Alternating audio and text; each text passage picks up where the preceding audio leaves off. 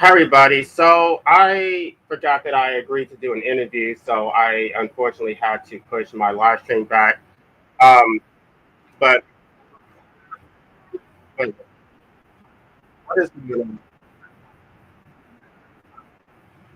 all right? So I had it on two screens. Anyway, so I'm just going to just give a quick overview, and then I'm going to open it up for a panel discussion for those who want to discuss it because people have been bringing it up, and I've been talking about antinatalism for a while, and I just kind of want to change gears. So let me just start off by talking about anarchy. Anarchy is means without rulers. It's a philosophy that has three interconnected claims: that the state, the institution claiming a monopoly on violence, is illegitimate. Its authority is not based on consent, but coercion. Human beings do not require a coercive central authority to organize a complex social life. All human relationships should be based on voluntary consent. Any relationship that is not based on consent but based on coercion is illegitimate. Now, there's different types of anarchy. I'm not going to get into every different variety of it. I consider myself to be a anarcho-primitivist because I just believe that because you're so beholden to technology and whatever convenience that you get from the state, that is the root cause of your enslavement. So you're going to have to give up those luxuries in order to liberate yourself. This is why the state is illegitimate. The state claims rights that it denies to everyone else. The whole purpose, the way the social contract is constructed is supposed to be based on the consent of the governed. And so you can only delegate to the state authority which you have yourself. The state actually assumes authority which cannot even be delegated. For example, the state cannot claim legitimate authority to own a person's life or to criminalize the termination of somebody else's life because the state does not have that authority itself. Like you don't have that authority. Like I've done that whole the philosophy of liberty by what is his name? I don't even know who created it, but basically you can't delegate to the state authority that you don't have yourself because you don't own me. You don't have any legitimate right to delegate to the state authority to criminalize my right to terminate my life because you can't do it. Therefore, that means the state can't do it either. So it acts ultra vires. It does exert authorities that it doesn't actually have. You have natural rights which predate the state. The state only has enumerated authority, which is if you believe in a social contract, then it can only exercise enumerated authority. It does not have general police powers. We believe that taxation is theft. We believe in natural rights. We don't believe that just because a majority agreed to something that makes it legitimate. We don't believe that just because you were born within a specific territory that gives consent.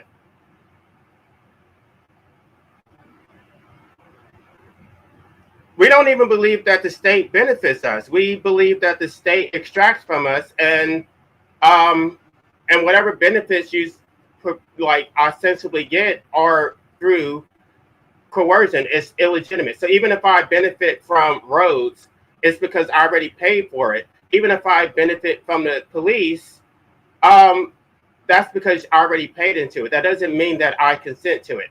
If you gave me my money back, I would actually hire a private militia who would be more responsive. While I'm talking, let me go ahead and open up this for anybody who wants to come up here, because I don't want to just ramble. I'm just sort of setting it up, but anybody is free to come in and chime in,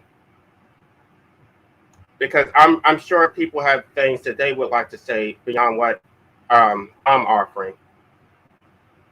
We believe in voluntary associations, that if you don't want to associate with someone, then you should not be forced to do that. You're free to have your own community based on like-minded individuals. If you want to have a community of anti-natalists, of gay people, of black people, white people, you should be free to do whatever you want to do. We believe in mutual aid. It's not extraction. I help you, you help me. So if you grow vegetables, then and I know how to produce shoes, then we can have fair trade. We don't believe in the state monopoly over occupations. We don't believe in occupational licensing.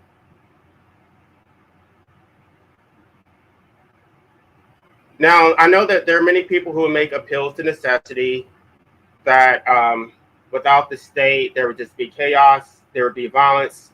That's actually not true. You actually get perpetual violence under the state. You get an omnipresent let me see if anybody's here. You get an omnipresent threat of violence which dictates your entire life. You get perpetual war. You get a perpetual police force, a perpetual military force. This would not exist without a state. And I've gotten some pushback to say that if I form a private militia, that's a state. That is not the same as a state.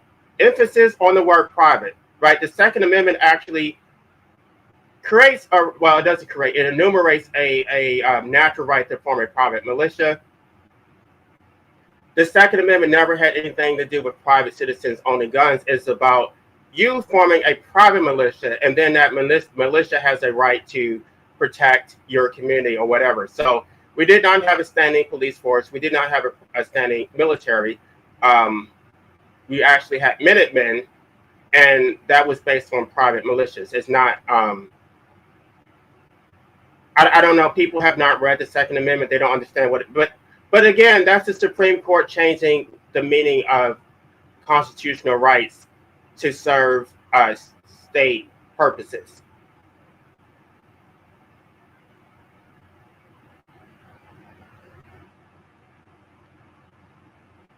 We believe in voluntarism, the absence of force. I mean, the libertarians have their own version, which is the non-aggression principle. But I think the libertarians don't go far enough because they still believe in capitalism, which is a form of force.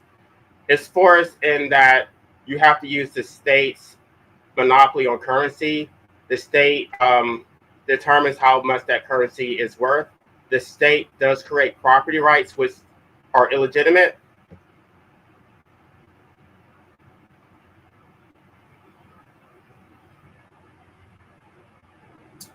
And so the part that I guess I do want people to come, I don't know if anybody's, oh, she's already here. Great. Let me see. Okay. Hey, D. Hey, Jay. Hey, Chad. How you doing?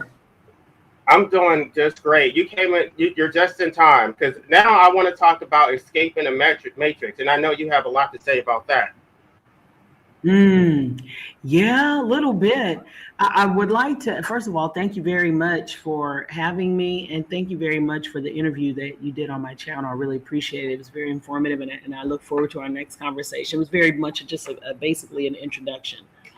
But I'm sure my audience is very excited for more information from you. Secondly, to your earlier point, you were speaking about private militias. I'm not sure. Are you aware of the private lifestyle of different sects here in America? For instance, I used to live in Brooklyn, New York, and in Crown Heights specifically, which has a large Hasidic Jewish population.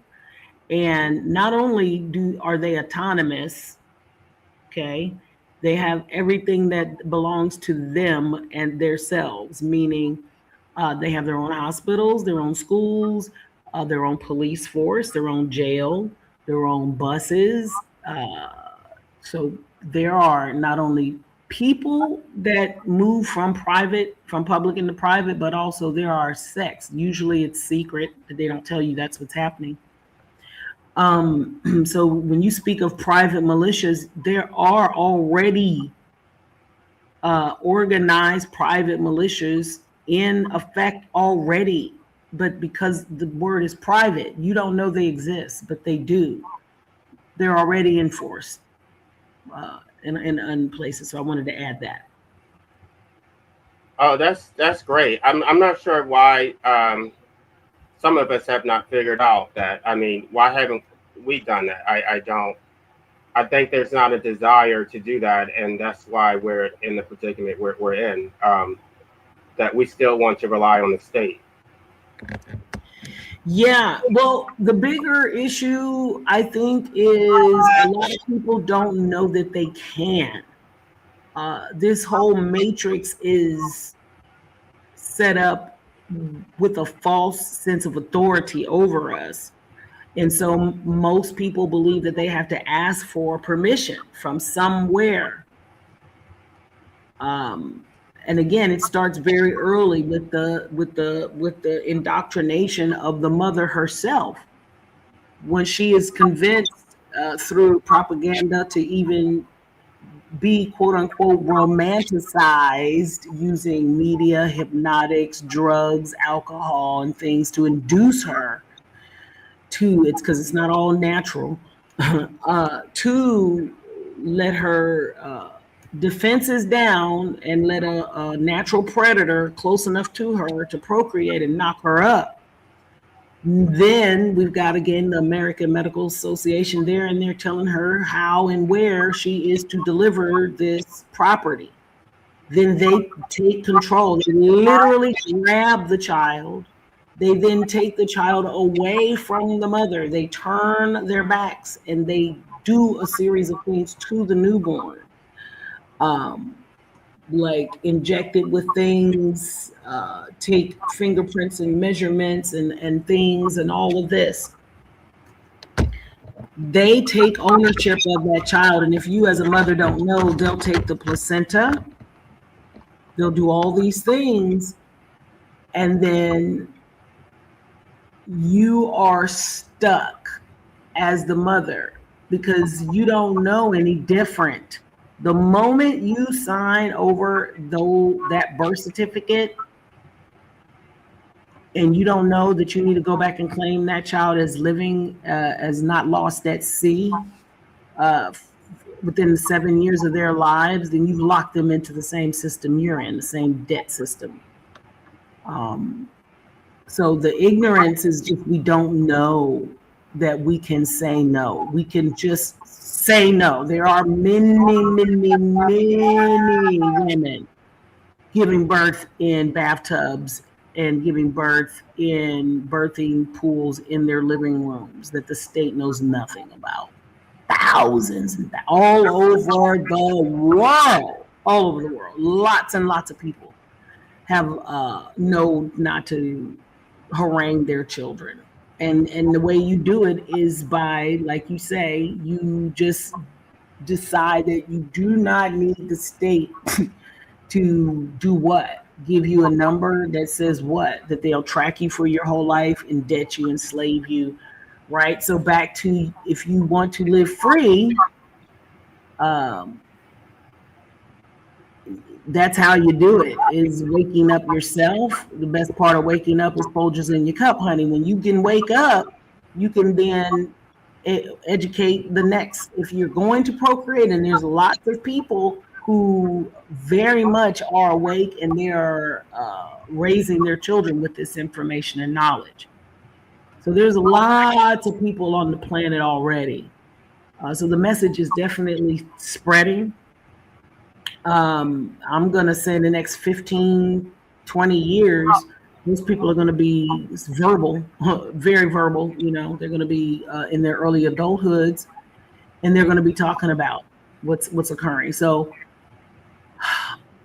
the first step is knowing that just because the state says they're the authority doesn't mean that they are. You really can just say no. You can opt out. Everything here is asking for your consent all the time. It's asking for your consent, and it's passive. And the first thing I think we can do, and I forgot the original question, I tend to ramble. is you can just make a written declaration to yourself and to the your ancestors. Use blue ink and sign it in red and sign it in blue, should I say, and put a red thumbprint next to it, even as a private declaration of, again, you break all contracts, particularly because you were not fully informed. Knowing and unknowing, this lifetime or any other, this iteration of your existence or any other, epigenetically through your birth line, I don't care your comings and your goings, right? You can declare and decree yourself autonomous and free in this realm. If you don't do that first thing, all those other things are secondary. You, your first self, must know that you own your body. It's a gift. You've been presented. You've been present. So you are here. You are here. You are the gift. You are the gift. Once you know that you're the gift that life has given, i.e., through all your ancestors, through all the hanging and banging, whatever happened, a few people did some sexing and you are here now. So when you know that you're the present and you are not in the prison, you can claim your gifts. You can tell this system to kiss your ass. You're not a slave. And I promise you, that's very magical. You start writing things like that out to yourself. Start telling you, write it out. Use the power of what these people are. They've used the same power to enslave us. They've written and they've created laws and contracts that are not real. It's not real. It is slavery. So breaking free of it is about seeing the code in the matrix, seeing it. First, it's about searching, right? The movie opens, Neo sleep, head down, boom. What's he doing? Searching. So first we're searching, but then knock, knock. You wake up, and then you have to follow the information, you see it, it's a step. The matrix is a documentary. Then you just follow the steps, right? Then once you meet the giver of the information, you then have to do the leaping of faith. Faith without works is dead. You must step out. Your work, the fact that you took your thoughts and wrote them out, enumerated them, found the philosophy, found the thought, put it into words. That's a powerful, magnificent work. That's art. That's magic. That's yummy. That's freedom. That can never be taken from you. Nobody told you to. You see what I'm saying? You didn't ask for permission. When you talk about fiat currency with people, it's all a trick. All you got to do is just look at it. It says "In God We Trust." It's a joke. It's a joke. It's like life wants to find out. Can you see it? Can you see the joke? Can you wake up? Can you see those two signatures on that fiat currency? Can you know that that's a check? It says what it is. You can do the same thing with your quote unquote bills, your billing statements. So this realm is about waking up, following the clues, and then taking action. However, I must say, the most beautiful thing about it is you don't have to hit your head up against the wall trying to wake anybody else up, because they have to first be searching for it. That's the first thing. They have to be, you have to want to know this information. It will not. Speaking to somebody about it who is not interested in it is insane. It's like talking to somebody inside the matrix. That's why the scene with the lady in the red dress is so important. If you're not one of us, you're one of them. Right, and a lot of these people want to be enslaved, so they're okay with it. So yes. You can't really do anything with them. For sure. Yeah, I'll be quiet. I see another guest has joined. Yes. Hey, Seth. How are you doing today? I'm all right. I I never asked you, do you identify as an anarchist? I mean, I know you're like more like, but I'm not going to speculate. But do you identify as an anarchist, or at least like liberally minded? Yes, I believe, or I think anarchy is the legitimate form of politics. I hear a bad echo. I don't. Is it me? Am I Let me put echoing? myself on mute. Well, anyway. Um, yeah, I think of anarchy in the etymological sense of an without, and archy or archons, which means rulers. So any sort of coercive power structure that claims ownership over any other human beings is illegitimate. And there's nothing besides force that makes it legitimate, or I should say violence and coercion. And yeah, I also agree with voluntarism, which is just another word for anarchy, except instead of describing the state of no rulers, it's just describing a state where all action is consensual and based in voluntary action. So no one is being coerced or forced to do anything or provide for others by some sort of power structure. Everyone is living their life the way they want to and respecting everyone else's ability to do so.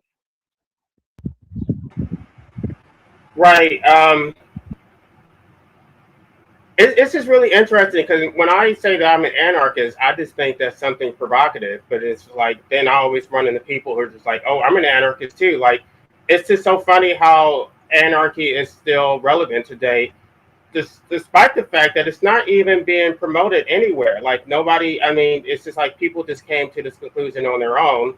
There really is no.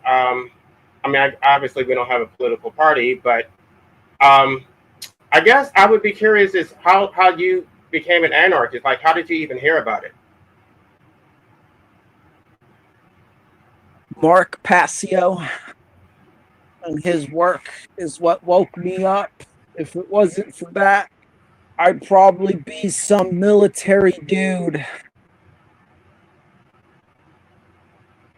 And then I'd Let me probably, just say, Mark Passio is one of my most favorite fucking people. Okay. yeah, he's really good. Um, he's pretty good for people who are just waking up. Well, I don't know. Maybe he's a bit above that layer. You know, maybe someone like Larkin Rose would be better for people just coming or waking up to the idea of the state being bad, because Mark Passio takes it in a spiritual and occult route, whereas Larkin Rose is just talking about the politics. But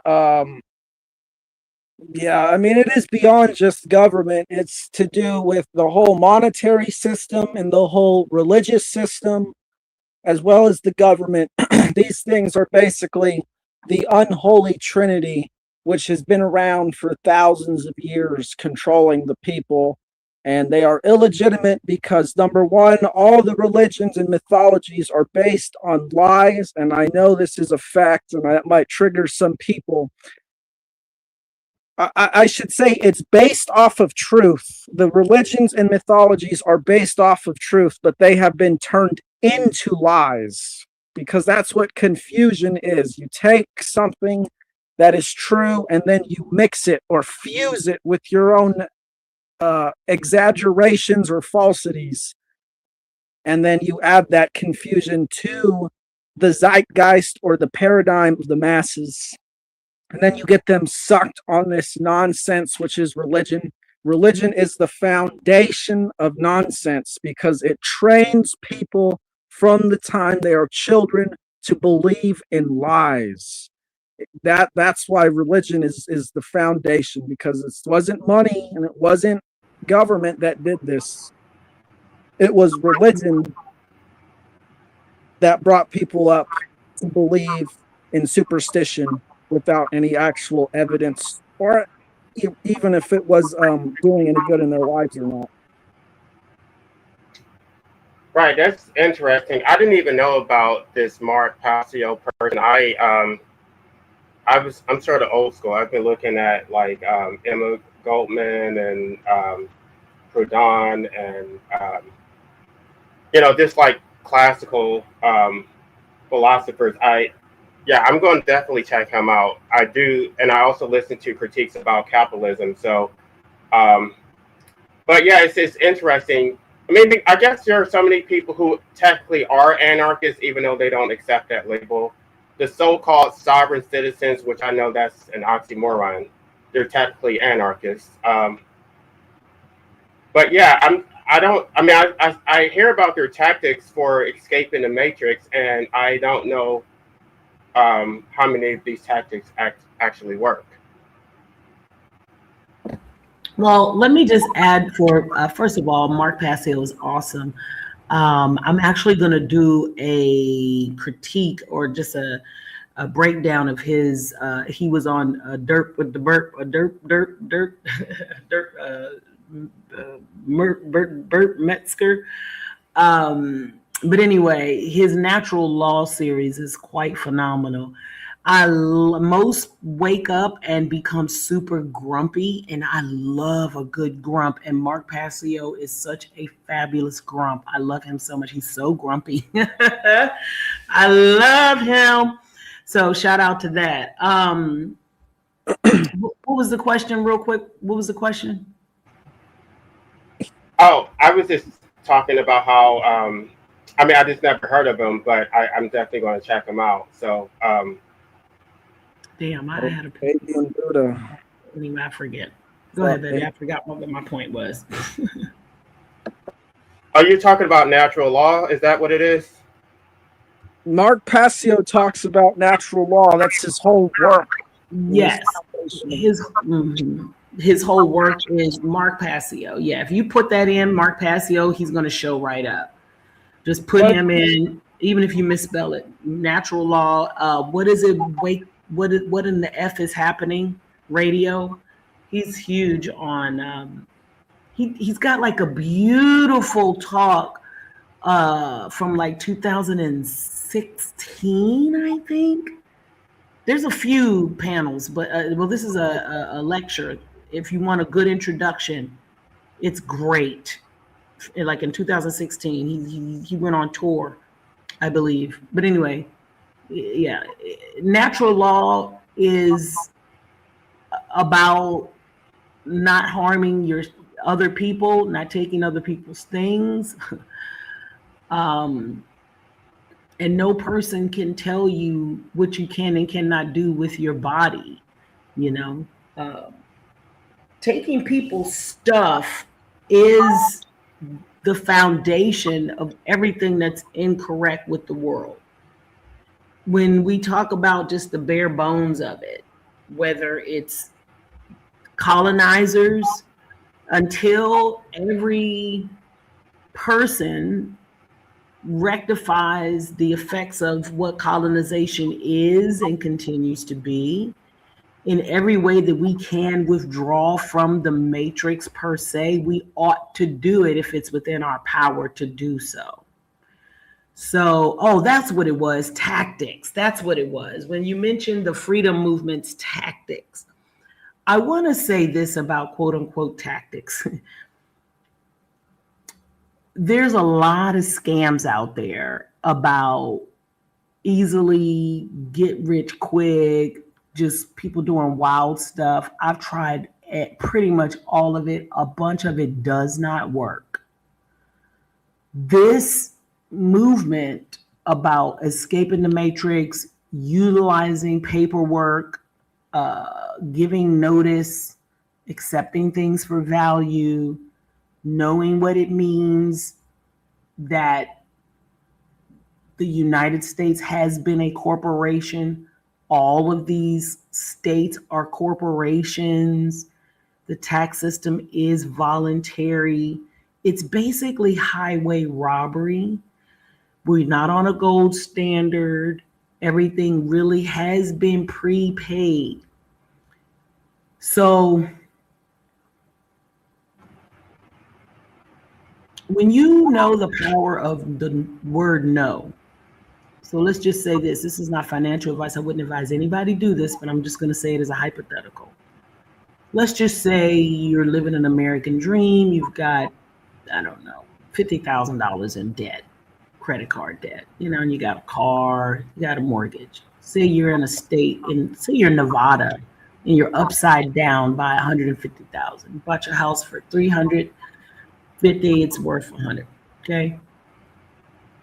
But you've got $150,000 in a 401k, and you was in the military and you got a disability, and let's say they giving you 80%.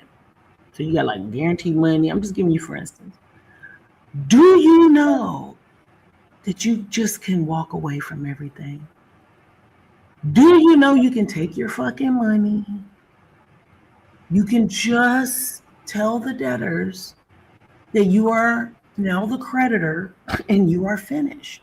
You are done. Thank you and goodbye. Now, does that gonna stop them from filing things and doing stuff? Nope. You can lawfare with them too if you know what to do and how to do it.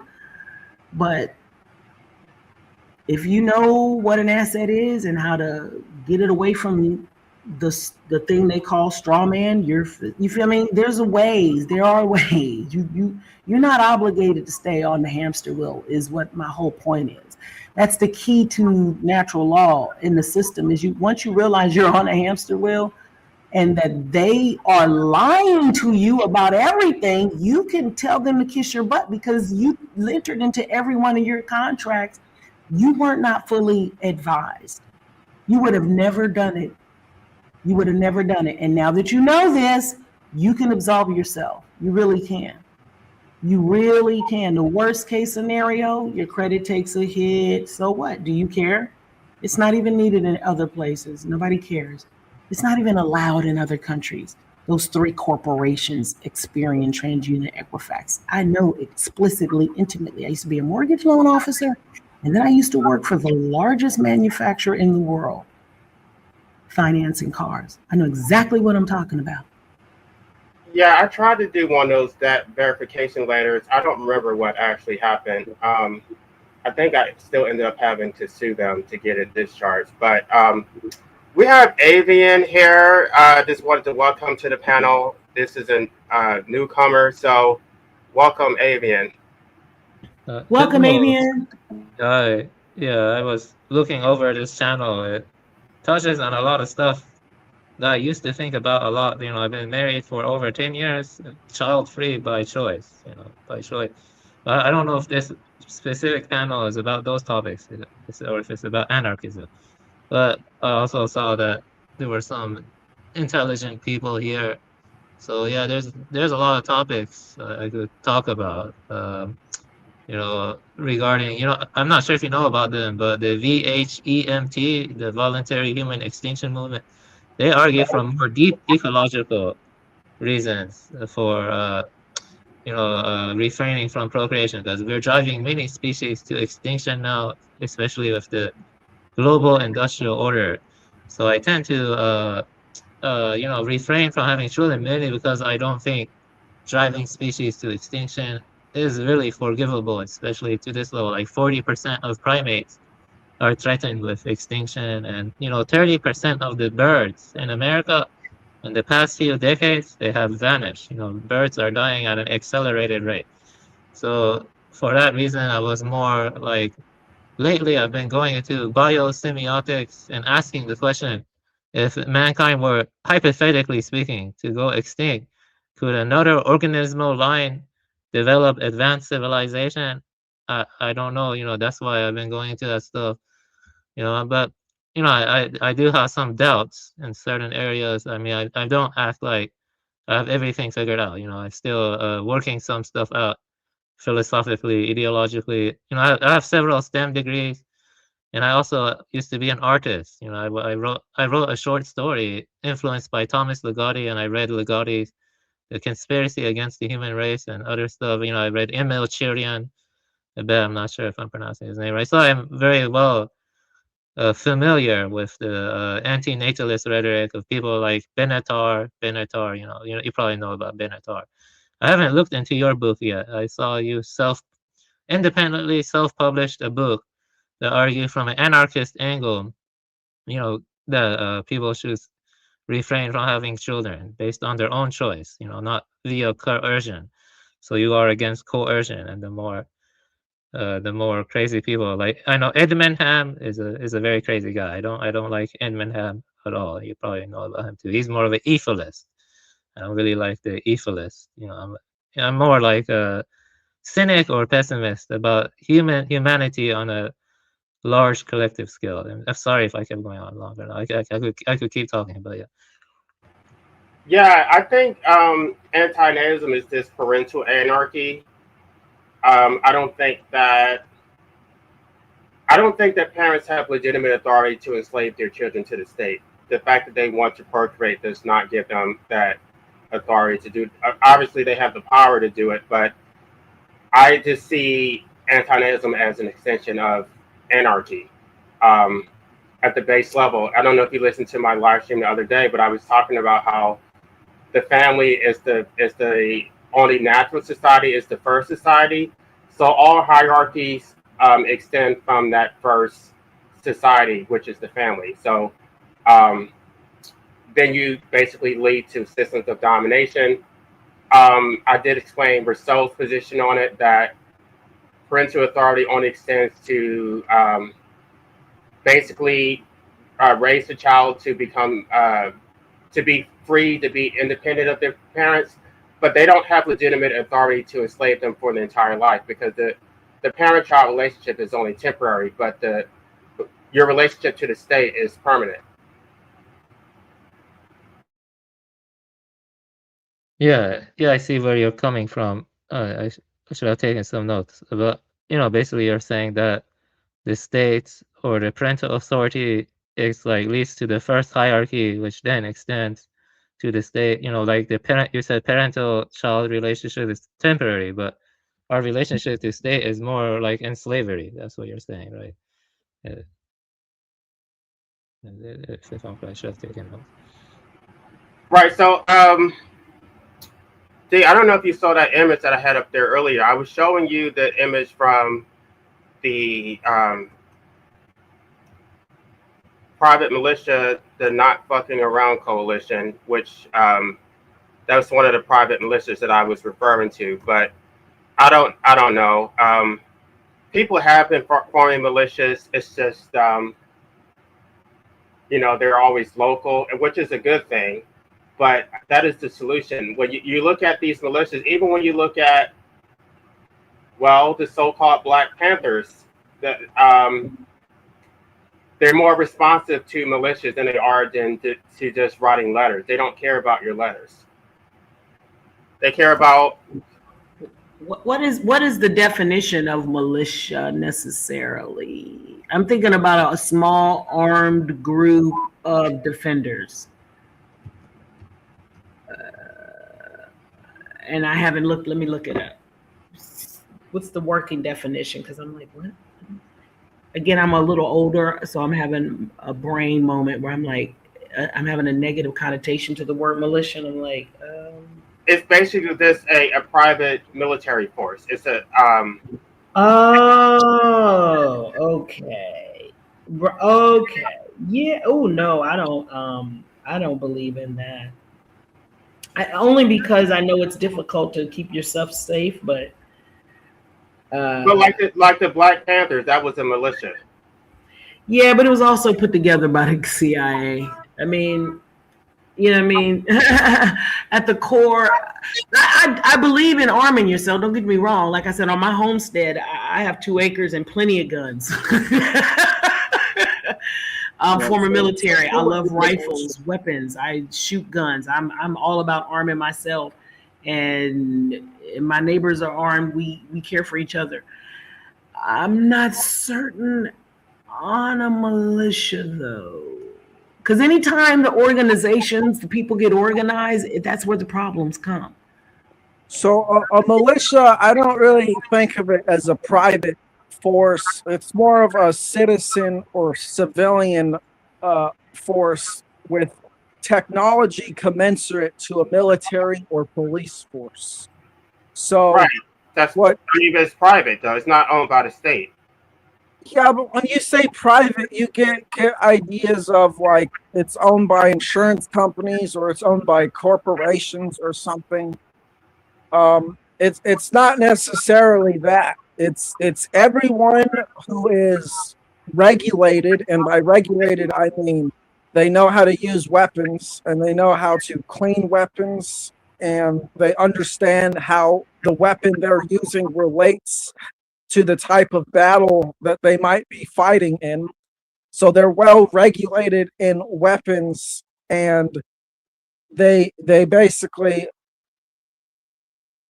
they're rehearsed when it comes to defending themselves. They like a community, for example, they come together, they understand how to coordinate with each other and communicate and maybe even coordinate with other neighborhoods. That's a militia. It's everyone who has a weapon and understands how to use it.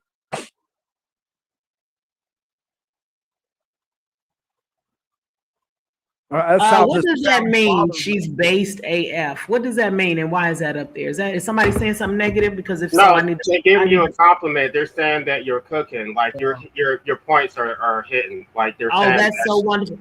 Okay, baby. Oh, bless your heart. Oh, I was about to cuss somebody out, baby. I was like, what the hell does that mean, girl? I was about to tell you what it mean to be a Gen Xer from the '70s, honey. I was about to give it to him. Okay, I love you. Thank you for that. No, we don't play that over here. So yeah, it's all positive.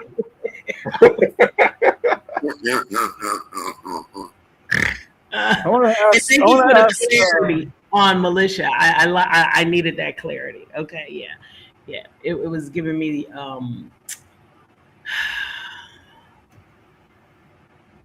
it's interesting because the government apparatus wants to and does. I was looking up anarchist as well as a definition.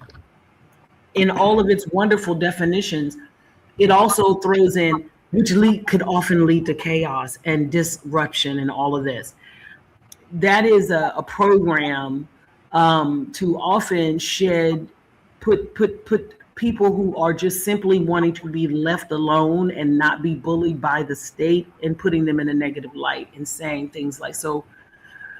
Words like militia, again, I was born in '68, so I remember the government ambushing and killing Americans who just wanted to be left alone, whether they did it to, what's that man's name?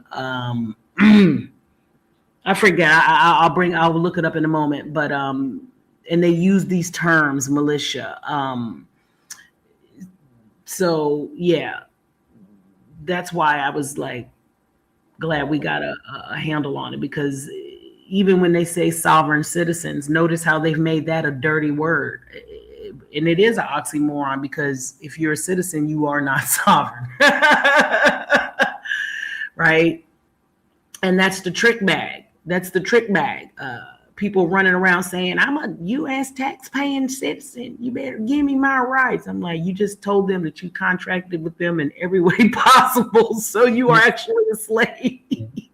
Can I say that? I want to say that, would you say technique or the search for efficiency, it kind of has colonized the state. The state is being reduced to a managerial propaganda arm of a technical system. It's like due to, like how we have like the industrial complexity increasing and now we have big data.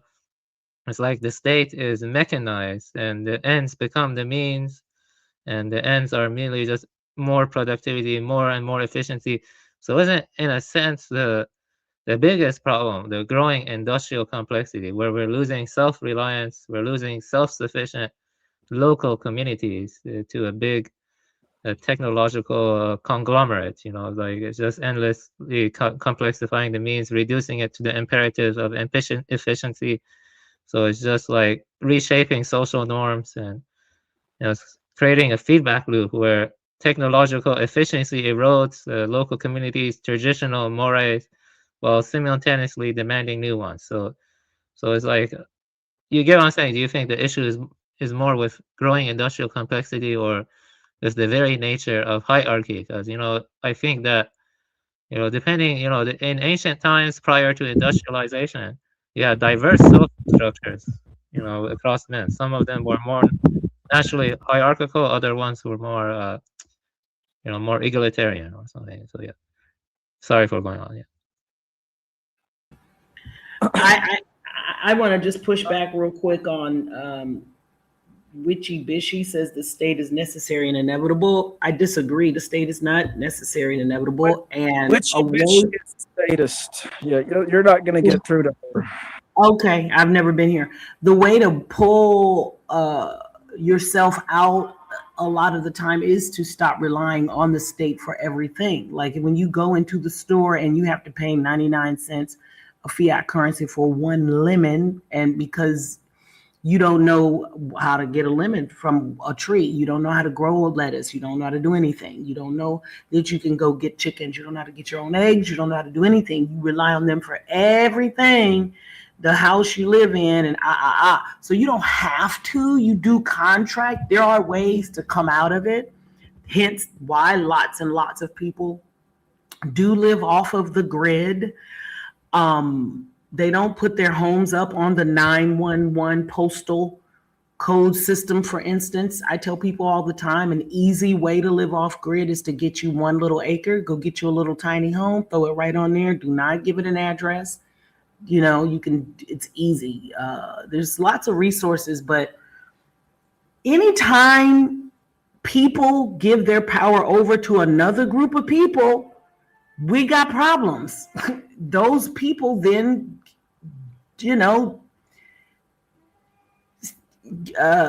get together and form bands to guard resources or whatever, and there's always going to be corruption. So the state is not inevitable. It's when we as individuals voluntarily give up our sovereignty, and we have to learn to take care of ourselves. And it really depends on how you define the state, because Max Weber defines the state as the institution having a monopoly on violence. So why should any institution have a monopoly on violence? You would not give a monopoly to a gang or the mob. You would not give a monopoly to anybody, to any random strangers, and then trust them to serve your self-interest, right? If you would not trust your neighbor or some random stranger down the street, why would you trust the state? These are the same people who you think are corrupt, who you see every day, but because they're given some type of title, now all of a sudden you think that they're trustworthy, and they're not.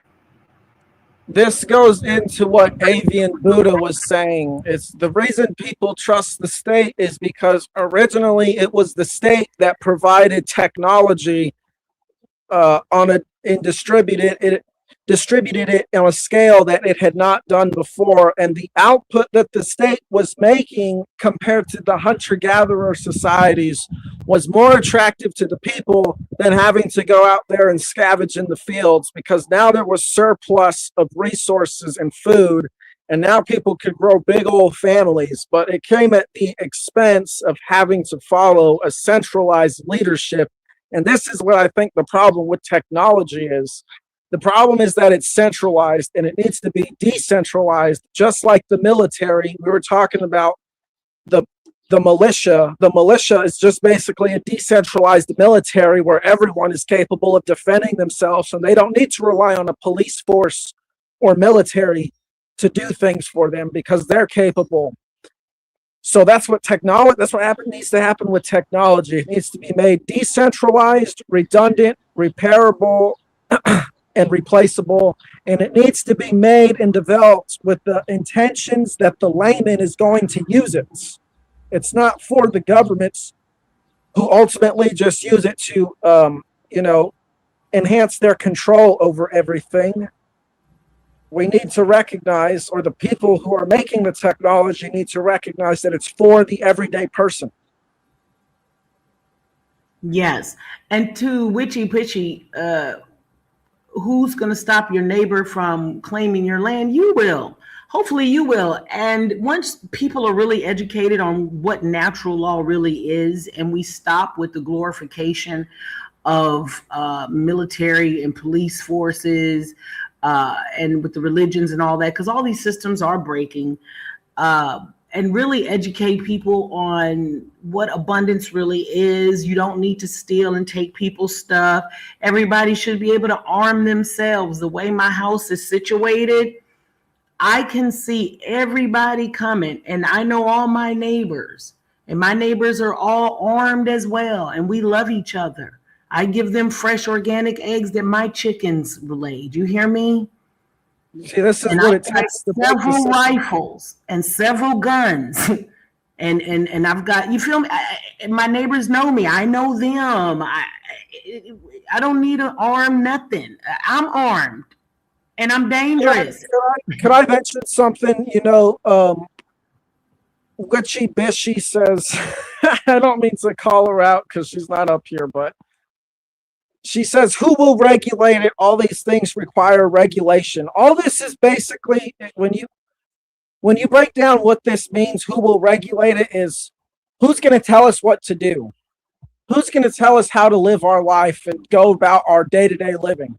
Because, everyone is just incapable of doing it on their own, don't you know? Well, this is the statist perspective that we need someone telling us what to do. This is what regulations and laws are. And what I'm saying is, and I think, I don't know this woman's name here, but what she's saying about natural law is, we need to align ourselves to natural law so that we've internalized it in our hearts, essentially. And we do that by developing it with first principles. We develop first principles through observing the world and recognizing the impact that we have in the world. Right, these statists don't believe in freedom. They actually want to be enslaved. Like, they see it as a virtue. They see their obedience, their compliance, their submission as some type of moral imperative. They don't trust other people because they don't trust themselves. They know that they're violent. They know that if there was not a state, they would steal from other people. So they assume that you would do the same thing that they would do. Hey, Witchy. Hello. I'm not having much luck with connectivity, so if I drop down, I didn't take offense to anyone. I just want that out. No, you're fine. I want to ask Avian, what did you think of my response to your question of technology and the state? Yeah, I'm following it. About the hunter gatherers, and I'm following it. But I would say that is these are very important points. This is a causally complex question, because I would say the issue is more with the industrial complexity growing, and it's the one that is like, because it has some deterministic aspect. It's called technological determinism. Like, now we're dealing with issues like I don't know, Internet of Things, IoT, and mass surveillance. And they can automate the mass surveillance using cloud computing technologies and edge analytics. So the state's hold is more invasive than ever. But what I would say is, in pre-industrial times, there were some groups that were more egalitarian. They didn't have central authority that organizes and tries to impose its way on people. But the thing is that some of them did have it. Like, some cultures were more, they had more of a central authority and stuff. And those, I mean, that I don't know. I think those could be good. It depends on the environment, I think, because environment is very important. Like the resources and the area you live in. So I would say that I'm more of a. Have you ever heard of the term post-anarchist? Deleuze uses that term, post-anarchist. So I would say that it just depends on the area. But I would say in modern times, the state is destructive. Yeah, because of the state is more is like it's like just a managerial or propaganda arm. It's just exists to make the technocracy or the technical organization expand its whole something. If that makes sense. See, I think the problem isn't having government or a state, but capitalism with the idea of profit, because profit literally means something for nothing. So people are getting one over on each other as a means of participating in the economy. I think our issue is economic and not in governance. When you speak of monopoly, you wouldn't hand a monopoly to such and such, and yet uh, the majority of our resources are controlled by monopoly, and it's not the state. Yeah, yeah, I'm sorry, but your audio is a little bit low, but I can still hear. So Right. So the state has a monopoly. That does not make it legitimate. And if I had a choice, I would not want the state to have a monopoly. I don't support monopolies. I don't want the medical association to have a monopoly, or the legal, like the bar association. I don't support any monopoly. I don't support the police have a monopoly. The police should actually have to compete against, I don't know, a private militia. We should not have to pay taxes to the police when the police is not protecting us. Agreed. So there's a difference, I guess, for you and me on the perspective of what the police are there to do. So that kind of explains a little bit to me about your perspective. So I appreciate that. I think what people are forgetting, especially in the Western uh, part of the culture, is fractional reserve banking and the for-profit capitalist economy is actually what controls even the police forces. Right, but the state gave the Federal Reserve a monopoly on the currency. So that is a state imposed regulation of trade. Why should the state determine what currency we use when I don't know if we want to use our own currency? I mean, when you understand the history of how we got notes in the first place, it's actually kind of disturbing. They destroy entire towns with these worthless notes. Um, I don't want to go into the whole history because it's going to. I actually had a live stream taken down for talking about it, but they had these fake notes, and they told people that there was gold to back them, but there was never any gold. And then basically, when it was time, when they tried to collect their gold, there was no gold, and all these people were driven to financial ruin.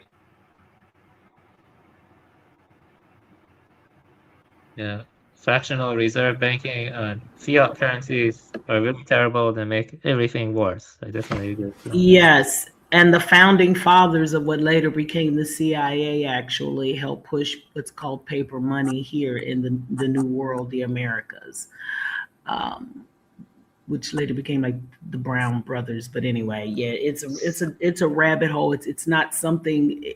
It's a modern day trickery that we do not have to participate in because it is deceptive and has been deceptive from the onset.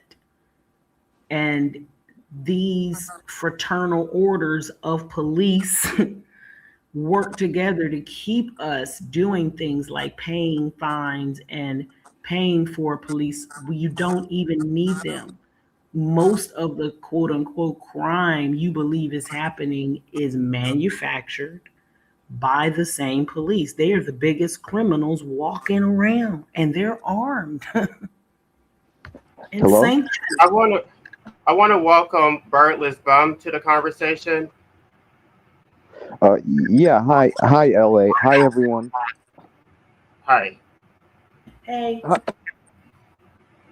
yeah, hi, everyone. Yeah, just glad to be here. I'm an antinatalist, and I'm also I'd consider myself close to being an anarchist, but I'm very open-minded about, uh, about the latter one, and I'm just here because I guess it would be cool to find others, that are both antinatalist and anarchist. But I do I agree with a lot of points that have been made, but I definitely don't think that most people are I don't know are capable of at least recognizing sort of the logic behind it, sort of anarchism. So, so everything, like, I mean, I think people are by their I guess by their limitations are kind of, you could say, are incapable of this. So it's like, like, yeah, I mean, um, the government and the police and everything they have the monopoly, and they've kind of been influencing everything. But I don't think that. I think it's just the fault of the people that they're so limited. Anyway, go ahead. Sorry. But that's what I was just talking about in my live stream I did. Was that yesterday or the day before? I was talking about how basically if they're incapable of governing themselves, then they should not procreate. The fact that they decided to have children does not give them an excuse to enslave me, because they don't want to protect themselves. They don't want to be free. And it's like, oh, me and my children need the state to protect us. Well, then don't create any children. Like, I just don't understand how they get to be reckless and irresponsible, and then we all have to be enslaved because they're too incompetent to govern themselves. They don't want to make decisions. They don't know how to determine whether someone is competent to give them medical advice, right? They don't know how to decide if someone is competent to give them legal advice. So now we have to give a monopoly to these crooks who want to charge $500 an hour. And these people is like, oh, state, please protect me. I'm so stupid. I can't do anything for myself. Please save us. Yeah, I think you're right, LA. I mean, I think the whole thing is bizarre. I mean, the whole system is, I'm a pacifist, and I prefer that, just to kind of be relatively free, and for others to be free. But the whole system is like, all everyone participating in the system as we know it is really, I mean, what can you do about it? Like, I mean, I I don't want to force anyone into anything, but I just think it's bizarre that everyone just accepts all of these restrictions and limitations. I think it's, yeah, sorry, go ahead. Yeah, I want to also add that all taxes have always been social engineering. That's always been the real purpose. The original DSX for PC, the original, I think it's 2000. It talks about all of this. Big companies pay like 2% tax. Well, you and me, we pay like 50. It's the tax code that makes sure big bureaucracy gets bigger and bigger, and people have no power. So what happens is that politicians get money from big companies. So all the social engineering is for making big companies. Like I said, simple numbers. So I would agree that a government shouldn't have to occupy its own country with troops. If there wasn't organized oppression, there wouldn't be organized resistance. And that's what I mean. The original DSX, I just read some paraphrase quotes from it. They talk about stuff like that, like they have a bunch of female camps and other crap like that they're making now, and the it's just social engineering to force dependence and reliance on the state. I mean, that's So just LA, can you moderate a quick roundabout answer to a question I have for all of you? I just want to know what you guys mean by freedom, because I think that's the word where I find the most difference with all of you. Freedom basically means the ability to live your life the way you want to, and respecting everyone else's ability to do so. I would say freedom is the ability to be self-reliant, put food on your own table, whether that's fishing or whether that's farming or whatever. It's what Teddy calls the power process, the ability to take your own fate in your own hands to some extent, not being dependent on, I don't know, various big institutions, or dependent on something. It's being self-sufficient, self-reliant. Yeah. So I would agree with all that, with everyone that said freedom for me would be full disclosure. I want the freedom of information. If I get here, that's what I want. Stop lying. What's really going on? That way I can make a determination. If I am a Osiris and I'm like, you know what? I like the state. I want a 15-minute park, and yeah, you can have all my digital ID. I'm fine. But like everyone is stating, if I don't want to participate, then I want to be able to opt out.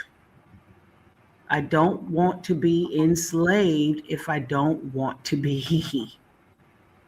And you can't, in America, for instance, you can't just go find you a place in the woods, hollow it out, build you a house. You still have to involve the state. You can, but you have to, they keep everything so effing secret that hardly anybody knows how to actually live privately. That's what I want. So I want freedom of information. Tell me what's really up, and then let me make choices. Because if I don't have the freedom of information, I can't make a true choice, and then I'm really not free. And I would say freedom is self-ownership, that you have to own your life. You own your life, you own your state, and you own your liberty. And so it's not something that has to be balanced against state interests. I have natural rights which predate the state. So whether the state has an interest in extracting from my involuntary existence does not invalidate my rights. The whole purpose of the state is to protect my rights. So if the state is not protecting my rights and is enslaving me instead, then the state should be dismantled. I think the state, at least in Yeah. post-industrial times, it exists to find ways to make you more dependent and reliant on them. Like they're talking about making smart cities now. That's just going to be used for more invasive control and more, just enslaving people further. Oh, can I go? Okay, yeah. Well, freedom to me is I agree with Mike, oh I just yeah. want to Sorry, real go ahead. quick, Go ahead. Mike, Mhm. sweetheart, when I said opt out, I mean opt out of state control, not opt out of life, opt out of enslavement to the system, not Right. not opt out of my soul, opt out of contracting with uh, institutions, military institutions, police forces, people telling me I need to have a license. I can't use the locomotion of my body. I gotta present something that shows who I am. I am Yeah, not a corporate piece of fiction, nor do I choose to let that represent me. exactly. Yeah, I would agree with with Lee and with LA about basically like there's a fundamental freedom that's basic to everything else. So it's a foundation for everything else, and that's basically bodily autonomy. Everything starts from there. I mean, you have to have respect for each human being. It has to come from the inside. Whether I know anarchists don't really believe in human rights per se, as they're kind of written down, in the popular, like discourse. But still, I mean, we talk about rights. I have a right to this, you have a right to that, whatever. But yeah, but like basic things like bodily autonomy, self ownership, self determination. So I believe that people have they have a right to, obviously, a right to free speech. There should be a right to self defense and defense of other people. There has to be, like, yeah, like, for example, the right to travel is something that seems kind of logical to me. I mean, maybe, you know, like we should be able to own vehicles, maybe not necessarily, like, not, without a license, but maybe just required to have some kind of insurance, um, and things like this. Yeah.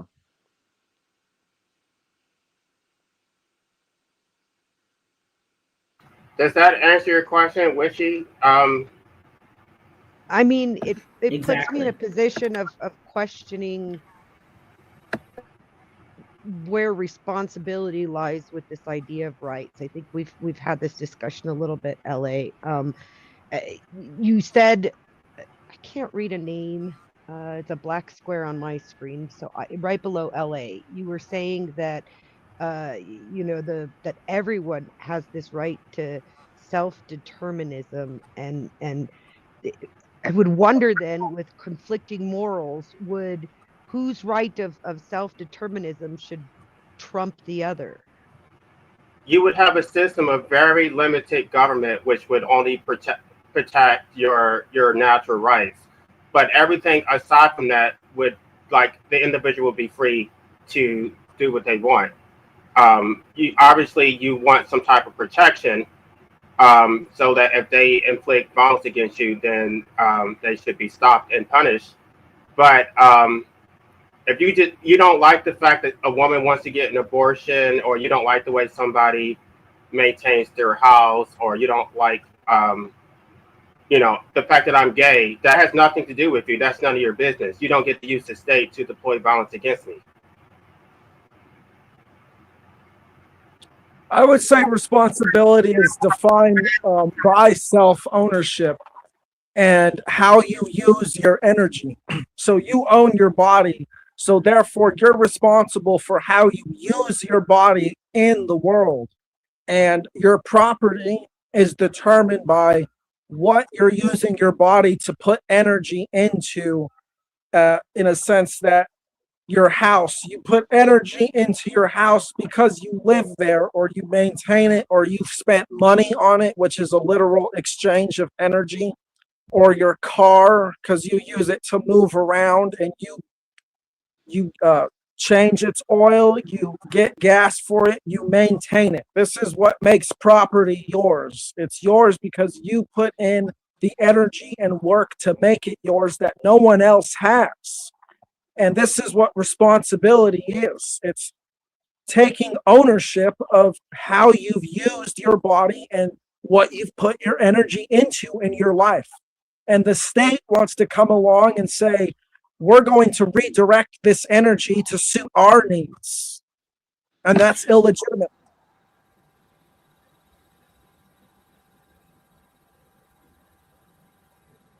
So What if happened to him? What was he speaking? That was it. so That if was you're Oh, can I add So- something to him? Oh, sorry, Witchy.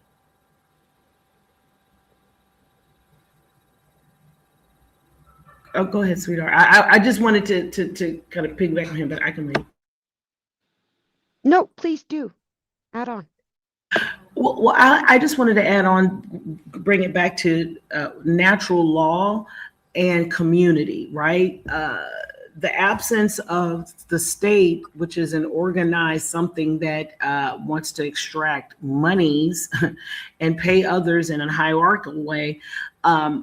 If natural law is more broadly taught, accepted, and embraced, and people really understand what that means, and also in communities, there's nothing wrong with people having small precincts where you go and there's people that sit there. We call them like something like a neighborhood watch, but people take shifts and they know everybody in the neighborhood and everything is so normal. It's interesting because I live in Vietnam, and my neighborhood is so lovely, and it took me a while to notice everywhere there's little seats. There's little gentlemen and they have little uniforms on. It took me a long time to realize they were like, they're there to keep the order. And they're in every little few blocks, like little precincts. And I was like, oh, okay. you know? But yeah, there's no need for an organized mass of people that are located somewhere else that have to travel to where you are to rescue you from anywhere. Because if everyone's operating under natural law, if everyone's operating in community, and wherever you are, you're not but so far from somebody. It only takes one person, right? Within several blocks or whatever, because everyone's on the same honor code, basically. It may They say allow you, utopic, but I don't think it is. I think it is something that is doable. People do it all the time in their suburban neighborhoods. So may I point out a couple of things that struck me in what you guys said, and then I'll shut up again. The first thing that struck me was that the stream is about anarchy, and yet every single one of you talks about a system, and there's a hierarchy in that, whether you like it or not. And then the second thing that struck me was natural law, because that implies that there's some sort of objective morality that can be Yes. assumed, and I'm not on a page with that. For my definition of freedom, is freedom's just another word for nothing left to lose, because as soon as you own something, it owns you. But that's just But morality is right. But morality is, the problem is when you don't know what real morality is. When you don't know that your only right is your right to be safe within the vehicle you're riding in, which is your body, and to your stuff. I don't have a right to hit, harm, take anybody else's stuff. Period. Point blank. If I operate from that and you operate from that, we ain't gonna have no problems.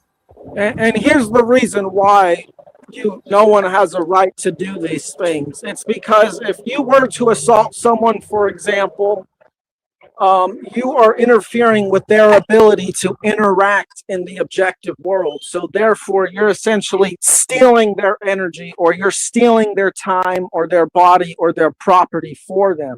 So if you I don't know, hit someone with the car out of malice or whatever because you were mad at them or whatever, and they went to the hospital for several months.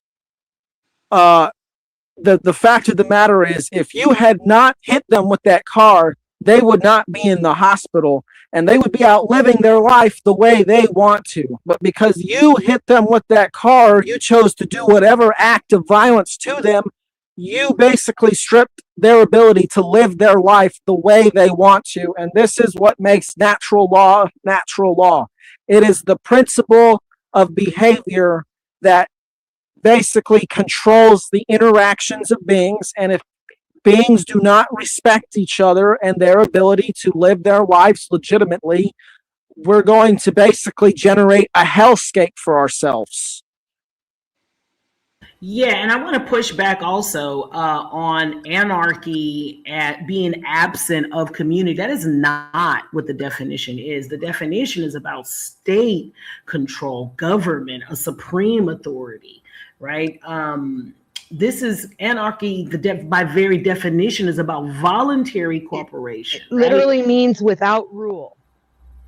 No, ma'am. No, it means no supreme. rulers. No rulers. Correct. Thank you. Correct. Thank you. It's a state or society without government laws or supreme authority, often characterized by voluntary cooperation. Conversely, it's not when they put in disorder or chaos, that's an assumptive negative of what they say the outcome would be without governmental oversight. So that's not true at all. I didn't bring up chaos at all. What I said is without rule. Now, we're pushing back. We're just pushing back. Yeah, we're just pushing back. Without rule absolutely without rule means that none can enforce upon another. And everything you guys have described involves community. Everybody has the right to self-defense. Everybody has the right to self-defense. That's just innate. Everybody has a right to self-defense. That is what I can impose upon you, is to defend myself.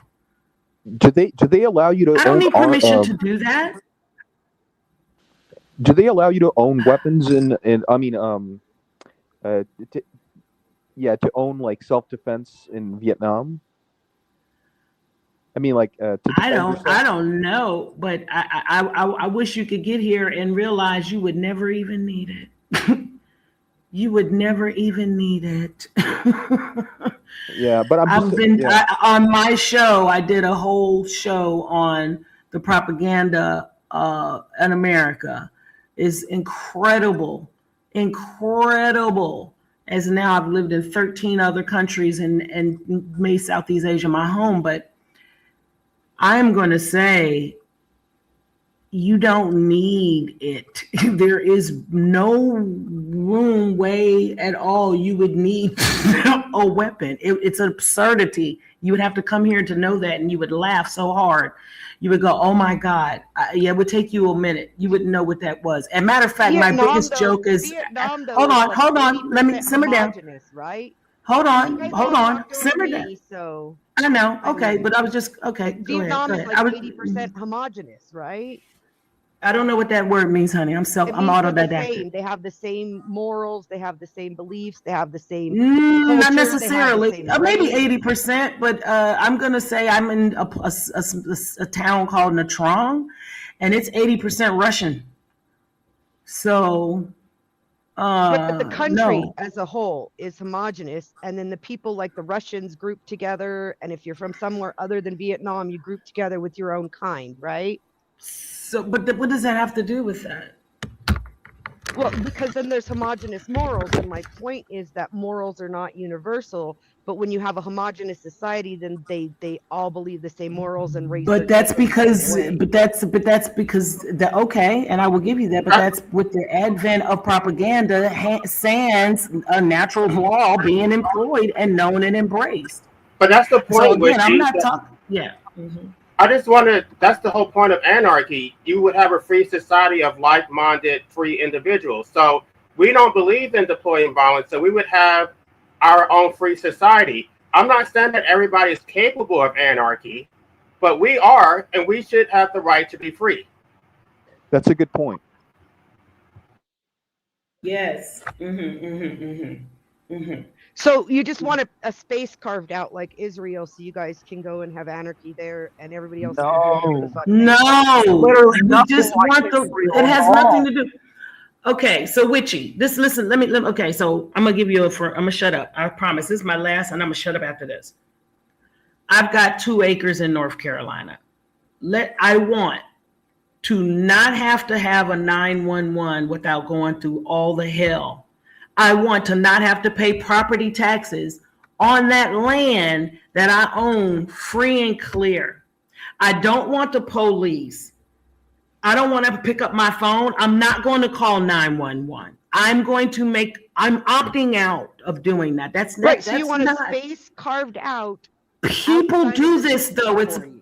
People do. It's not about carving out. It's about asking and living in a free space. This may sound new to you, but it is not unheard of. People live private Well, no, lives I'm where not they are arguing with you or not telling tied you to that you can't 911. have it or you can. I'm saying what you're asking for is just space carved out for you to do your own thing. You're not saying everybody has to. Everybody else can continue to do what they want, but you individually, wherever that space is, want your space carved out to not exist within the system. No, But we don't because want a system at I all. don't want space. Yeah, I don't need anything carved out. Go ahead. Well, you want your space not to be taxed and not to be part of the system. So it has to be, right now it's part of the These system, so things, it has to be separated from. but those are all lies. Those are not even real. Those are voluntary. These are things that So don't really. so They you really exist do want it in a for world within a everybody world. then. You want the system destroyed and I don't everybody care. has to live that way. I don't care about what everybody's doing necessarily. I'm telling you that I can see the code of this matrix, and if I've decided to unplug from it, and I want the freedom to do so, if somebody decides they want to stay in it, good gilly bully for them. But The I don't problem, want to be violently made to participate in it when I can see that it's bullcrap. the Oh, problem sorry. with the way you're framing it, Wishy, is that you're saying that we should have to opt out of it and carve some exception. It's like we never opt into it in the first place. So why should we need some separate land or some separate protection when we never consented to it in the first place? Yeah, that's another argument you and I are going to have to save for another day, LA, on the consent issue. But to your point, nobody here consented, but that doesn't mean you get to decide. Everybody else has to opt out. So the only way your idea works without forcing other people to opt out who don't want to is for there to be a space carved in. It doesn't have to be like a specific space in land where you all go to, but a space for each of you to exist outside of the system. You want that space to be allowed to opt out. That's what I'm asking. No, because first of all, that's not true. There is no, the contract is null and void. This system that you keep saying that everyone is and is opting in and we want something to be carved out of is based in fact on lies. So some people still want to stay in that system. Is it up to you? Great. Then you do the carving. Then y'all do the carving, because what's natural and real and right, what is natural, real and right is that I can exist without you or anybody else getting together and putting on uniforms and calling yourselves But we did do the carving and you don't like it. You can't, but No. again, the fact that you want to use violence to employ against me or anybody else to put your way of doing it is the issue. Right. You're saying that I don't have a right to freedom. Right. The whole thing is that everybody should be born free, and if they want to be a part of society, they should have to opt in. Nobody should have to I don't believe opt in out. rights or freedom. So Then- that's the then thing. The whole well, but Okay. the whole justification of it is based on a social contract. So if you never opted in, then a social contract is illegitimate. I know you don't care about the social contract. You just think that it's might makes right. But that's not what the legal system is saying. But what I'm asking you then, LA, what do you want? Do you want to force everybody out of the system by dismantling it? Or, I'm not accusing you of either thing. I'm asking, do you want to force everybody out of the system, even the ones who want to stay, by force? Or do you want space made so that those who do not want to be part of the system do not have to be? I don't think I'm forcing them to do anything. I think they should have to opt into it. And because they never opted into it in the first place, then it's illegitimate. So I'm not forcing them because they never chose it in the first. They never expressly said, I want this system. Yeah, but they never expressly said they don't either, and they participated. No, but they were That born is their into vote. they were by choosing born to into continue. it, which is Correct. And why are those the only two options? What other option is there? Inform me. I'm trying to understand. I'm asking questions. I'm not making accusations. Can I say something? Go ahead. Yeah, Wishy.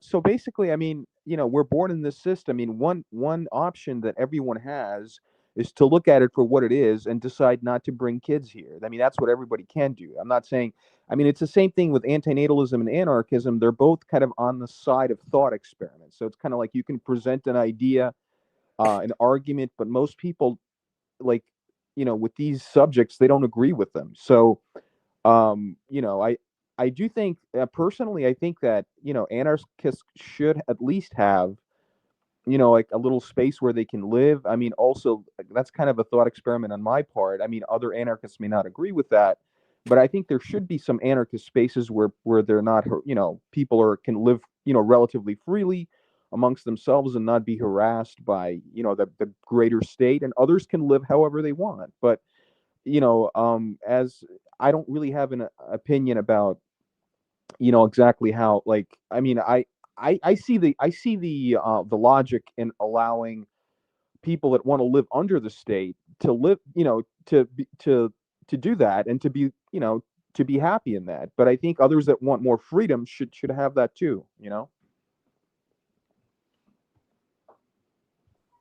And I don't think necessarily it even has to be a specific space like Israel. What I'm saying is there needs to be And I don't somewhere. like having to be wear the label of separate anarchist from either. the system, if anarchy wants to exist, and if you're true anarchists, you don't want to force that on the people who don't want it, right? Right. Well, the anarchy is literally the exact opposite of that, and that's what statism does. Statism is the one thing that forces everyone to conform to the statists' way of life, and anarchy basically says, no, we're not going to do that. We can live our lives the way we want to as individuals because we know what's best for ourselves, not some faraway, distant city that claims to be the capital of a nation that's like 400 million. in population. Right, exactly. And aside from that, the way I would like to see it done is people are educated properly and they come to a realization that they can do better than their parents and the parents who came before them, and essentially outgrow the systems of government, because government is basically a surrogate family that convinces the whole nation that they are mommy and daddy. Because this is essentially what like, if you're a conservative, you basically want government to provide you protection, and like a father figure, protect you from the world. And if you're a liberal, you generally want the government to provide some sort of welfare system or some sort of aid to help people get by, like be some sort of caring, nurturing mother figure. And this is not what the state is. The state is violence. It's literally force. That's even what George Washington says. He says it's not eloquence or reason, it is force, because Yeah. that's literally what it is. Yeah, It's can people I with, ask, sorry for interrupting. yeah, just real quick. The government is literally people with guns and badges saying, conform to what this piece of paper says. Yeah, that was a good point. Yeah, I have a question because you see, I'm child free based on choice, but I think antinatalism is hard to philosophically justify because if an anarchist system or lack of a system, no state. I've noticed throughout history, like the atrocities caused by Mongols or caused by other genocidal wars or whatever, people tend to have more kids during that time. Like that's kind of crazy, but it's true, and even without, like, so I don't really see how, let's say there's no state and stuff. Like I think, because people are more like animals than we like to admit, in many respects, what I mean? Because, look at the womb, look at your body, stuff like that. So like, you know, so how can you have like antinatalism with anarchism, like without a state, or something like, you see what I'm trying to say? But, I'm personally child free though, because, I've spent a lot of time reading about history and other things, and I'm not very positive about the future, what I mean? Definitely. Like I'm more of a pessimist, and I have certain, I wouldn't say I'm not a sadist, but I am kind of misanthropic when looking at mankind on a large scale. So, but I don't see how one can say that one ought not to have kids. Like Hume's is ought cat kind of stuff. Okay, now let me ask you a question, Witchy. I know you don't mind. I mean, you basically admitted that we are slaves, but do you think it is that? Do you think that you have legitimate authority to enslave your children, even if you want to be a slave? Like, what? Why do you have the legitimate authority to enslave your own children? Because somewhere in nature, the egg and the sperm were created. Right, that's power. That's not authority. You have the power to do it, but that does not give any legitimacy to do that. I mean, obviously does, because it happened. Legitimacy on a legal term only matters if you care about the state. The fact is, under natural law, that's the way the world works. Everything procreates. Right, but you're not putting your children in a state of nature. You're putting them under the state. I think it's a different frame, a different Well, see, analysis. I believe that we're a slave to nature, whether we're a slave to the state or not. And I think slavery to the state is better than slavery to nature. Right, but your children get a birth certificate, a social security number. They're subjected to all these laws they never consented to. It's not the same thing. Yeah, I would say Yeah, we're but they not. have Yeah, go ahead. running water and they don't have to go hunt for food and they're not being chased by tigers. So I'm good. I mean, I live in bear country, so I'm pretty good with living with technology as opposed to living without it. Well, I can't wait until your daughter becomes of age. I don't want to talk to her while she still is a minor, but maybe we can have a conversation like 4 years My from now. son wants to talk to you and he's 20. Let's see. It's his birthday is Saturday. I think it'd be 28. Yeah. Okay, that would be cool. Yeah. Oh shit, Yeah. he's gonna be 29. No, 28. 28. Yeah, I'm right. Um, Wishy, we're not really slaves to nature as like the other animals are. I mean, we are. I mean, not everybody even has the instinct or the will, the desire to procreate. I mean, so humans are very much theoretically capable of not procreating, and they're less so, but still they're capable of basically taking themselves out of the game. I mean, prematurely, physically, like ending themselves. So obviously, not everyone is capable of doing that. But so I mean, but these two things put us kind of outside of the realm of the limitations of other animals. So we do have several choices that they don't. So I think that this does give us some amount of power. You know. Yeah, this gets into a lot of complex territory because when we look at the vast complexity or diversity in the animal kingdom, that there are some good arguments that in the future there could be selective pressures and that corvids could evolve to the capacity of having symbolic culture the way we do. I mean, maybe they're gonna have the same problems. Maybe they're gonna dig up our bones and we're gonna look at our fossils and stuff. So, the question is, you know, um, about human beings. Is there something like intrinsically special about human beings that no animal can ever achieve, like in millions or billions of years? Personally, I lean towards no. So personally, because I do think that depending on the selective pressures and the geographical isolation and the way the gene flow works or whatever, Well, maybe I just said a couple of ways we have more power, we have more options than other animals. I mean, you may not agree, but I think that we do have those options, and I think that that's important. yeah, that's true. So Yeah, that's true. I was just saying that maybe those options won't be exclusive to us though for forever. That's all I'm saying. But so which you a gentleman in the corner said something about if people are properly educated. And that to me sounds like a propagandist. So I want to know what this proper education is, and what if people given this education that you believe they should have still disagree with you on the I don't concept? What would you do Yeah. I with don't those agree with people? that So statement. But which I was the one who said that. So I'll answer. Well, I think a proper education would be not this Prussian model outcome based education. Someone has a real bad echo, but it's not this Prussian model Don't tell outcome me what based it isn't. Tell me education what it is. system. It is, well, I'm going to get to that. It's because that teaches people what to think. You need to teach them how to think, and you do this by teaching them on the trivium.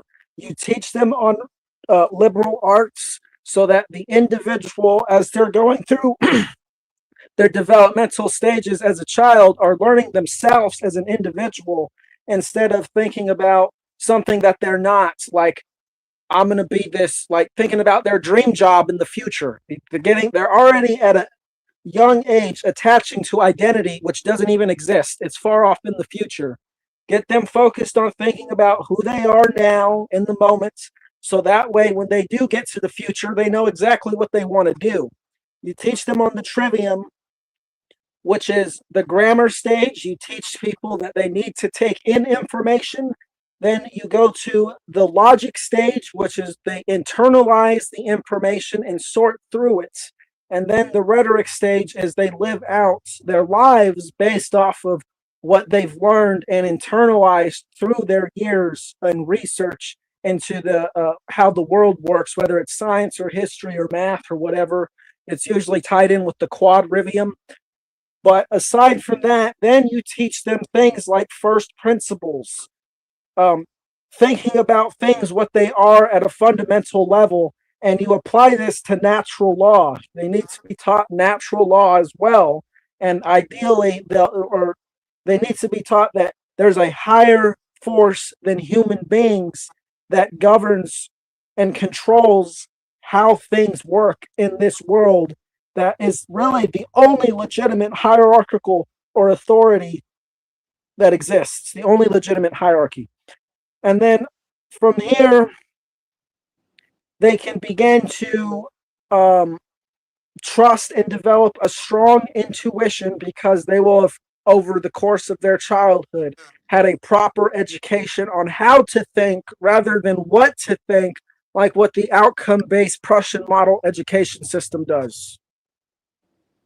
I want to welcome the Serb to the conversation. I don't know if you're Hello. ready. Hi. So, are we talking about the ethics of procreation? That's what the conversation has moved to. No, we're really talking about anarchy, but procreation is a part of that because you're enslaving the child to the state. Right. I mean, yeah, I do agree with that um to a certain extent. It is enslaving the child to a state, but again, is how would you go about trying to convince the majority of people that that's the case? You know, that's the problem. Is that most people don't see it that way. Yeah, it's No, true. It is a a lot of problem. them do see it that way, and they don't care. Sorry, say again. It's not that they don't see it that way; they just don't care. Yeah, a lot of them know they know exactly what they're doing. They think it's justified. They have the power to do it, and they're basically like, okay, well, I have a vagina, and I can do what I want with my body, and I don't care about how it affects my child because I'm going to extract from them. It's going to make me happy, and there's nothing you can say against it. So they know exactly what they're doing. No, I really do feel like if most of them are just following their own conditioning and instincts, I don't think they think about it. I really honestly think so. I don't think most people realize what they're really doing whenever they have a child. The reason I know that they know is because when I engage with them and I do present these arguments, they do try to defend it and they do double down. And I'm not trying to shame people who already have children, but even when I'm talking to people who don't have children, they will talk about how oppressive the system is. They'll talk about FEMA camps and martial law, and then they go ahead and have a baby anyway. So they know exactly what they're doing. Yeah, it's Mhm. willful ignorance. That's what I think it is. Right, and we can't discount the heavily propagandized situation, the baby culture, birthing, marriage, romance. This system works incredibly hard to make sure that girls and women are producing meat for the war grist, the drug grist, the prison grist, whatever meal they want to get, they need it, and they're going to get it. So, as I'm gonna be 58, I've got two children. I was so propagandized and romanticized. All I wanted to do was be a mother and have a baby and take care of a house, because it's everywhere as a little girl. It's like little boys, you have your own set of propagandized information program you need to get rid of. So yeah, it's not just all out of we're just hot in the butt. No, the system works very hard to make sure you are procreating. Yeah, I would Right. like to add some things there. I approach this from a different angle because, I've been married for over 10 years and I'm child free. But the thing is that I approach this from the angle of, conservationism and also, you know, uh, how bloody the 20th century was. The 20th century was one of the bloodiest. You had Poland, you had Yugoslavia, you had Iran-Iraq war. You had a lot of stuff going on in 20th century. Vietnam, Agent Orange still impacts the Vietnamese negatively to this day, and so the thing is with each of these new innovations that come out, these new technological innovations, they're used by the state to better kill people and slave them more. And that's obvious to me, because if you like read history and you just look at the direction we're heading, the trajectory, it's not something I would want to bring children into. I mean, like, really, like that's the reason I decided, I guess. Also, we have overpopulation. We're over the carrying capacity of the earth. Really, the resources are finite. We have like the tons of dead zones in the ocean. Old growth forests are being cut down at accelerated rates. It's disastrous. It's not just human beings that suffer either. Elephants are highly sensitive, intelligent creatures. Yeah, they've been poached, endlessly for illegal black markets. You know what I mean? And gorillas are also highly empathetic intelligent creatures, and they're being poached too. They're threatened with extinction. You know what I mean? And it's not just that either. You have lead poisoning that's dangerous for both kids and for animals. So yeah, that's the angle that I reached, that I chose for myself to be child free. Wait, but okay, with respect to overpopulation, I would usually agree, but when I sat back and thought about it, um, isn't it really just capitalism and how we use resources today, especially and how wasteful the elites use it, that make it seem as though the earth is overpopulated, and if we were to actually like distribute it better and use it more constructively, then we actually would be able to have enough resources to share amongst everyone. Right. So Just what you're basically saying is that we need more state control in order to sustain a population, which would not have ever reached the 8.5 billion, but for state intervention in the first place. Nature has its own natural checks against population growth, but because the state has intervened, where people don't. I'm not saying that people should starve, but the state does feed people when they exceed their carrying capacity. When there are natural uh, uh, viruses, right? They come out with a vaccine. People live longer than ever because of medical intervention. advancements. And Yeah. then and now we have an unsustainable population of 8.5 billion because of all these interventions. I would say that the state should stop intervening. It's not about redistributing food to people who can't feed themselves. This is why we're at this. This is why we have global heating in the first place. This is the reason why there's so much unemployment and crime. All these problems are because of state intervention. So I would say stop intervening. Um, it may seem cruel because you're going to let these people starve, but it actually avoids a later catastrophe down the road that basically you're breeding yourself into extinction. The more you intervene, you think that overpopulation is a myth. You're just going to build more roads. You're going to find new farming or like approaches, like to use less land, and you just think that you can have an infinite population growth. That's not how this works. Why is the human species the only species on the planet that can have infinite population growth? Other species have natural checks, right? If there are too many gazelle, then the lions keep them in check. The lions are kept in check by, I guess, the alligators or their ability to hunt. If they overhunt, then they're going to starve. But the human species has no checks whatsoever. Yeah. No, I was just trying to play devil's advocate because, someone can make the argument that if the elites, for example, if they didn't, um, like use their private jets, which has been shown to cause like just as much pollution as like for other like what is it 90% of humans on the earth. For example, with how they burn through so much fossil fuels with like their private jets and other extravagant ways of living, then you can make an argument that like for example, if you just like regulated the elites better or whatever, like we wouldn't have like the global heating issue as serious as it is, you know. Right, but that still points to more state regulation. But yeah, yeah, you're right. I would argue that if there were fewer people on the planet, we could actually have a higher quality of life. Maybe more people could actually have private jets without actually destroying the environment.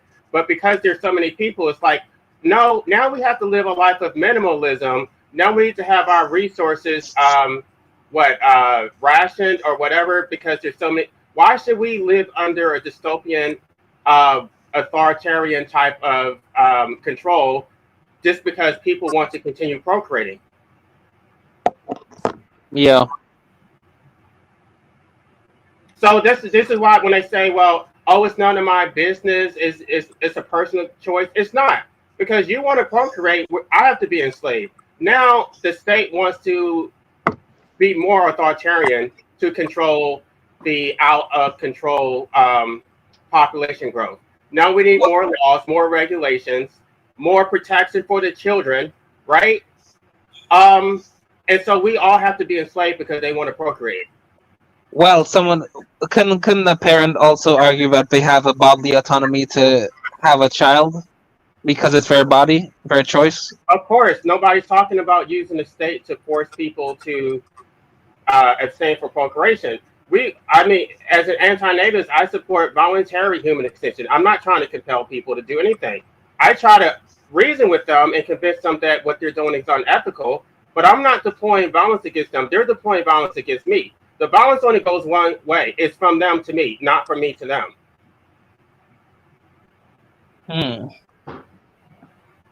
Yeah. Okay. And they will always say, oh, my children, right? So basically, I could have 20 children and then basically say, because I have 20 children, everybody should submit to me because my children need protection. So you should give me your money. You should obey me because I have 20 children who need protection. You should, I don't know. I basically, I should control what type of product you consume. I should control, well, first of all, you're diluting the power of my individual vote. I'm an anarchist, so I don't vote anymore. But assuming that I did still vote, now my vote is less powerful because you have diluted with your 20 children. And now the legislature is likely to be unresponsive because there's so many people and he does not have so much time to respond to my stupid letter. Now I'm just a slave because they don't have to be responsive to my demands.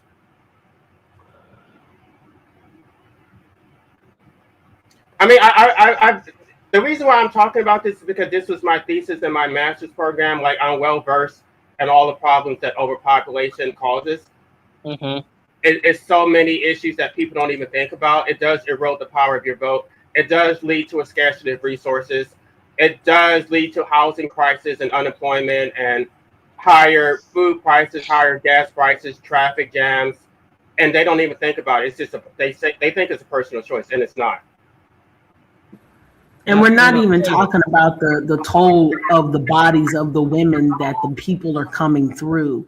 Girls, this system again works very hard to make sure that girls are knocked up and as much of their bodies are utilized to bring more beings here as possible in a lot of countries.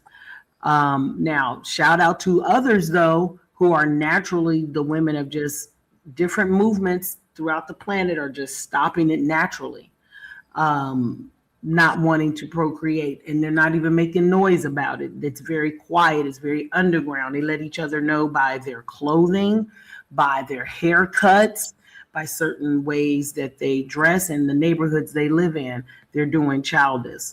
Some cultures, I mean, some news media's tried to blow it up a couple years ago, but it's still going on in a lot of countries. And it's really interesting. People say the birth rate, and they're never almost talking about the women.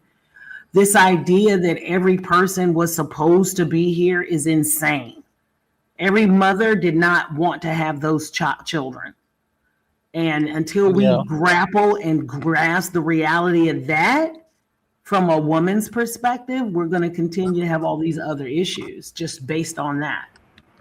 Can you talk more about that, though? Because I've made that point before, but I'm a man, so I don't think that it has the same weight. I do think that women primarily have children for the benefit of men. And they wouldn't have to do that if the men didn't come in and rape all of the resources, right? So when you talk about the American Medical Association, for instance, women were primarily in charge of medicine and chemistry in what they would say ancient, but it really wasn't that long ago, Rome, Greece, even here in the Americas, which is West Africa. You can fight me on it, whatever. This is a new phenomenon trying to lock women out of things. And that's also why the world's in the upside down that it is. Women definitely had power in antiquity. Women had power of morality in antiquity.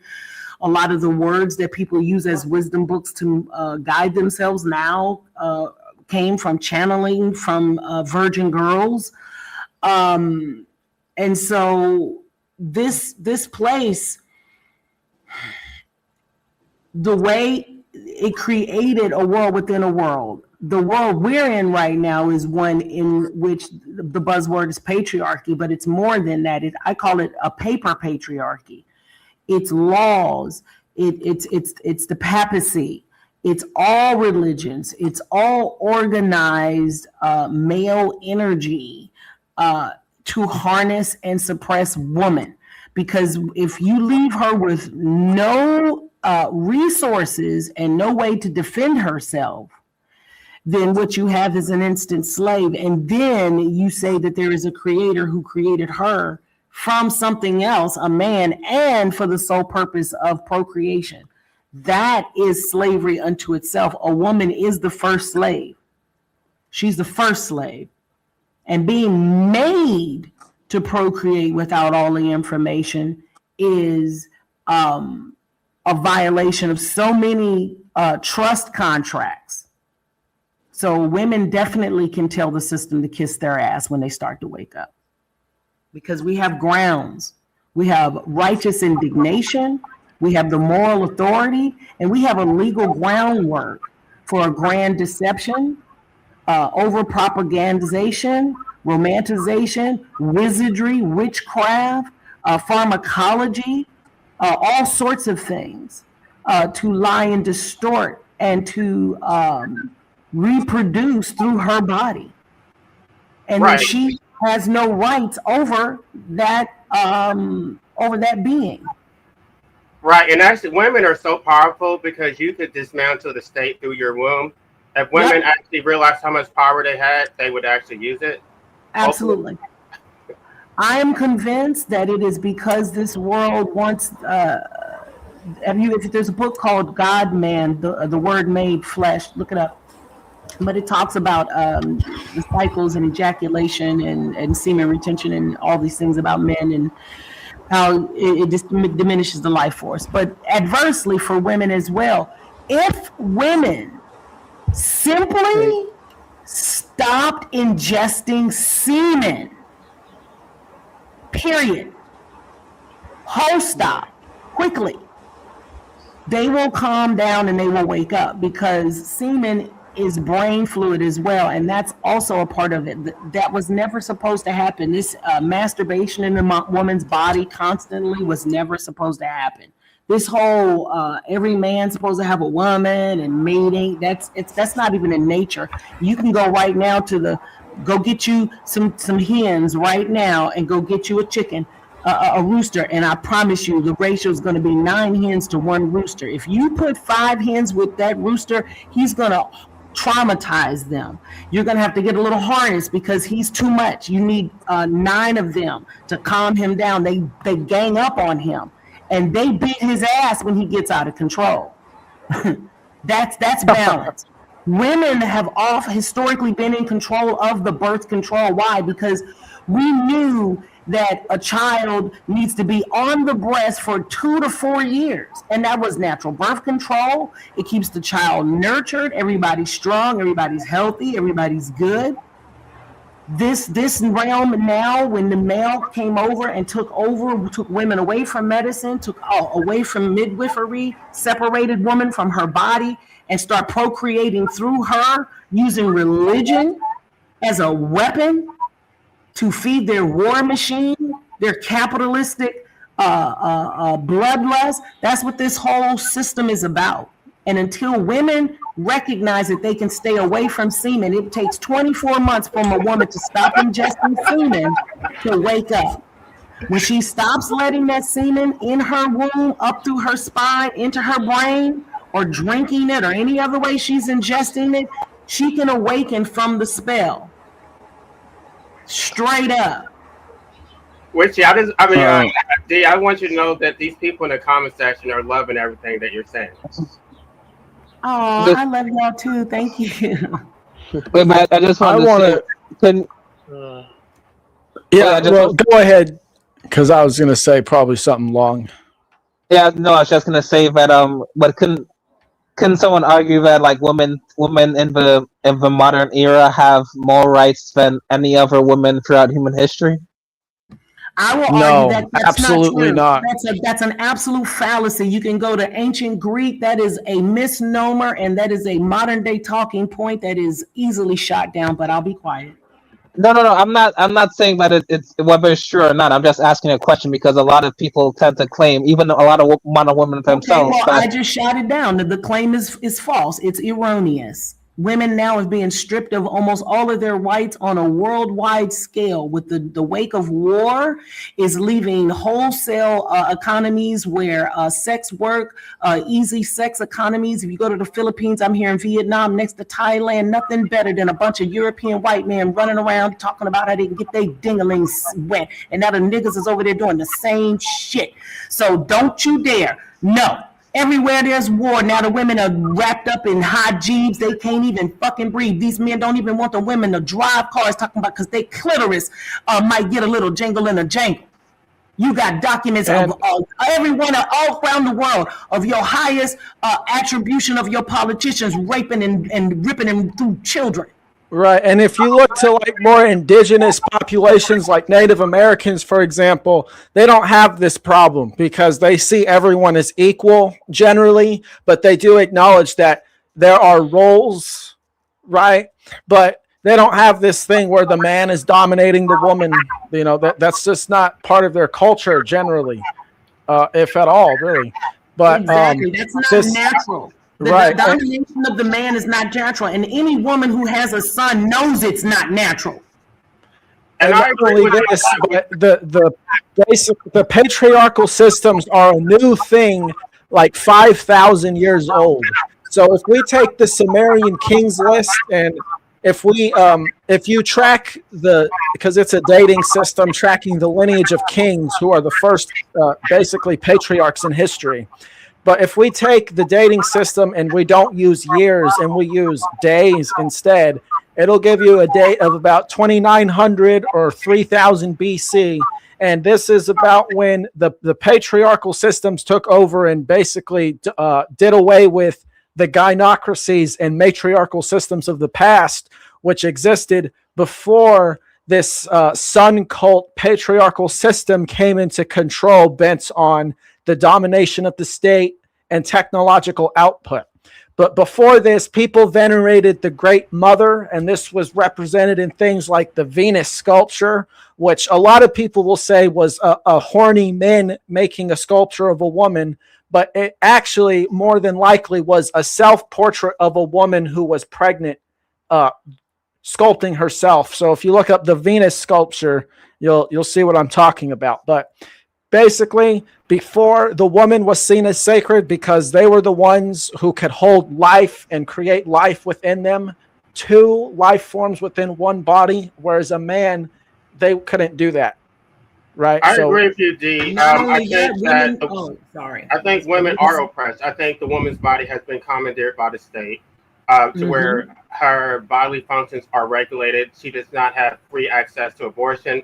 It's basically a privilege that the state can either grant or deny.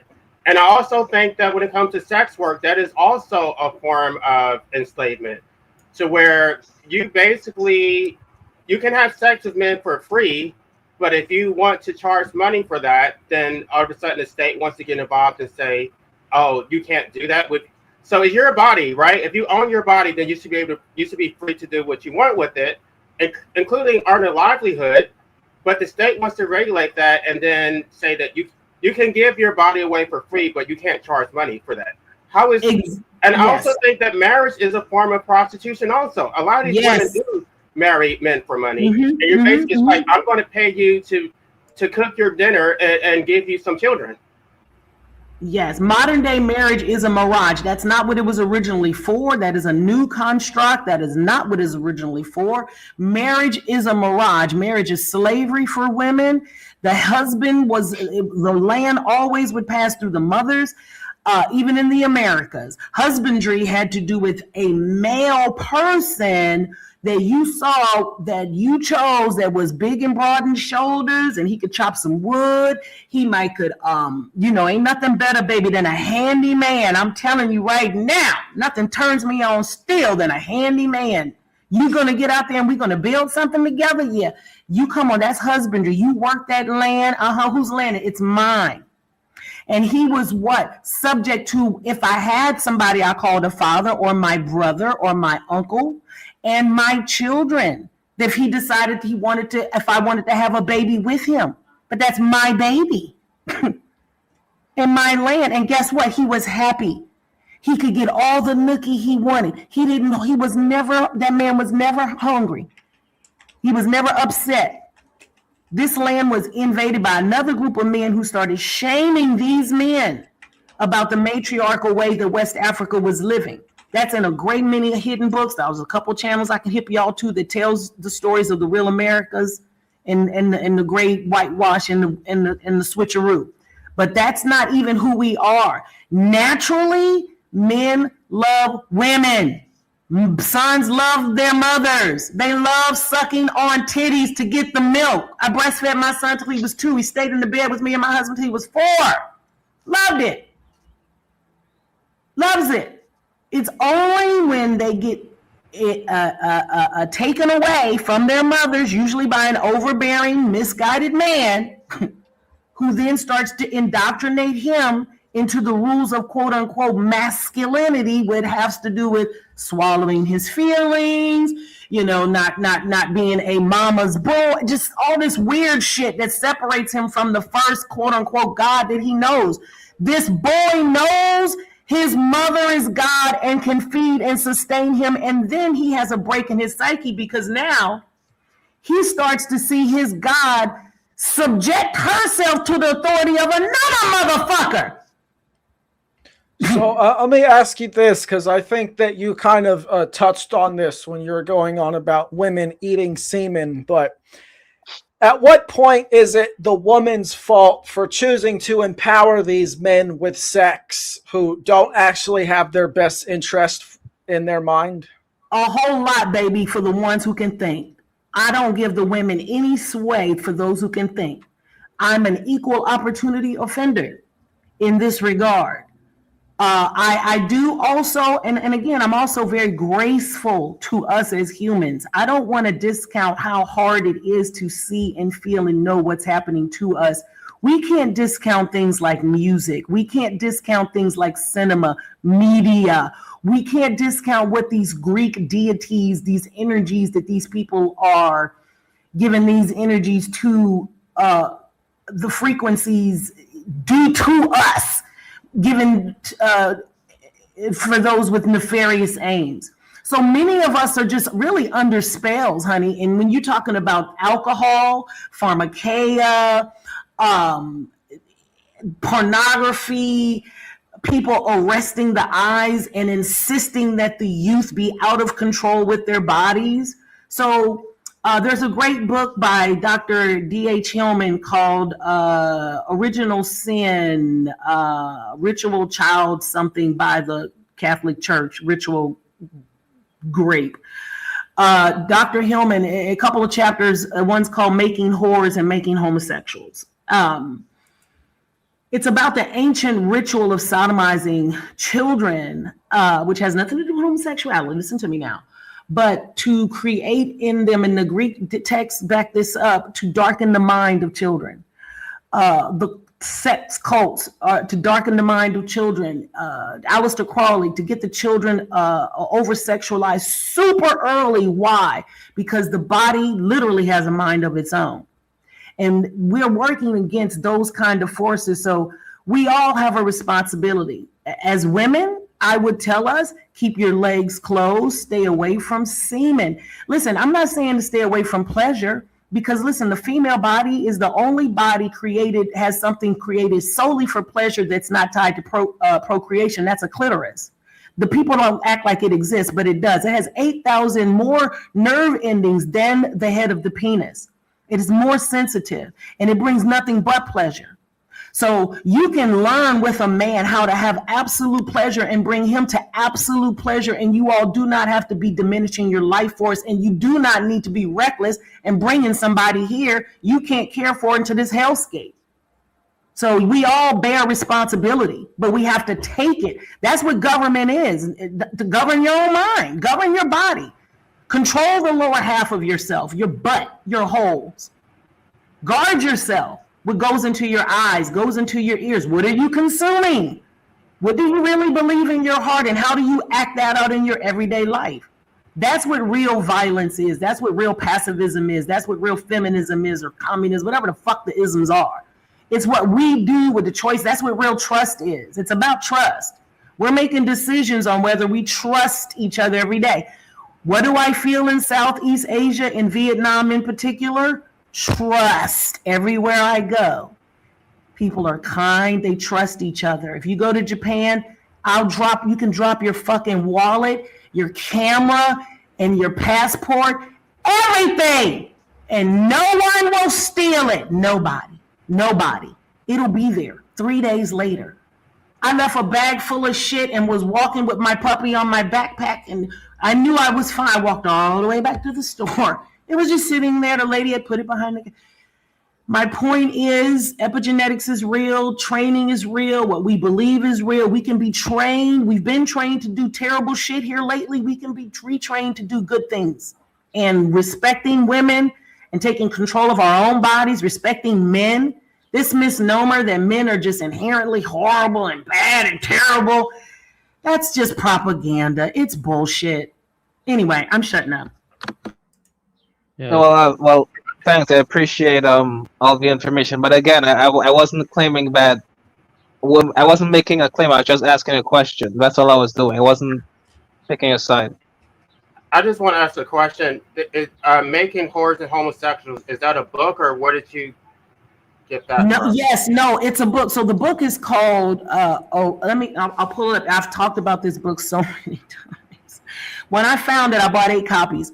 It's a very small book. It's on Amazon. It's called Original Sin, Ritual Child Something by the Catholic Church by Dr. D.H. Hillman or Amen. Yeah, Dr. A.H. Hillman. Yeah. That book just is one that details a plan that some people use to ritualistically harm children to produce those children to be something. If you can get a child programmed before 7 years old, they are going to act it out for the rest of their lives. We are the great computers, and that's what the big lie or the big secret is they've programmed us. And this is why I was talking about education earlier, because if you train people or teach people how to think, rather than to be some identity that you have programmed or predetermined for them, then they're not going to fall in line and be, order followers who are like, what do I do? Well, who's going to tell me what to do? Like, statists do, because that is pretty much exactly what statists do, because they have this identity that basically revolves around the state. Typically their voters, or their they typically attach themselves to conservative or Democrat things, or even communist. Some people like to label themselves as communists or capitalists. These things are limiting yourself as an individual, because you're stuck on abstract ideologies instead of who you are in this moment or the present. 100%. I was going to say, because if I had the power to, give you things in your eyeballs and give you mythologies, marriage wasn't a thing until Remus and Romulus, y'all. Look them jackasses up. But this whole thing of, if I could control what you ingest, then I can pretty much almost control the choices you'll make, right? All right. Media, video games, the songs, you know, if I can feed you. So there's a reason why groups of people got together to gain control of these industries, whether it's the food industry, the pharmacy industry, the media industry. And why do they keep conglomerizing it? Why do they need to monopolize it? Why do only, you know, a select few like that? That's weird, right? That's not natural. That's not natural. Yeah. That's what makes us want freedom, is like, you know, there seems to be a conspiracy against just humans being allowed to just be humans. And even for girl children, right? Just this whole, I think I just did a video called "Does God Hate Women?" But the World Health Organization reported 1 in 3 women over the age of 15 report being sexually assaulted, raped, or abused. Over the age of 15, 2 questions. That's those that have reported it. The other one, what about the girls below 15?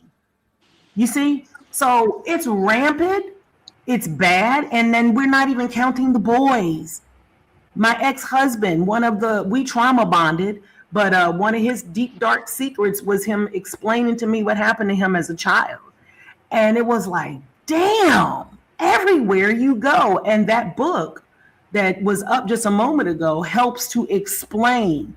I call it an army of molesters that have been unleashed upon the world. With the sole purpose of darkening the minds of children so that they habitually do the things that they do, and get back on the wheel of procreation over and over again. Amazon has a TV series called Wheel of Time? Time of Wheel, some shit. That's really fucking good. But we're all here trying to get off the wheel. You said that many women have children even though they don't want to. Why do you think they do this? Oh, so many reasons. One is, again, there's a spell. There is a spell that starts real early with baby dolls. With I had baby alives. Your baby sitting everywhere you see the reflection of yourself. Not now, but I'm just talking about my generation. Younger girls are a lot more savvy, but children, you wanted to have them. And then if you add molestation into a lot of children, a lot of girls who are, whether they admit it or not, the body is already active. So now you got boys have programming, girls have programming. At about 12 or 13, you want to hump on something, you're trying to bust a nut somewhere. So if the opportunity is there, if the education, you see what I'm saying? If the education's not there, you can end up pregnant. There's so many reasons in a particular society that you can end up pregnant. Walking around with a vagina is dangerous. I want to say something quickly. Yeah, even if you're say, I was in love and all those things, I was desperate. I wanted children desperately, but I think that was, again, programming. But I was 27 and 29 when I had my children. They're 28 and 30. They're about to be 29, 31. But when I look back, I was about 35 when I realized, oh shit. In my humble opinion, my hypothesis is that a girl body should not be touched by a male until she is at least 25 years of age. And then she can only do so if she has all the information. Once she has been given all the information, then she can decide if she wants to be in contact with a penis. Because I don't think that penis is... I don't know what all the information means. All the information. I want them to know, okay, this is really what a penis is. This is really what sperm is. This is a result of childbirth. This is what it really does to a body. You're not beholden to this. I want her to be as educated and at 25, at least, have been sequestered away from sperm. I really believe that. Like some straight up Wonder Woman, Isle of Diana type shit. Yeah, I don't know. I think something like that has got to be a correction. And it's not unheard of. There's books in antiquity that talk about the Islas Mujeres in Mexico, the coast of California, Queen Khalifa. They talk about the women with the breastplates Yeah. of leather. They say that about men too if they retain their semen, but I think Yeah, it makes Avian us had more something to communal. say. I want It what makes us Avian not want had to to fight. say. Well, It makes us I'm want to make gay, love, not war. I'm gay, but I've gotten myself sterilized just because I don't know. I have been seduced by a woman who tried to get me to impregnate her, but Mhm. a lot of men don't want to get a vasectomy. And a lot of times they will put their seminal fluid inside a woman and then blame her for carrying the baby. It's like, why did you put it inside of her? I don't understand how you're calling yourself an anti-natalist and you're putting all the responsibility on a woman. Well, it's an ego trip for both parties, I've got to say. The mother and the father, they both bear. That's why, I am a firm believer. I look at it again from an esoteric spiritual standpoint of a lot of the studying I've done. Again, I wouldn't necessarily call it reincarnation, but again, you are the sum total, apparently, of the last 7 generations of mothers and fathers on each side. So each one of them Mac attackers made the decision to not control themselves in some manner, to not govern themselves in some manner. You have decided to do that. I know both of my children are deeply considering it. No provocation from myself. Like I said, I didn't even know the term anti-natalist until I'd come across your channel. So it's a deep thing. It's a real thing that if people take control of their bodies, they can slow down and they can really understand what this realm is about, really know what natural law really means, really know what this place is. This place is about abundance. It gives constantly, everywhere, all the time. It really does. The only thing that interrupted it is the constructs that we call fiat currency and school and church and work and taxes. That shit is not real. This planet gives. And if you stop focusing on trying to, bust your nut all the damn time, you'll be able to see that, and you can smell the flowers, you can eat the fruit, you can walk. I'm telling you, once I woke up to this, I've been able to travel this world and see sights that I can only fly on the whispers of life that just says, keep going, keep stepping, keep living, keep seeing, and I love more deeply now. I'm more horny now than I've ever been to, by the way.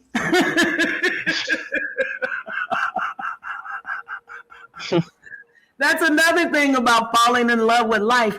So I think it's 2 things. It's interesting because antinatalism, right, the right to be able to exit if you want, and also to live the way you want.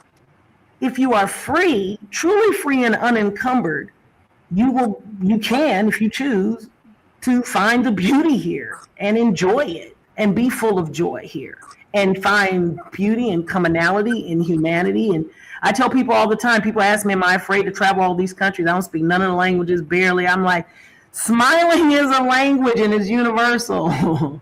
Laughter is a language. I make friends everywhere because my heart is open and I am determined to. All I do, everywhere I go, I see myself as a beacon and I post up and I say, okay, here I am. Let me beam as much love and joy and hope and optimism to every being everywhere as much as I can, as strongly as I can. May they feel. And I think that love is required for anarchy because there's really 3 ways that I look at love to really understand it, to live a better life. In the agape sense, 2 ways. In the agape sense, which basically relates to respect, because it's loving yourself as much as you love all things around you and recognizing that we're all interconnected in some grand way. And then in the Merriam-Webster dictionary, it defines love as having a good disposition towards all things at all times. So basically, because you love all things and you see yourself in all things, this is reflected in your personality because nothing really is going to change your mood and sway you from the fact that you recognize yourself in all things. And this is the level of respect that is needed to have a real anarchistic society, is people need to respect each other as much as they respect themselves, and let each individual live their life the way they want to, because that's what respect is. It's seeing yourself in other individuals and loving yourself. So every one of you who claims to be an anarchist at some point has stated what other people need to do.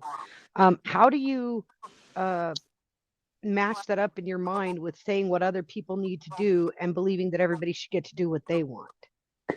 Wishy, that's only if you believe in anarchism. I mean, I think anarchists generally, they allow, they're fine with status, being status. But I mean, if you agree with this, then we naturally agree with each other.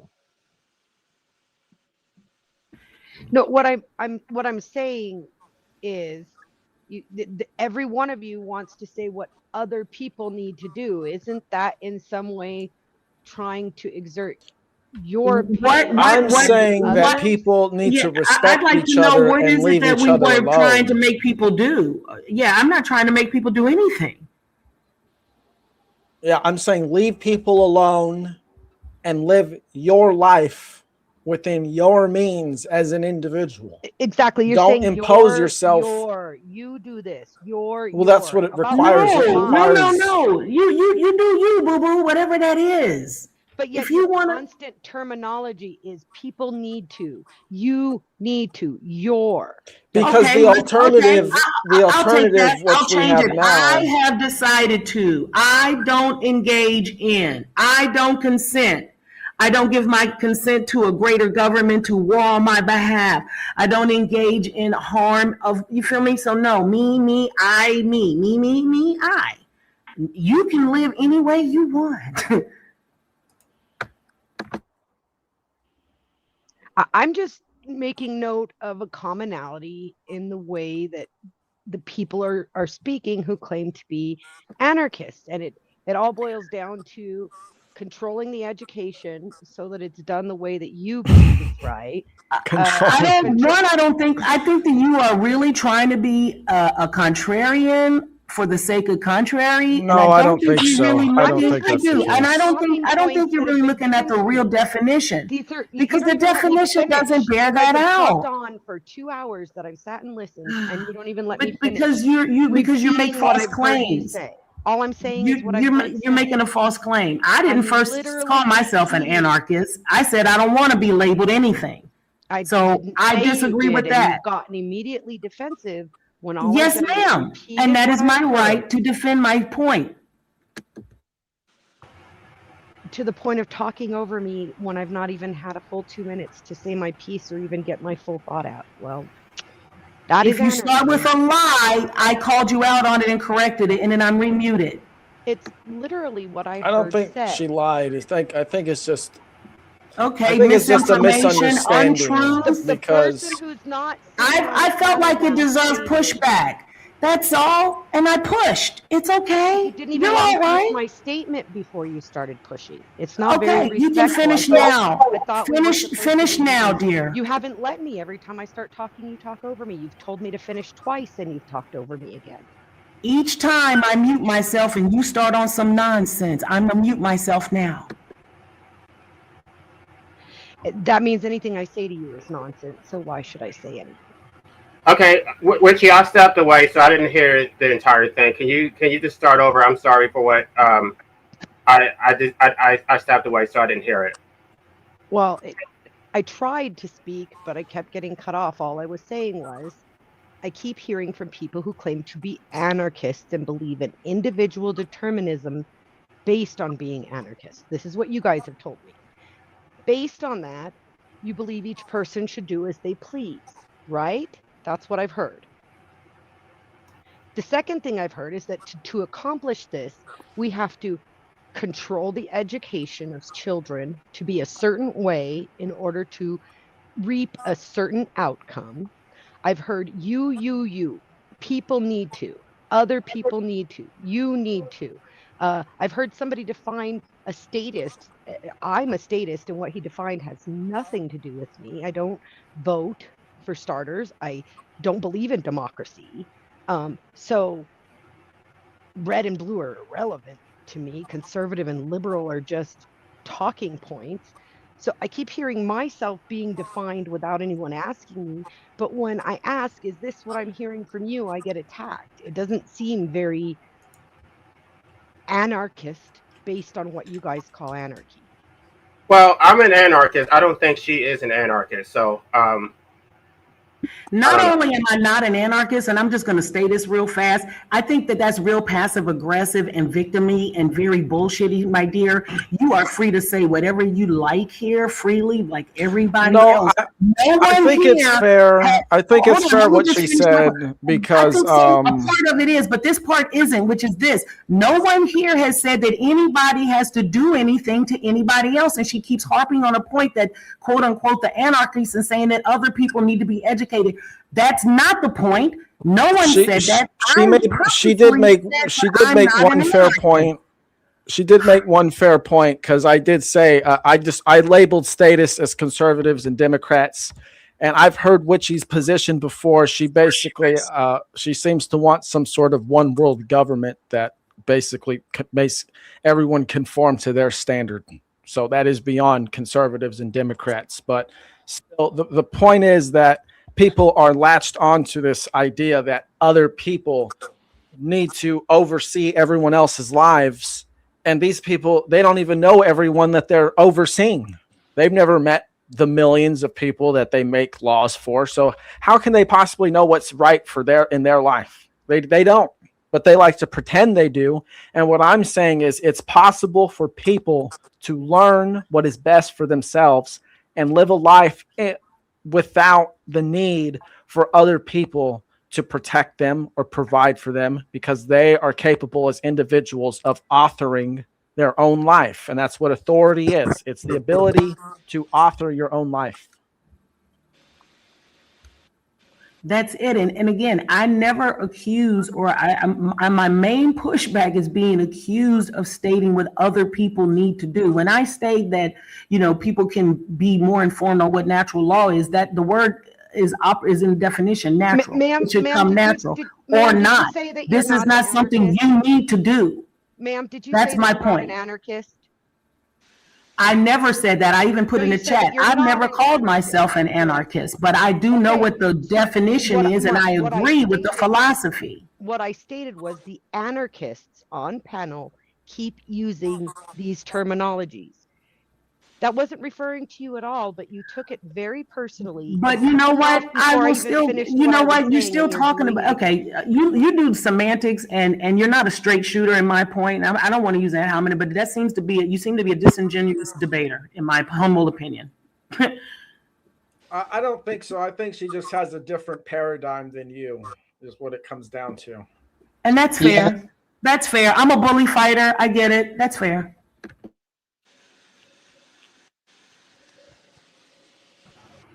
At the end of the day, though, I mean, you can say what you want to say about anarchists, but we're not the ones who are inflicting violence on people. Like, all I was trying to ask LA is, how do you reconcile this idea of one of the anarchists on panel, when I asked, said it's through controlling education of the children. One of the anarchists on panel, I can't see names, so it's really difficult for me to assign who's saying what. I was the one who said that, but I didn't say we should control the education. I just said that people should be taken away from the education systems. And that's a matter of control if you take them away from what's existing. That's the thing, is you act like you don't want statism, and then you want to define how people should behave, and statism is the only known way to do that. Like, people do not share an objective morality. Let me just say something real quick, is that statism relies on participation of others, and I'm saying people to stop participating in the state.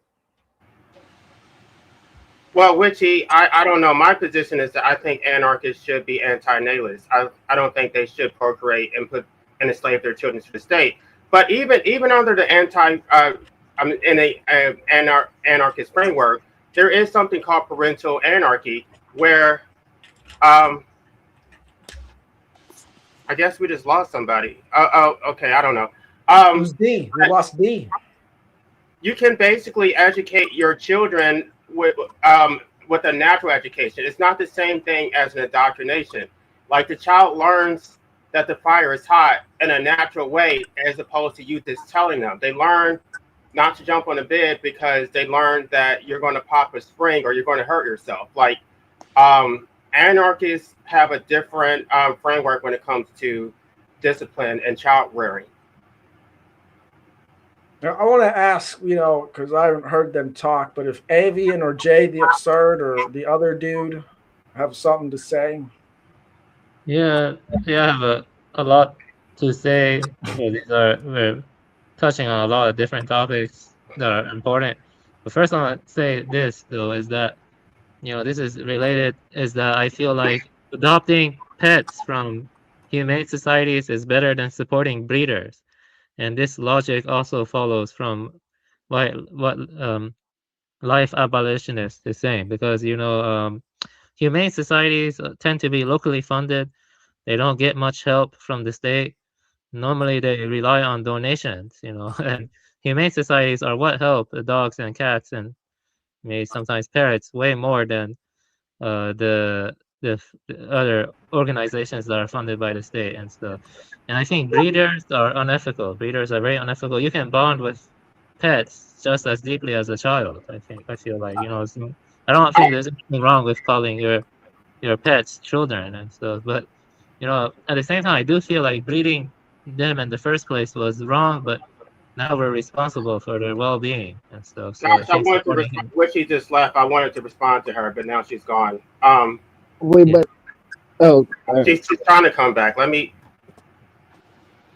Wait, All right. but just quickly, could all right, go ahead. Well, Richie, I also think that it's unfair to expect anarchists to be nonviolent when violence is being inflicted upon us. It's like we have to respond. From a position of powerlessness and resist the status violence. And so it's like, okay, well, we're supposed to just tie our hands behind our back and not do anything to defend ourselves. Why should we do that? I believe that anarchists should not inflict violence against other anarchists, but against a status that is absolutely fair game. If you want to deploy state violence or any type of violence against a status, you have every right to do that.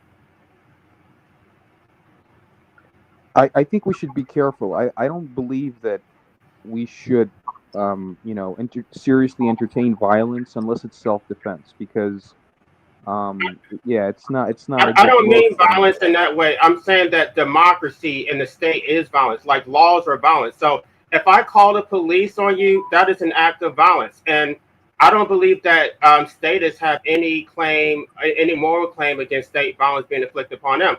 I will call the police on a status every day. Every day, any day, I will file a lawsuit against a status. I don't care about deploying state violence against the status because he who lives by the legalized sword shall perish by the legalized sword. I'm not going to do that against an anarchist, right? That's different. We have a mutual agreement that we're not going to inflict violence on each other, but this is their way of life. This is what they believe. So I have no restraint against deploying state violence against them. Wait, but LA, but what if someone like is murdering someone or like trying to steal from them? Surely, like it's good that there's police to enforce the law, right? Well, they're status, so that they don't have any barometer for state violence anyway. So they're Wait, what do you mean by that? Meaning that their entire framework, their entire way of living, their entire way of thinking is based on violence and force. They don't believe in consent. So to even like use that as an argument against the status, it falls on deaf ears. They don't care about consent. So if you call the police officer on a status, that is within their own framework. So they deserve it. I don't think it's the same thing as an anarchist. An anarchist believes in consent. We're not going to steal from you. We actually know how to police our own behavior. They don't know how to do that. They're children. So they need the state to police them. Wait, but are you sure about that? Like, if you go back in the past, right? People have, without laws and stuff, humans like did very horrible things to each other. You know what I mean? So you kind of do need laws in check to make sure that people kind of behave. No, they do this now. They do this now, and they've done this on. They do this now on greater scale than ever before in the past because of the laws and technology that's been developed. That No, doesn't but I make feel them anarchists, though. Just because they don't have a state over them, like anarchy is a philosophy that you have to accept. You have to understand the philosophy and then come to it on your own terms. And so, if you under, I would trust an anarchist more than I would trust a statist. I know. I mean, I don't know every anarchist, but if they actually hold these principles sincerely, then I would trust that they're not going to deploy state violence against me. A statist, you can't trust them at all. It's like whatever the majority says. If they're able to get a majority, they're going to enslave you. They don't care about freedom. but again, I feel like you're being a bit too trusting of human nature, boy. I feel like humans have proven like throughout history that we can be very nasty to each other. So we kind of need laws to ensure that we don't hurt each other. I feel like. The key No, word statist laws. is history, and Sorry. history is defined by the states. But if you go back to prehistorical times, people were more egalitarian and trusting of one another. And when someone did wrong, like you said, like they murdered someone, well, they were probably murdering someone or wronging someone they knew personally. And so the tribe would react in a way so that this person was basically shunned or and made an outcast. And this had a huge social effect because everyone knew each other and depended on each other for survival. Now, we don't have. How Yeah, do you go get back to tribalism without a large amount of attrition? Of attrition? Yeah, there's way too many people and not enough land to break off into tribes right now. How do you get back to tribalism? Like I get LA says antinatalism, which is one portion of it, but there's still already a lot of fucking people out there. Yeah, so the way I think that it has to be done is it has to be done at a gradual process. So, for example, in the United States, and I think this would be a pretty big jump, but it's something that I know a lot of people would be if the United States government actually followed the rules as laid out in the Constitution instead of doing literally everything else that it says. So, if they did that as a starting point, then ideally you could work down the government until eventually people in mass realize they don't need it, and it's just basically been dwindled over time due to rejection of the ways of government because people have learned how to live on their own. But it would be a gradual process, I would imagine. So that makes the assumption, though, that as people learn these principles that you're talking about, because I've studied quite a bit about various forms of governance, including anarchy, the lack thereof, governance, that being. What about if people don't come to the same conclusion as you think they would? Well, generally, these are the sacred principles. Is number one, you are responsible for yourself at all times because you own your body. You're in control of your actions, and you need to own your actions as an individual. This is the first sacred principle. The second sacred principle is because everyone owns their body, you should not initiate harm unto other people because you're basically, this is like a claim of ownership over someone else's body, which is not something you have the legitimate right or claim to do or make. The third sacred principle is if someone has decided to initiate violence because they think that someone owes them something or something like that, then you as an individual can defend yourself or others from the initiator of violence. And those are basically the three. If everyone lived by those principles, there would literally be no wars or violence on this planet. And what about the people who don't want to live by those principles? Well, I mean, there's always going to be a number of people who don't do that, right? But the thing is, you get as many people to adhere to the sacred eternal principles as possible. So that way, the number of people who don't are so small that either number one, everyone rejects them, You know, if there's some sort of dude who's coming along and saying, I can give you all this stuff if you just do what I'm saying, people are going to see through that. Or number two, if someone is like what Jay said earlier, if someone's out murdering someone or assaulting other people or doing all these other harmful, violent acts, the people will recognize it because they've come to a point of internalization of what is right and wrong. They won't need the law to say murder is wrong because they'll know murder is wrong and they'll act on it. They won't need the police. The people will be self-sufficient. And that's the ideal civilization, is a self-sufficient population of adults. And you believe that the majority of people existing on this planet are capable of that? I think that we're capable of producing a generation of people that can do that. Yeah, absolutely. Well, for me, of course, I'm assuming yeah. you're not an antinatalist like LA. No, I'm not. No. No, I don't think that most people are capable of that. It's probably a small, tiny percentage of people who are capable of anarchy. But we should be free to do what we want. And then I think once people see how anarchy works, they see that we can actually cooperate without domination, then they will probably want to be anarchists. But we need to have real examples of it, but it's impossible because the state always interferes. Wait, but LA, if you think that most people aren't capable of it, well, then shouldn't you be a statist, since most people would very more likely to follow that form of governance over anarchy? No, why would I do that? Why would I support something that I'm against? Like it does not. Well, because it's futile, right? You even just said it yourself. No, because I would be legitimizing something that I'm against. So, like for example, I think I identified with anarchy for a while, but I was still voting just because it was a habit, and I did, I wanted to have some type of voice. But it's just like, anytime I voted, I already knew that none of the candidates I ever chose were going to win. I didn't have a chance in getting any of my preferences materialized. And so I'm voting, and then on top of that, now they're going to call me for jury duty because I'm registered to vote. So now I have to take off work and perform unpaid slave labor to the state just because I voted, and my vote did not change anything. So all I did was legitimize the system and then volunteer myself to be a slave to the state for jury duty. The state pays for jury duty, by the way. It's not. No, they do not. They pay $15 for the entire day. That's not even close to minimum wage. $15.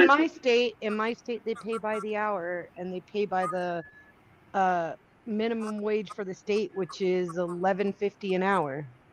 Okay, even if that's true, if they call you for jury duty and you just sit in a room for 4 hours or 5 hours and get sent home, you don't get paid for that. You only get paid if they actually. Yeah, you do. You get called from the moment you get called in. Every single time you have to set foot in the courthouse, you get paid. My partner just did jury duty recently. Okay, well, I did not get paid. I have never been paid. In fact, every time I served jury duty, the parking was like $10, and they would pay me like $8. So I actually had to pay $2 to perform slave labor to the state. Your state sucks. It does suck. Texas sucks, and I've already been calling for the state of Texas to be abolished or dismantled. Like, this is the most. I'm trying to get out. This is where my father lived, and he was in the military here. But I think Texas. When I look at other states, I'm wondering if maybe the reason I'm so miserable is because I live in a state. I don't know if it's been so long since I've been here. I can't imagine any other state being different. They're all pretty much the same. But I'm not going to talk about my personal details just because I think we were talking on a live stream. No, it was Passy. Passy was on. We were talking. And some of the things that I said, which I think I was just sharing to them. And, my enemy has taken that information and weaponized it against me. So I'm going to be more careful about the things that I say. I do hopefully I will be able to get out this state, but I'm not going to share that unless it's like privately, not on live stream. But I don't know. I haven't lived in other states for a very long time, so I don't know. So LA, you don't believe that most people are capable of that sort of higher cerebral thought without their animalistic urges coming through, right? Right. I mean, there's more nuance to it, but yes, I do agree with that.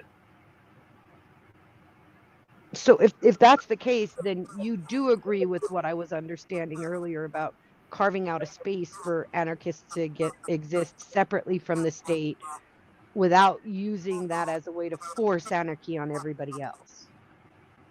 See, I didn't want. I mean, okay, I guess I was trying to take the shortcut, but the reason that they are so degenerate is because of civilization itself, because they were raised with the indoctrination, and because they have not been given a natural education. So they turned degenerate because of civilization and because of these institutions of control. So once they have been thoroughly indoctrinated, they basically can't return to freedom. So if they had to opt into it and actually got the natural education in the first place, then they would actually know what freedom looks like. So I think those people can't be helped. They can't exist independent of the state.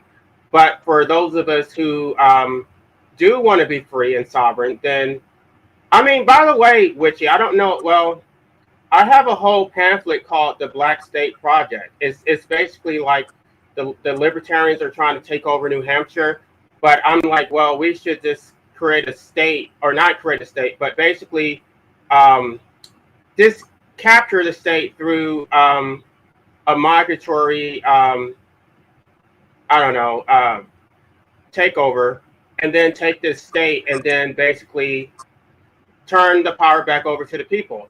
And so I mean, I don't support statism, but if you're going to operate within the system, then you have the numbers, right? And if you're a small minority, then your vote does not matter. You're only 13% of the population, then they don't give a shit about what you think.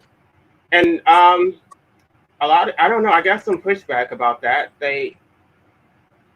I'm like, I try to come up with real solutions.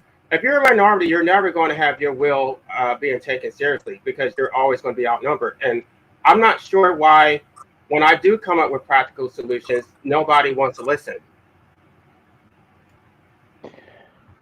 Yeah, I think that anarchism is purely kind of like a thought experiment, kind of philosophical idea, and I think that I think it's pretty much very unlikely, if not completely impossible, that any significant number of people are going to agree with it.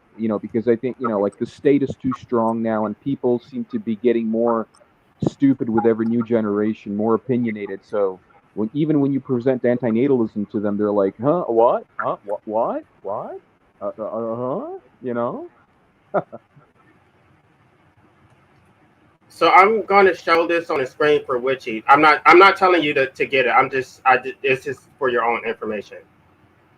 So this is the Black State Project, the path to sovereignty, reparations, and rebuilding Black Wall Street. Basically, I'm just saying, stop being a victim.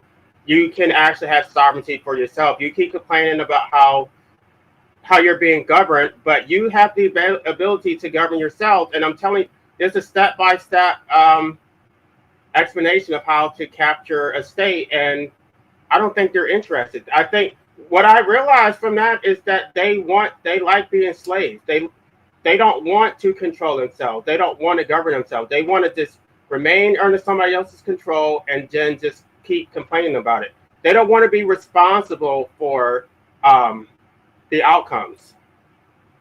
Yeah, they want to remain willfully ignorant and comfortable, and they don't want to think about anything too complicated.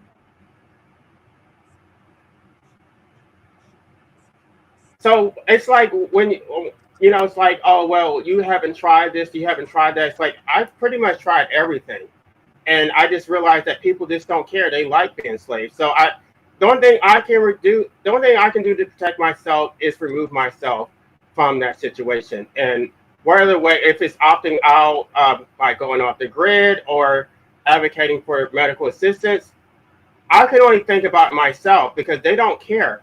They're not going to change. They don't want to change. Can you guys hear me? Yeah, yeah, I can hear you. Oh, okay, okay. Yeah, you guys go ahead. Yeah, sorry, I just wanted to check. Yeah, a question for you. Uh, what led you to be an antinatalist in your case? I'm curious, or child-free. Oh, yeah, hey, was that question to me, yeah? With the black circle? Uh, I have a black circle. I have a raven here. You don't see the Yeah, raven? no, no, no. I'm the icon with the black circle, I think. Yeah, yeah, because there's no for some reason there's no names under the icons or the circles.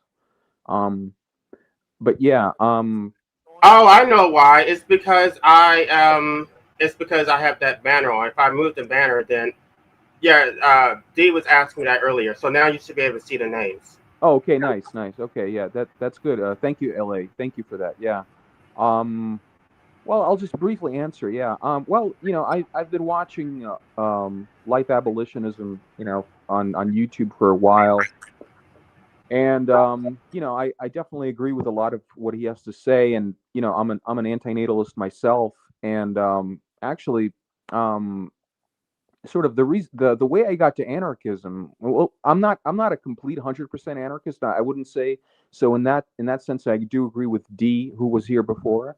Like because I think it like I largely agree with it and sort of believe in it, but I don't want to just say completely 100% because I'm not completely sure that I'm a limited human being, so I'm not going to take it upon myself to say that I'm completely right. But in general, I do agree with it, with anarchism and both and antinatalism. So the way I got to anarchism was through antinatalism, and my personal experiences. I've had kind of a difficult life, I would say. Um, I live on the East Coast, kind of in a pretty large city, and it's just been a difficult life overall. And I thought I wouldn't want to subject a child to that, and then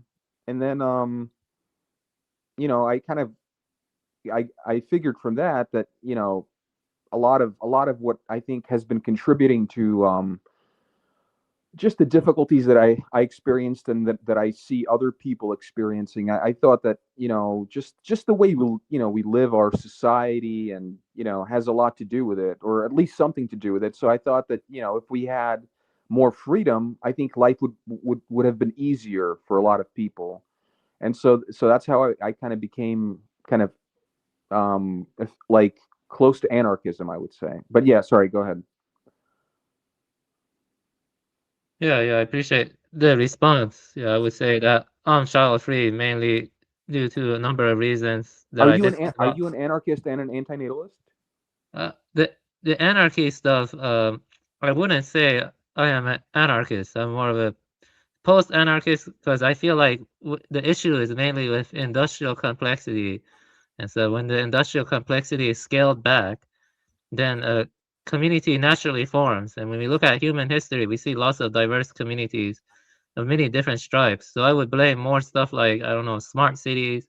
And I would say the state in a mechanized sense, I'm against. So I am against a mechanized state, Hmm. definitely. But like something in the more sense, like, I don't know, like the Persian Empire or ancient Indian Empire, I would not be against those, though, personally, though, in a more pre-industrial setting. But I am a uh, child free. I am child free. I've been married for 10 years, like I said, and I chose not to have children because when I look at the 20th century and I look at the trends, I look at the history of the kind of horrible things that were done in the 20th century and all the species being driven to extinction. I don't think the future is bright, and I don't feel that's morally right to bring a child to.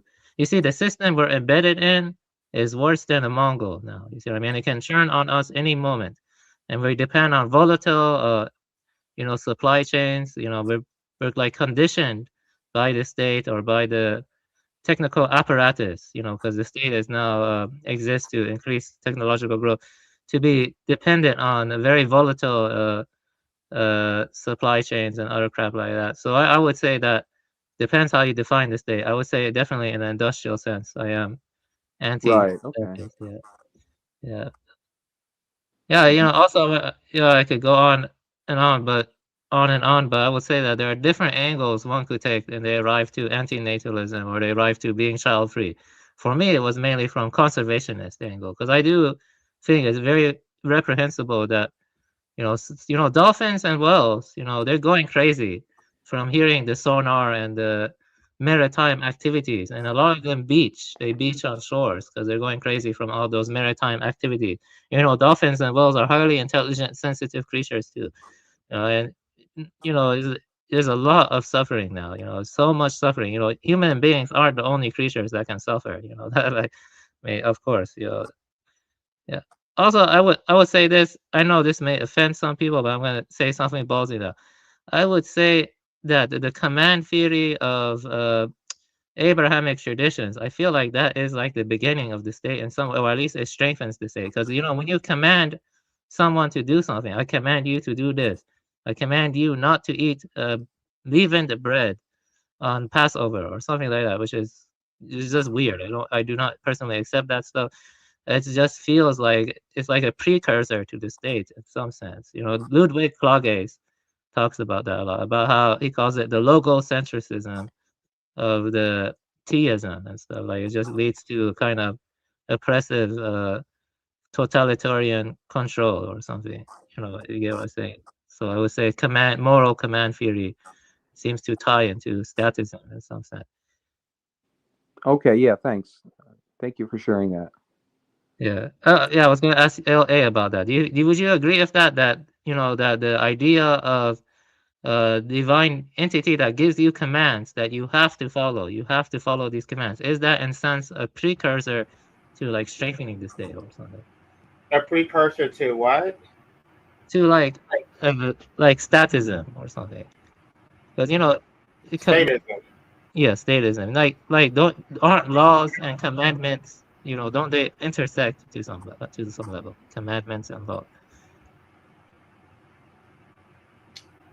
I don't know. I don't think people think about it that deeply. I think they just intuitively follow whoever they think is going to make them feel safe, and they don't really question authority. So I don't know. I mean,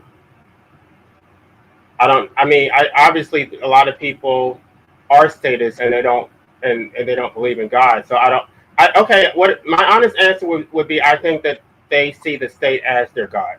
They do worship the state. Even the so-called Christians, they don't really worship Jesus. They worship the state. They worship power because they will not defer to Jesus to fix their problems. They're going to defer to state violence. They're going to appeal to laws and man-made institutions. So I don't believe that they even genuinely believe that Christianity has any power. Yeah, that's a good response. Yeah, I appreciate that response. Yeah, I would say that probably it's like a corruption or perversion of the more ancient beliefs or something. And then it escalated out of control or something, or became worse over time with more and more totalitarian measures.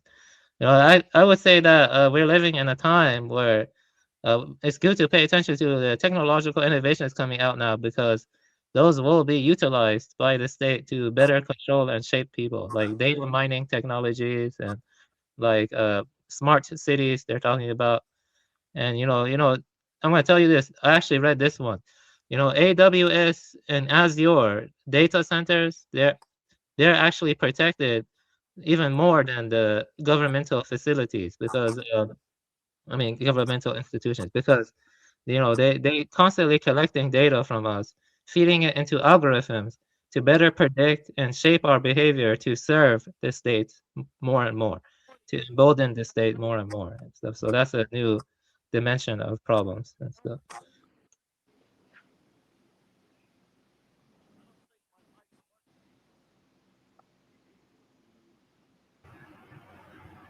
Yeah. How many people are still here? Oh, everybody's still here. Um, Wow, this live stream was actually pretty good. I didn't know. Sometimes I try to do a live stream and then I don't know if anybody's going to participate, and um, I'm like left hanging. But I'm glad that everybody came, and hopefully everybody was able to say everything they needed to say. Um, I don't know. Let's go back to the original question. So I guess everybody on the panel here, we're not all anarchists. I mean, it's really hard to find anarchists because they're so rare anyway. So, I mean, a lot of people come close to it, but they don't actually identify as an anarchist. So, I mean, I'll settle for it. As long as you're on the side of freedom, that's good enough. As long as you respect my right to be free, that's what I care about. I don't really care about you identify with the label. Sorry, Ellie. I just come around to pick your brain. No, I'm not it's an fine. anarchist. I'm not an anti-natalist. I don't agree with a lot of what you say, but I find you fascinating in the way that you explain your beliefs. Yeah, I mean, I appreciate it. I guess it's good to get some kind of pushback so that you can clarify your position. Um, I don't know. I hope I was able to answer your questions. Well, and I don't mean to give pushback. I'm sorry if it feels that way. My questions are more trying to fully understand where you're coming from before I form any opinion of you, because you're definitely not like anybody else I've ever met. And so, as an individual, the more I ask you questions, the more I can understand you before I make any kind of judgment of what you believe. Right. I think the main thing is that we just don't want any rules. We don't want any um, organization, and this is chaos. And it's like, no, that's not really what we believe. Like, there's some type of structure. It's just not. It's just not horizontal. Yeah, I'd say it's a mutual sort of understanding, like LA sort of alluded to that. If you agree with a lot of points, with a lot of um, you have a lot of common shared views with another person, as in, for example, anarchism or antinatalism, you can, you have a lot of common ground, and you can sort of build a voluntary sort of either a friendship or some kind of small community that that's only the people that kind of agree with many of the, or at least some of the core principles, they would have no problem living sort of either with each other or or sort of apart, but at least they'll feel like a part of some kind of a community, you know. Yeah.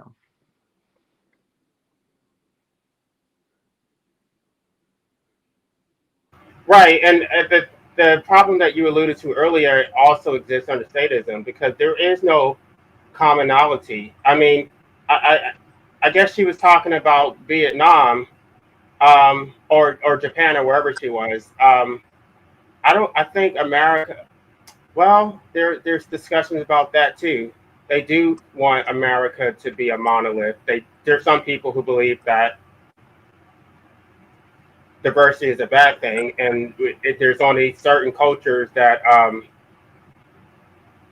should exist in America. So I don't know. I mean, there are people who make that argument, right? They want to go back to the whole WAPS society, and I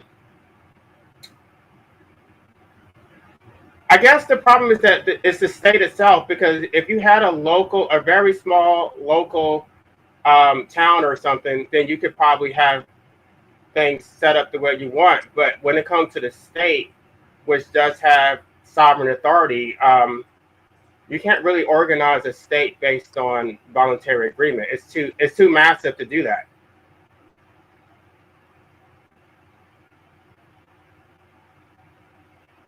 So if you had individual communities with individual guidelines, wouldn't each of those have their own state and it'd be no different than nation states? They'd just be smaller?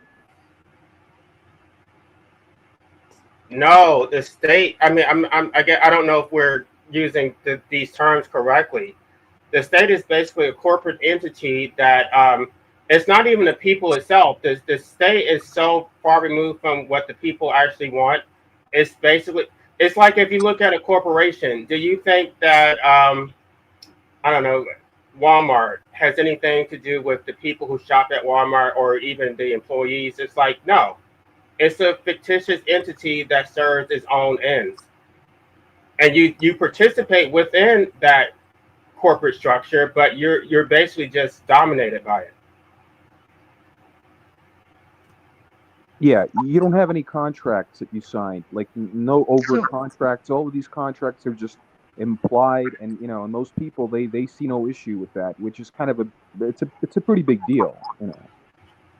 so the concept of the state, you're saying only applies to like a federal government that's overarching. It doesn't apply to like state governments or city governments or county governments. No, all of them together, all of them Well, and together that's what I'm matter. saying. If you're talking anarchy No, is people in a group coming together because they have shared values and everybody respecting one another because of those shared values, wouldn't that just be a bunch of little states where everybody no, is no. The reason why it's not agreeing? exactly the same is because only the state itself is sovereign. Don't look, a municipality is not sovereign. The municipality is just a subdivision of the state. Right.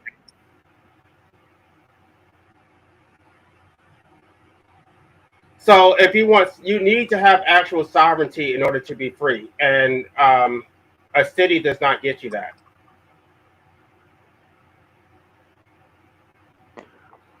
Yeah, if I may say something, LA, like I think in principle it would be a pretty good idea, just a good concept if like if statists wanted to remain in their own, their current nation states, and then like let's say anarchists would have their own independent, maybe territories like unmarked territories, or I don't know how it would happen, but just technically like that separation between like anarchist societies or even just one anarchist society, and the rest would be like nation states. I mean, that could maybe work in principle, but it's too far fetched of an idea. It doesn't work either. I mean, yeah, it doesn't really work when you look at the world, for how it is. I don't really see that happening because I think for that to happen, I think most people, or at least like a large percentage of the human population, probably would have to have an idea about it. They would have to think about it, and sort of maybe through their governments allow that to happen. For one really free society on Earth or something like that. But yeah, I mean, so for me, that's why I'm saying it's like for me, it's kind of like it's a thought experiment. Anarchism, just like antinatalism, it's kind of it's a philosophy. It's something that you think about. You figure out sort of in your head like all of the logistics, whatever, and then you can explain them to people. And if people resonate, then they resonate, and if not, then then that's what you have, right? Anyway, go ahead. But that's why I talk about it, right? Because when I first bring it up, it sounds preposterous, and they're just like, "What the hell are you talking about? Like, we can't exist without a state." And so I think when I initially was bringing it up in these circles, I did get like this visceral reaction that what I said was ridiculous. But as I have discussed it more and actually explained the details, they still don't agree with me. But it doesn't sound nearly as ridiculous as it did when I first brought it up. Yeah, I mean it's the same principle. Like for example, right, LA, when you try to explain antinatalism to people, they sort of get it on some level. Many of them sort of get it, and they admit to it. But then it's kind of like, yeah, but I still don't agree with it for whatever reason, and they can't really give you a logical sort of argument for why they don't agree, whatever. It's just like, so I've heard a lot of those counter conversations, counter arguments being passed back and forth between antinatalists, natalists, and you don't really get anywhere because they can't. It just kind of shuts down because they just yeah, they don't have a counter, or like a really good counter argument, and it just kind of stops from there. It doesn't really go anywhere, you know. Yeah.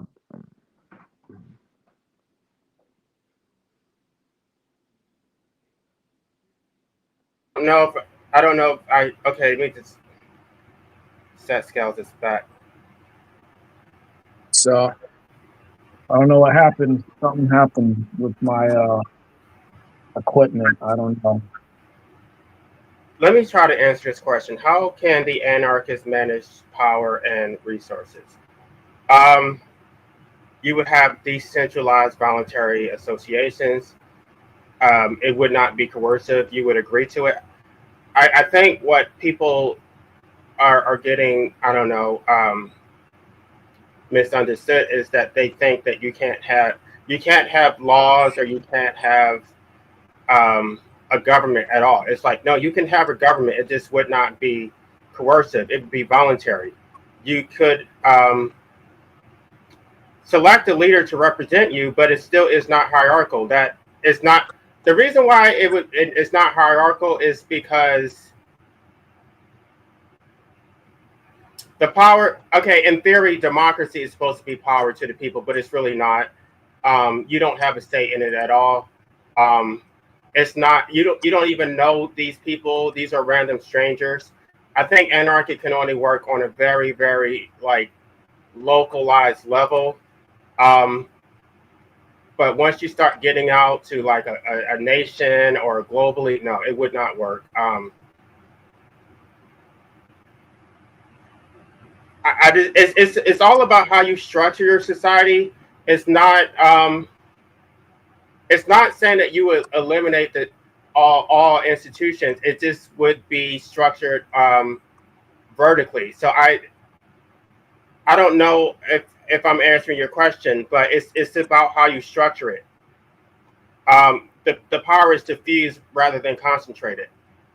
No, there's no monopoly on violence. Um, there's direct accountability. No, I'm sorry, I said vertical. I meant horizontal. Um, I don't know. I mean, because we don't have any examples to point to, it's not something that I can say I can give. I mean, the state interferes with it. If somebody tried to form an anarchist society, the state would just come in and dominate them. So I don't know what to say. Maybe I I, can. I I disagree with that statement, LA. There are several places in the United States where anarchy prevails. You just wouldn't want to live there. That's not no. If you're talking about Slab City, I would not call that. And it's a stateless, or no, it's not even a state. I don't know what you would call it. That's not anarchy. Yeah, Really, none because of them they pay yeah. taxes. None of them own the land that they're on. They live by communal enforcement instead of external enforcement. And it's not just Slab City. I know that's the one that was brought up, and I told you there were other places like that. There's a community here in New Mexico where they're building earth ships, where they live essentially with anarchy. They're fighting the state to keep that freedom, but the fact of the matter is, it does work in small communities. And but what you end up with then is a bunch of small states instead of a big one. But it's still states. It's not a state. They don't have any sovereignty. I mean, Yeah, they can't do things that the state does not approve of. Like they can't exchange substances or anything like that, because if somebody finds out from the state, they're going to get in trouble. they can't practice medicine. They can't practice law. They can't trade without some treaty that is governed by an actual state. They can't do anything that a state can actually do. We had all of that in the Wild West, and you ended up with snake oil salesmen, and you end up with um, charlatans who sell the fucking Brooklyn Bridge. Well, at least, in the Wild West, yeah, in the Wild West period, at least the average person had more freedom. I mean, they weren't governed by all of these laws that people have now. I mean, you had the right to self-defense. You had the right to use substances. Back in the 1800s. I mean, it was a different thing back then. I don't know where I live. It's still in a lot of ways the Wild West, and honestly, it's not that great.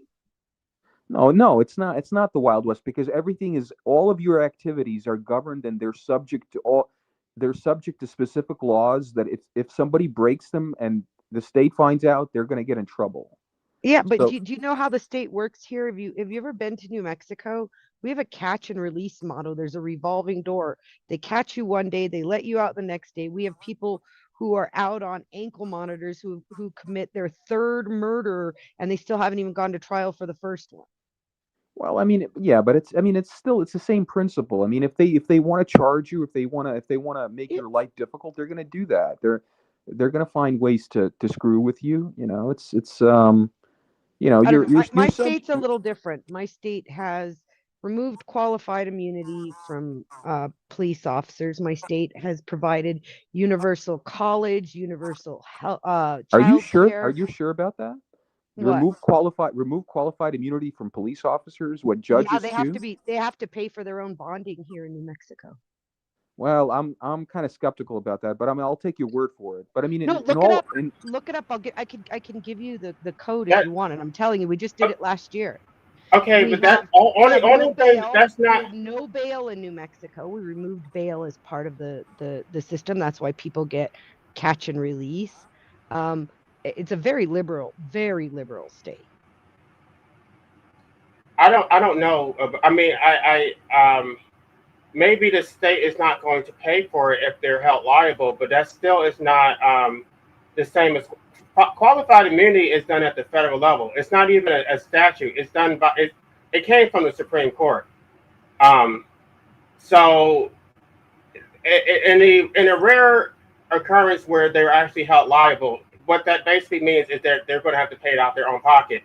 But um, most cases are dismissed before you even get to liability. It's so difficult to get around qualified immunity. I've So let talked me about let me let me read you this. New Mexico effectively abolished qualified immunity for government officials, including police, through the New Mexico Civil Rights Act, signed April 2021. The law allows citizens to sue for state constitutional violations in state court, explicitly prohibiting the use of qualified immunity as a defense. okay, then like I said, then that would be something that at the state level, but at the federal level, they still would have it. Yeah, but it allows you to take it and sue them in the state courts instead of the federal courts. Again, we're talking about levels of state here. Like you have the federal state, you have, the the territory state, the county state, the city state, and they all have their own different ways of doing things. And basically what you're talking about is just removing that federal oversight and letting the local laws prevail.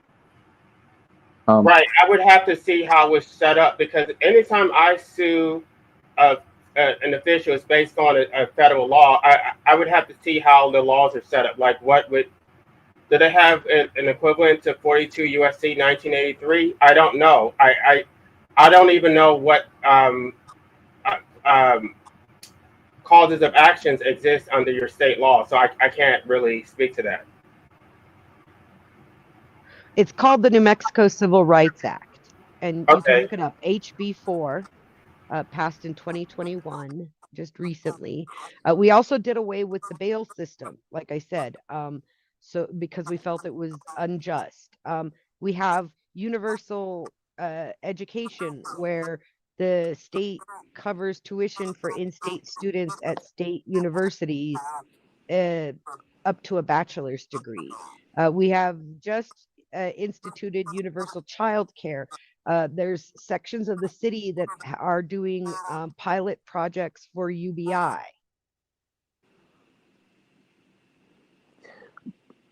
Witchy, but you could still probably get ticketed or arrested for an open container of alcohol in your state. Yes, but you'd be out the next day. Yeah, but you know it goes on your record though, right?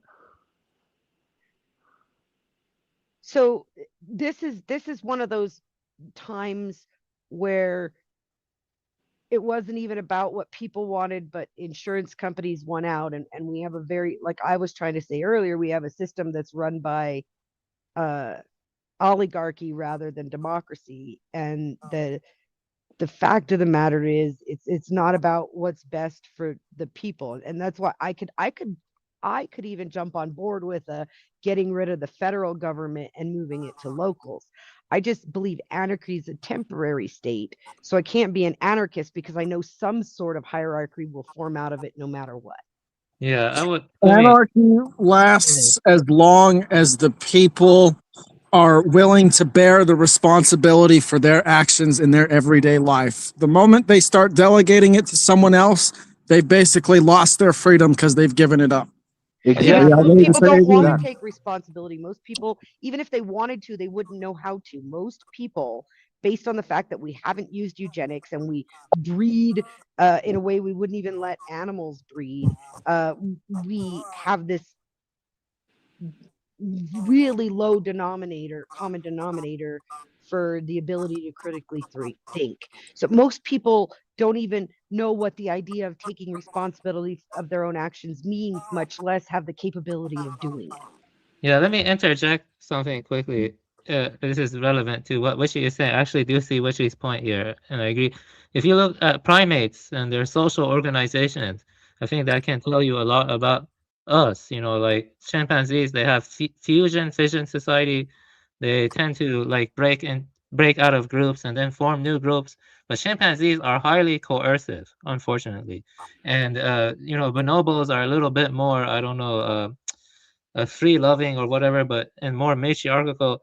But when you look at gorillas and orangutans, they're actually more gentle. Gorillas are considered gentle giants, and orangutans, though they're a bit more reclusive, like orangutans, they are, polygynous. They have harem structure, but they don't really like fight and kill each other the way chimps do. You know what I mean? Chimps are highly aggressive. And I don't want to derail this too much, but the point I'm trying to make is that looking at the primates and trying to figure out what our biologies are like best adapted to, I think that's very good too. I do think hierarchy does have a natural element to it in our biology. Like there is kind of a Well, and hierarchical if you element. look at the primates, they practice eugenics within their own family groups. If there is one who is not up to par, they don't allow them to breed into the gene pool. They ostracize them from the genetics. Whereas Yeah, whereas humans will allow anyone to breed in any way. yeah, I see what you mean, because the state does kind of, like, some birds they do kick off the nestlings who are very sick from the nest, and that is a kind of a natural form of eugenics, though. But My rabbits, I had a black rabbit, a black female, and a gray male. And the black rabbit had a bunch of gray babies, and she let her black babies live, black furred babies, and killed the gray ones because they didn't fit into her nest and would attract predators. yes, that's a more of a natural form of eugenics. But I would say that state mandated eugenics is dangerous, though. I would say that, though, because the state at least is more concerned with, absolute efficiency and productivity. So it's not going to the So eugenics is a practice will just enslave people more. So I hear what you're saying, but without some form of eugenics, you get what we've got, where the common denominator, the modes, if you will, along the bell curve, not the median, but the modes, lie far below what they could if there were eugenics properly practiced. Well, the thing is, Witchy, is they've been practicing eugenics in the United States for like over a century now, but their target population is poor people. So Oh, that's not true. Poor what do we people do with breed at a that? much higher rate than wealthy people. That is not true at all. We No, I'm even saying they want to fund their get rid of babies. poor people. No, they don't. How are they going to stay They, rich if they can't make poor people work for them? That's right. I would also say that IQ is not really that important for like adapting to the environment and survival. I don't really think IQ has that much predictive power, and I would say that the natural form of eugenics that animals practice, like the examples you illustrated, is different from a more artificial, selection that the state imposes on others. Right, So but the that's state very different. imposes restrictions on natural eugenics. A woman can't kill a baby because it was born. We'll use the word disabled because that's the politically correct one. Yeah, this is not. And society looks down on women who get tests to find out if they find out that their child is going to be differently abled and they abort. Society looks down on that too. Women are seen as resources, aren't they? Well, I All don't women think are seen society as has any resources in right. capitalism. The problem isn't statism. The problem is capitalism, and people don't see that. All No, not humans really. I are wouldn't say that. resources under capitalism. The Capitalism only problem is exists. human beings. Capitalism only exists because of statism. There are no property rights, therefore there is no capital without a state. So it's like people try to bypass that, and they're not addressing the root cause. And But not there only still is that, a but state like without Good point. capitalism. There's no things like capitalism without the socialism state. and communism, they're not much better than capitalism. Now, I don't know if you're a socialist, Witchy. I don't know what you are exactly besides a statist, but generally, like socialism is basically just a reaction to capitalism because they're trying to make something better, but it still revolves around the state and treating the state as a class of people who are seen as legitimate uh, mediators or arbitrators of how the resources should be divided amongst the people. And they do this by force. And this is all the states do. And this is what capitalism does. But this is the basis and foundation of every single state or government that's existed. They want to In divide the anarchy, resources in in anarchy, in anarchy, would coercive not the manner. use of the resources be done by force as well? Wouldn't it be, I No. have control over this property and I keep it by way of force? Because if somebody comes in with more force, I'm not gonna, they're gonna take my property. Well, the thing is, your Good point. property is yours. The government is over there overseeing property that is not theirs. That's the difference. How do You you own define your what is house. yours? How do You you own define your what is car. yours? You own whatever. You own whatever physical means that you put energy or time and effort into. The government does not. They only claim to own uh, all the land within their jurisdiction, and they claim eminent domain, but they don't actually really do anything to maintain the land or care for it, regardless of their claims that they do that. You know, Also, they're I going want to to add say, something quickly. yeah, Yeah, I want to say that the pre versus the post-industrial state are very different because post-industrial state just select for endless productivity and efficiency, whereas pre-industrial ones, like I don't know, ancient Rome or Persia or Iran or what, they selected more for like honor or for, you know, honor, and also for things like courage. So I would say that I am very much against a post-industrial state because the post-industrial state wants to like mandate a kind of eugenics program to make people more effective slaves, more effective factory farm animals. In a sense, in the modern era, we are seen as nothing more than factory farm animals by those in power and stuff. So yeah, that's the advice.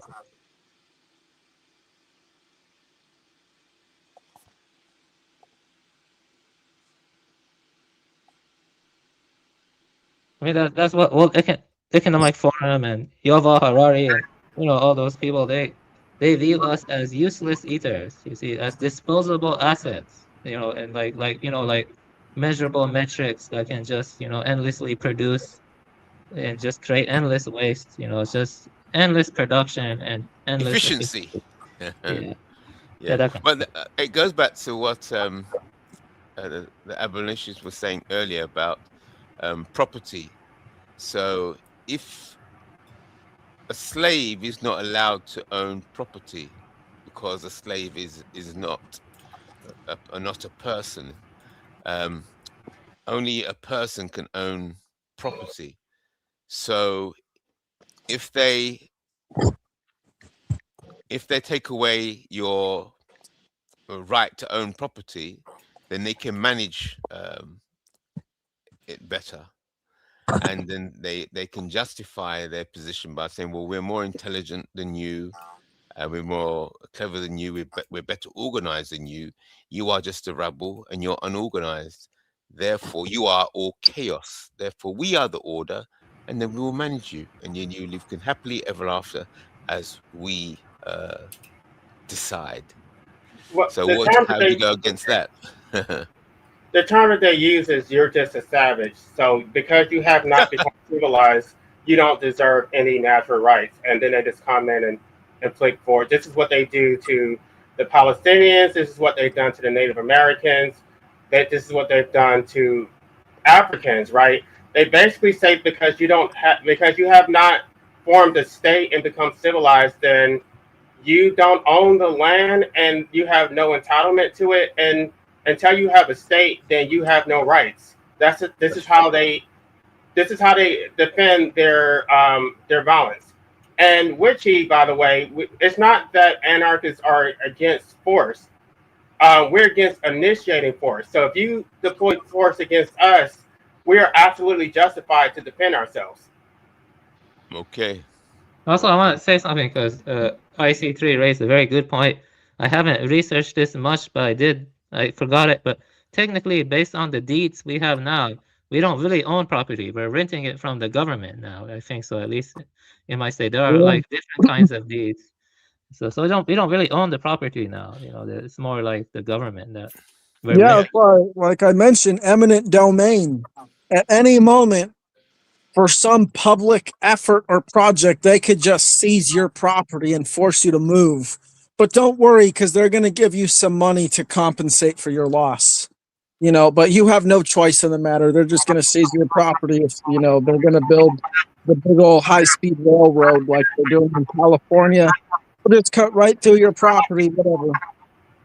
Right, they're going to give you some paper money, which does not exist in a state of nature, and then you're supposed to take their paper money, and then you're not going to find land that is going to be of equal or comparable value. You're going to take the little money, and you're probably going to. They're not paying you market value, by the way. They're paying you whatever That's your right. property's worth. They want And to use paper money.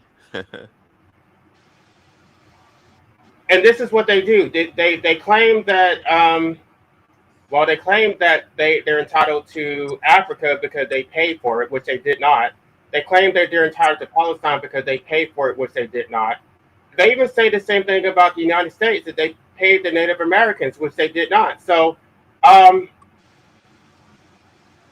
they can't operate from outside of a statist framework because everything the way that they think has to be hierarchical. So if they pay off some Native American chief, to them that is legitimate, but they don't understand that that chief did not have the authority to sell that land in the first place.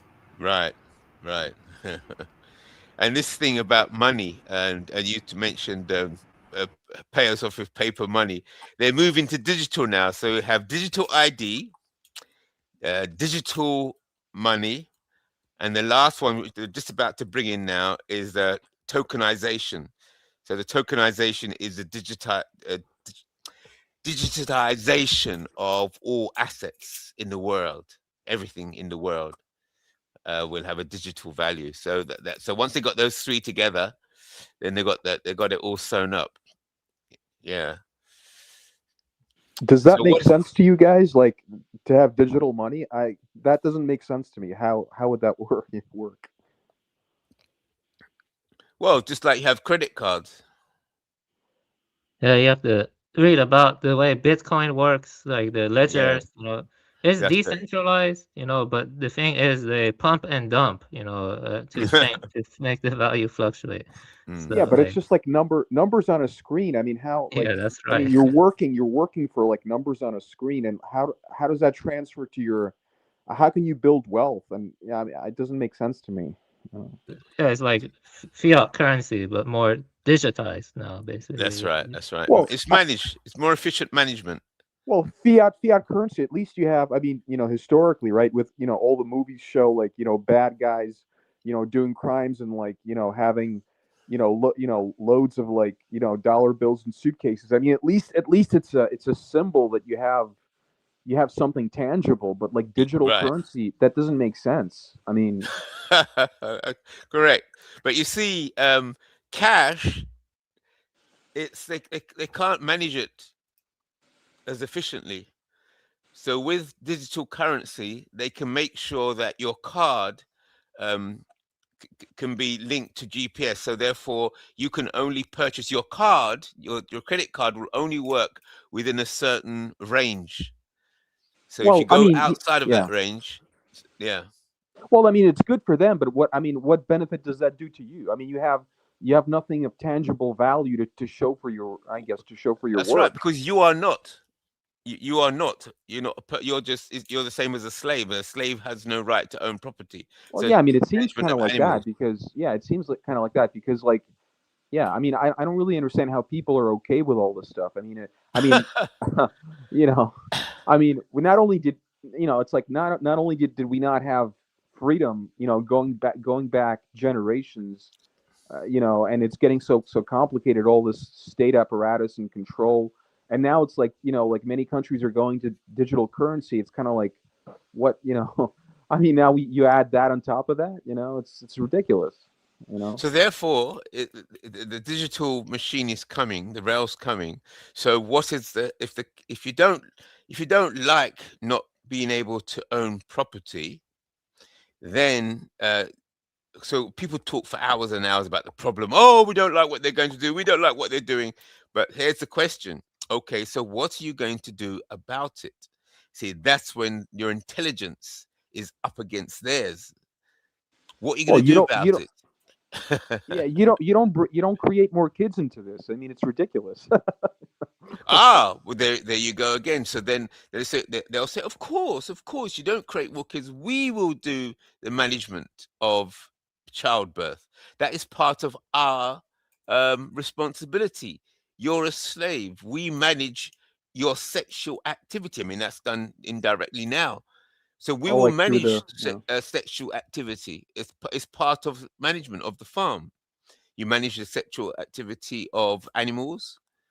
So you're just an animal, so we manage your sexual activity. Simple. And if you don't like it, what are you going to do about it? Yes, that good points there. Yeah, I mean, oh So, man, so yeah. the solution is actually in the problem, because they work to destroy the family, because they have to preserve family, or order, I should say. So they have to preserve organization.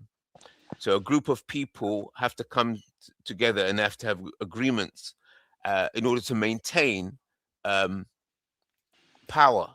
So an alternative is when you have other groups of people coming together, then they can challenge that power. But if you're all individuals, then individuals can't do anything. You're just like a unit. You're a unit. But if you have a group of people that Yeah. know how to get themselves together, then they have to think twice.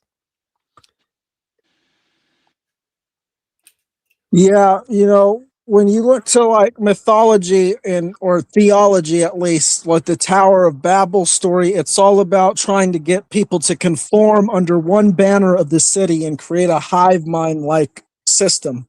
And Yes. the Tower of Babel even looks like an anthill if you look, or a beehive if you look at it, which is just trying to create a uniform population under one language. But Yes. if you go back to them trying to control sex, that is a huge part of what they tried to do, because the ruling class, they look at themselves as order, and they look at the people they rule over as chaotic variables that they have to contain to make more predictable. And this Yes. is reflected in mythology like Egypt, where Ra is basically the god of the pharaohs who represents order, and he battles Apophis. And That's it. Apophis means a population. And the population launches its attack at night when the people are having sex. So they have to contain the people, because when the people are out having sex, they're making more people. And that Right. means more variables that they have to account for. So they got to make them predictable. They got to keep them on these cycles like you're talking about. And Apophis is just basically the uncontrollable monster who they have to continuously battle every night. That's what Rod does. And the Right. ruling class, it's a continuous struggle to make the people more predictable. Yes, They that's don't right. want Apophis. 100%. And that is the ship of Ra, because Ra travels in his boat across the universe, and see, a vessel, a ship is the same thing as an organization. It has people in it. Yeah, there's people out and there's people in.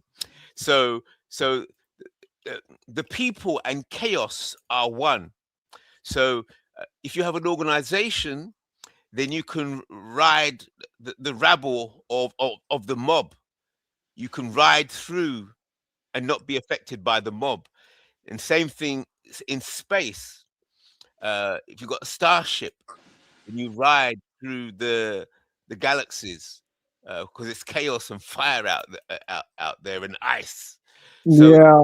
yeah, it's the same principle. I'm No, just yeah, that's real good about the bark riding the sea of chaos and navigating the false paradigms of the mob. I never thought of it like that. yes, it's ancient wisdom basically. Yeah. What you're saying. Yes. Yeah, you too. That was a good addition. Yeah. But did you know that in the same story,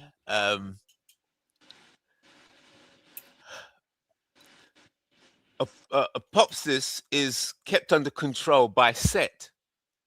Do you know Set? Because Set is the brother of Osiris or Asar.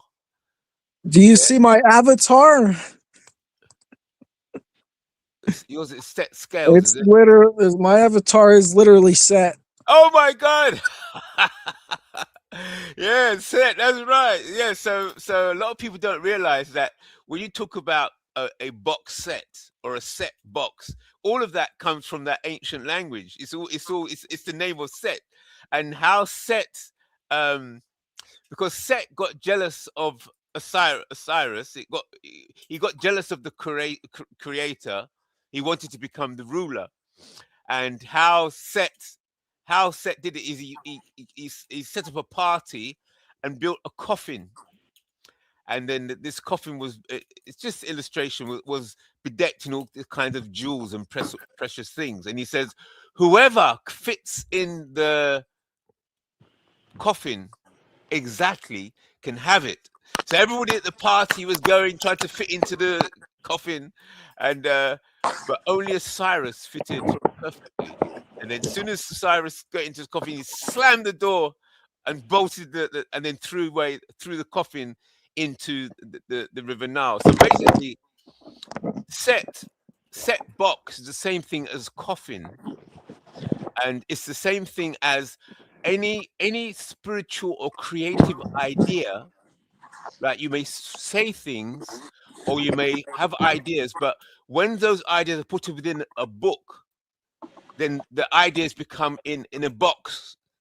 See, so a box, any form of box, whether it's a book or any form of container, can be the coffin that because just like in business, the the creative department is always having a fight with the accountants.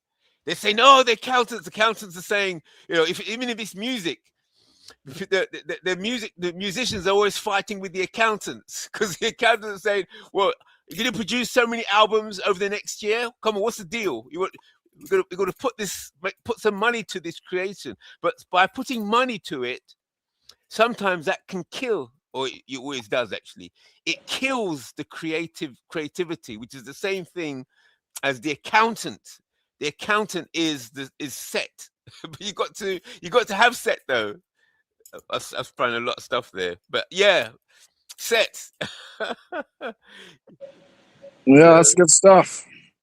Yeah, but how? But now it seems you've got set on as your main thing. How was Set defeated? Nobody ever talks about that. Yeah, they tricked him. Jehudi tricked him into eating some tainted lettuce that weakened him. And that's interesting because so you're saying Tahuti weakened Set. I thought it was Horus was the one that defeated Set. Yeah, but Set had devised a plan to defeat Horus because they were going to go on trial before the greater gods, and he wanted to do this by making Horus ingest his semen, basically. Right, And right. so Jehudi had intervened. I don't remember exactly what happened, but Set's plan backfires and he ends up eating some food or something that Right. has That's his right. That's right. semen on it. Yeah. And this basically, when he goes to the gods, he's all like, I'm going to show you that Horus has my semen in him. And then he Right. does some spell that basically makes it glow or something. And Right. then, it's revealed it's actually inside of him. And he just Right. looks kind of stupid. Right. And Right. it's because Jehudi, the trickster. So Okay. everything that Dee was saying earlier, I guess you're saying that she was correct about that. Like, I thought that was like hyperbole, but you're saying like the semen actually does have some power. Yes, it's on multiple levels. The semen it's spiritual power, physical power, it's like fertility on a multiple levels: spiritual, mental, physical, in a complete. It's when it's semen, it's semen as a complete symbol of everything. Yes. So even your creative ideas can produce other ideas. It's fertile mind, fertile. You're fertile in all manners, in all ways. Yeah. So here's a question: why did Set end up working on Ra's vessel, keeping down Apoptosis? He didn't kill him. Why do you think that? Because these are deep symbols. It's I don't remember, but I think it has to do with the fact that Set was tricked and he became a servant of the gods that he stood against. He Yes, was against Osiris. Ultimately, he was against Ra, but he yes, ends up on the bark of Ra in the end, and this is yes, because he's defeated by Horus. And yes, as far as I can tell, Set's philosophy is basically might makes right. yeah. Um, so because Horus defeated him, I think he submitted to the stronger ways. That's right. That's right. Good, 100%. And here's my feeling that you see, outside the boat, the ship of Ra is pure chaos. So therefore, the you need Set to handle chaos, but not to block the creator. So boxes or box sets or set boxes or structures are useful against chaos, to keep chaos so that the order can be maintained. But if you get the accountant to run the business or the military to run everything, then it destroys the fertility of the nation, of the people. It dies. See, so if accountants run a fashion company, it just crashes. Accountants can't run um, anything creative, but they're needed to keep chaos at bay. But the accountant will Yeah. try. The accountant will try to take over the whole thing because they'll say, "How many albums can you produce? How many records are you going to produce?" How many paintings are you going to produce this year? We're going to quantify them. They'll try and say, okay, we want 6 albums every year. That's what the accountant will do. So you have to be defeated and say, no, you stay over there and you manage what we create.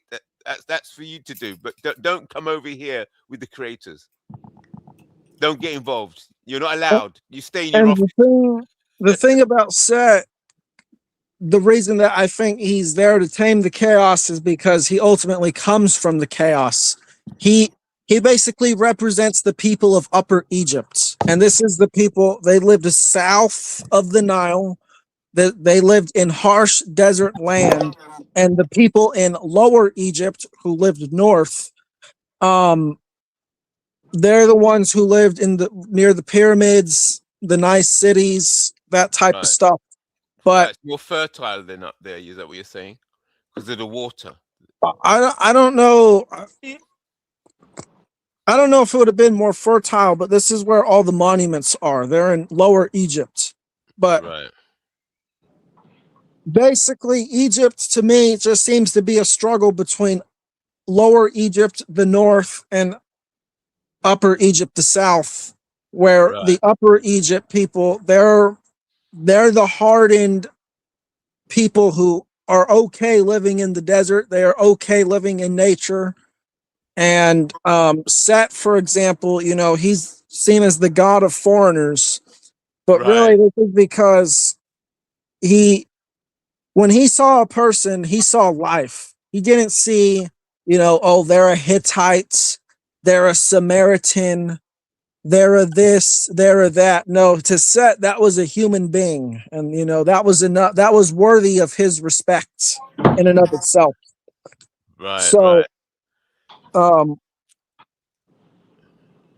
The people of the South, basically, they represent the people of nature, and the people of the North, they're more of the city dwellers. They're the ones who are generally saying that the Pharaoh should basically dictate your life. Not to say that Lower Egypt didn't have their own Pharaoh, because they came together. The two Pharaohs came together. But so that coming together is the same kind of thing as the battle between Osiris, Osar, and Set, or Osar and Set. It's like the nature-nurture question. Nature-nurture question. Hard, soft. Hard power, soft power. So the hero, the Horus, brings those two into balance, just like you have the right hand and the left hand. Nature, nurture, hard power, soft power. So it's all about getting the balance between the resonance between those two extremes. Yes, it's about it's like Horus and Set are like the yin and the yang, and balancing the forces of, to the Egyptians, night and day. Okay, well, I would say that Osiris is the yin and yang, but Horus is the one that brings the balance. That sounds like Star Wars. The balance between the forces, yes, because Set didn't attack Horus because Horus wasn't born yet. Set became who he was by overcoming Osiris and taking the kingdom, and it was Horus that came later to avenge the death of his father. And then when Horus came into being, he then became ruler because he balanced the whole system. These are ancient principles. So even the discussions you're having here about anarchy, should the people be free? How are they going to be if they are free? And anarchy, how did they manage themselves? Yeah, I think that's what Set was all about. The Set was all about anarchy and living within his means in nature and being in balance with the land. And I think that Set is a great representation of the sacred masculine, which is why I used it as my Interesting. profile picture. Sacred masculine. Yeah, because he's all about defending, Right. defending things. That's what the sacred masculine is. It defends order, and Set defends order Yes. by being the chaos and by repelling the chaos when he's on Raw's bark, like the way you described it earlier, of navigating the mob and shielding yourself of false paradigms and surfing that sea. That was a great, I think, a great allegory. Yeah. So really Set is like the military. Set is like the police. No. Set is the anti-police. Set is more like the militia, like we were talking about earlier. The militia. Expound on that. Expound it. Set is like the militia, but not like the police or the military. How do you mean by that? Well, the Oh, you mean like military, uh, yeah. So the military, they answer to a centralized authority who gives them orders. They call it the chain of command. Really, it's a chain of obedience where they do what they're told, and if they do what they're told, they get rewarded. right. A militia is the citizens or the people who live within the country. They have technology similar to what the military has. Oh, They right, have right, right. guns. Like Yeah, the preppers, like with their own guns. yes. And not Right, only that, but they know how right, to use their guns. They know how to right. maintain their guns, and they know how Okay. to Yeah. coordinate with them in like a scale, like 50 or 100 or 1,000 people or whatever coordinating. Right, right. That's This interesting. is a That's militia. interesting. Right, right. Yeah. Yeah, because there's small bands and you can't really there's no central way of taking them out. They can just yeah. They've all Yeah, got their guns. They've all got their guns. And they all know and they train their children as well. And then yeah. they're always out camping, preparing. That's right. It's preparing for civil war. Well, Preparing. no, it's not civil war. That would be what prevents civil war. I would say is people being responsible Right, enough to defend themselves instead of relying on police or military. right. Yeah, that's it. Yeah, so it preserves total chaos because in that complete order, in a strange way, it brings about chaos because if you're saying the militia, they're bands of people that have the same ability as the military, and then they're keeping the military and the police in check to stop them overreaching. The overreaching of order must mean chaos. That's why you need that militia there to stop the. Well, really, I mean, if the militia was really enforced, there wouldn't even be a need for a military or police. Like they, Oh, they wouldn't exist. Like the people who make up the police forces and military forces, instead of being part of the military, they would be part of the militia. oh, right. Oh, yes, that's very much like the Swiss, isn't it? That's because Switzerland is I supposed to be don't like know. the center of all the world. Like the city of London, New York, and Switzerland, all the banks there and so on. And every Swiss citizen has a gun. Everybody has a gun. It's like everybody has to, yeah. So the whole nation is an army already. Oh, that sounds nice. Yeah, Uh, so that there- message made me think what you said sounds just like Switzerland because they all have to, as you know, they all do hiking in the mountains with their guns. So from children, from school, right the way up, and then when they've done their military service or hiking up and down the mountains with their guns and so on. They must take their weaponry home. So it's a constant state. Yeah, it sounds like you're describing, yeah, the Swiss. Sounds like the Swiss is the nearest to what you described there. Yeah, everybody has a gun. Nice. And I suppose that's Someone why else. they're the most I stable. don't know if someone else wants to talk. Just, I've been going for a bit. Okay. That's not true, actually. Can you hear me? Yeah. Yeah. Yeah. I mean, even in the United States, not everybody has one because it's permission. So you have to go through a process. I'm sure Switzerland is even stricter than the U.S. But most people do anyway. But yeah. Yeah. Let me do a search on this. See if it's true. How let me do my AI search. Do the Swiss have more weapons per... There's no way they have more weapons than the U.S. I know. I mean, per head of person. No, I don't think so. Right. Last I checked, the U.S. has 89 guns per 100 people. Whoa.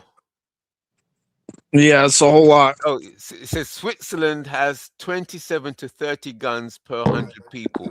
United States has 120 guns per 100 people. Yeah, God. Wow, you're right. But Yeah. 120 guns per 100 people. That means, geez, everybody has more than one gun, technically, X3, but you have to consider X3, but that's not really the whole picture. You have to consider that most of those are basically in the hands of like a pretty small minority of people in the Right. United States. So basically, the collectors, the so-called quote unquote gun nuts, and I would say that most Americans are not really passionate at all. I would say like at least 50%, or maybe what is it, 40 to 50%, they don't care either way. They're okay with gun control laws. They don't oppose it. They don't oppose it at all. So it's only a small minority that seems to be passionate about it. I mean, supposedly, and a relatively small minority that is against it. So that's pushing for very strong gun control all the time, or that's in favor of it anyway. Yeah, it says there also Switzerland's high rate of gun per people comes from its militia system, where many citizens keep service rifles after training. See? However, gun ownership is strictly regulated and gun violence is much lower than in countries like the US. Ah, you see? So I was right. Yeah, see the Switzerland's their whole attitude to guns, even though it seems only 27 to 30 guns per 100 people, but their culture, their gun culture, is different from the United States. So maybe you have a small group of people with a whole leap of guns in the United States, but they don't they have no gun violence because all the citizens keep their service rifles. So they all have to go into military service.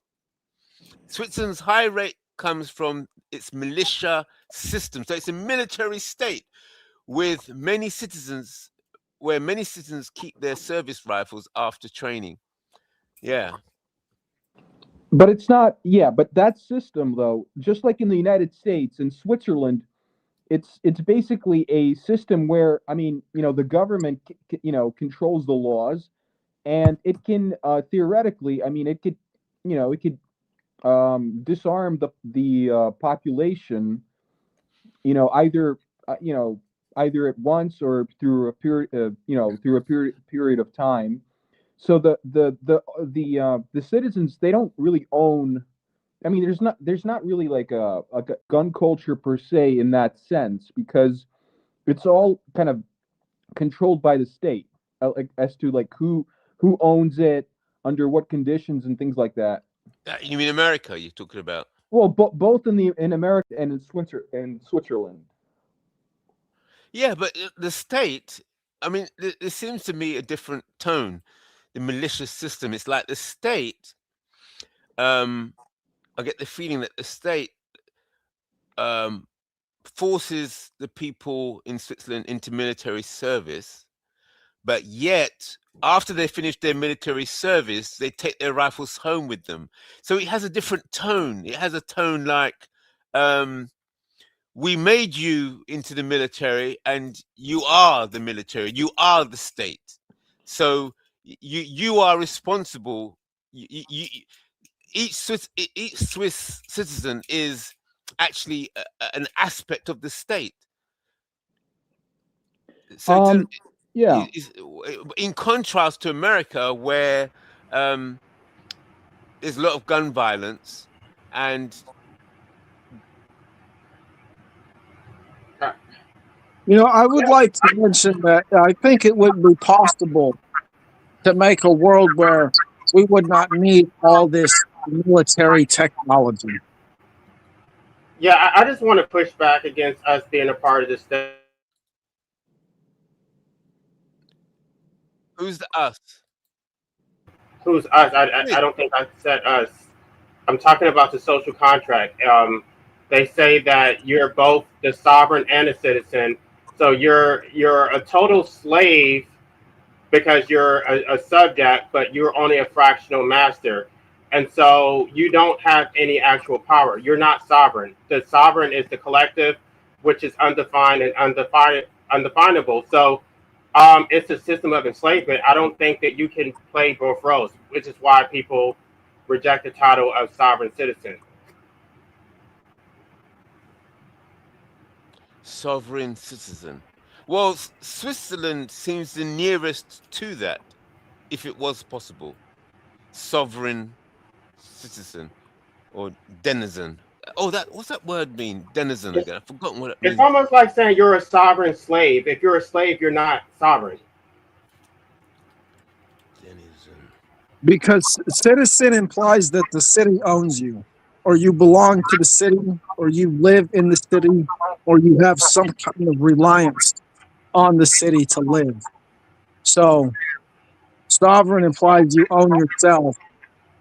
Who owns you if you're a sovereign citizen? Well, how about sovereign citizen? I only found out that word recently, actually. Denizen. Have you come across that word in contrast to citizen? I'll put it in the side chat. Well, there's a YouTuber by that name. I don't know how he uses it. Yeah, I'll put it in the chat to look it up. Denizen in contrast to citizen. Right now. Denizen means a citizen or a city dweller, inhabitant, especially a legally established inhabitant of a city or borough. A citizen as distinguished from a non-resident, native, or foreign speaker. And this is from the early 15th century Anglo-Saxon denizen. And then there is an Old French for the word denizen, which means one within, or the privileges of a city or franchise, or opposed to a foreign one without. And it comes from Deans, or D-E-I-N-Z, means within, side, within or inside, and from D, which means from. So the word denizen means from within or from inside. But the way it's applied here in the later definitions, it means that you're a legally established inhabitant of a city. So I don't know if it means that it comes from within inside, that you own yourself and your sovereign authority comes from within, then yeah, I agree with that. But the way it's used, this city nonsense, no. And that's from Etymology Online. I'll put the link where I got that from right now.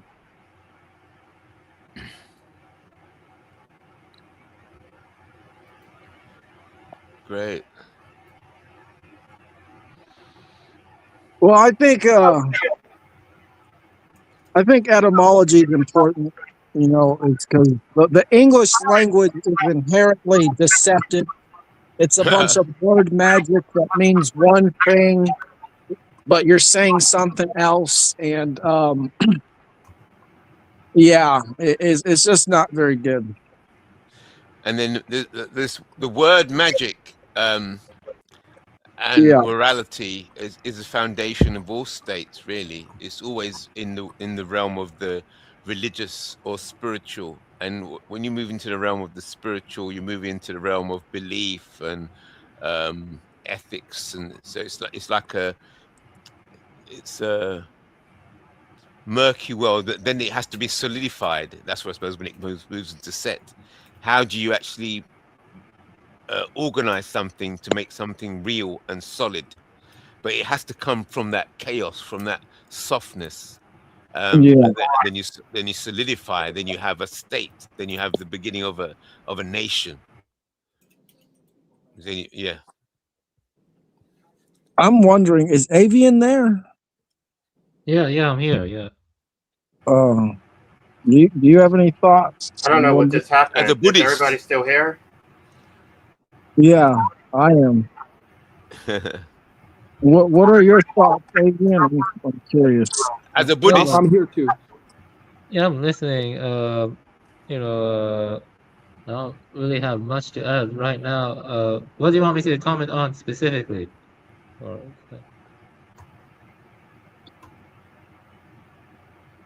Um, are you Buddhist? yeah, I am Buddhist. Yeah, I was a Soto Zen Buddhist for a long time. Yeah. You're a Zen Buddhist. Okay, so you believe in not being material. You put away your materialistic. Uh, you don't have any materialistic values, correct? Yes. Yeah. No desire. Yeah. Well, you work for that. You work for that. You Yeah. work on it. Okay. Yeah. so, so the no desire for capitalism. Yeah, definitely. Yeah, I would say capitalism is Right, increased desires more and more craving right. and more grasping. Yeah. So you're like a monk, yes? I was interested in becoming a monk, but I did not become a monk. I'm a lay practitioner. Lay. Okay. So what? So the monk goes to lives in the space where all the Buddhists and he and the monk lives by begging, correct? He has his bowl Yes, that's for true. Yeah. yeah, Yes. Yes. and Yes. and the and Most the and the temple um functions like that, correct? Yeah, most of the schools of Buddhism, they have sanghas where they reside in, like monasteries, and they go out begging or they rely on donations. Yes. Right, right. And so what does the what did you say? You're halfway between the monk and let's say the ordinary secular person, correct? Yes, yes, that's a lay practitioner. Yes, yeah. Lay practitioner. So what does the lay practitioner do then? Do they Uh, give half their salary? They work, make money, but give half their salary to the monastery. What does it mean to practice? To be well, halfway between the two? I have donated to my Zen center a couple of times, but mainly in my Couple of school, which is times. called Soto Zen, we do what is called Zazen. It's a kind of meditation. And I do Zazen a bit every day, and I also recite, some stuff from the sutras and stuff like that.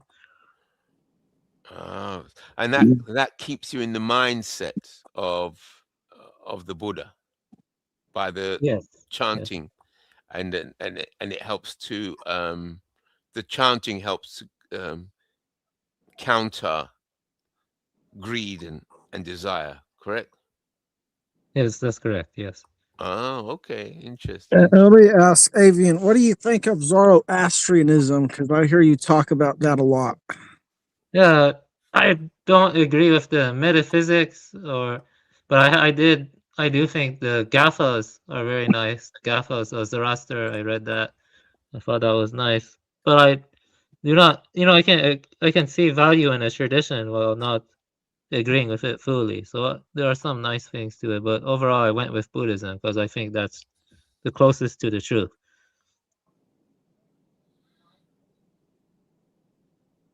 What is the truth?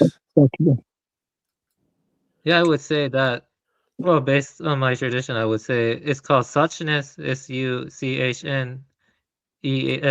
Yeah, suchness, and it's Suchness. basically, yeah, it's basically things as they are prior to imposing any conceptual schemas on them. It's like a awareness that is formless. It's and signless. It has no signs. If you let go of all grasping and all craving, there's a It's kind of, chaos, is it not? The yeah, I way wouldn't say you're it's describing chaos. is chaos. Let go of everything. That's no order. That's chaos.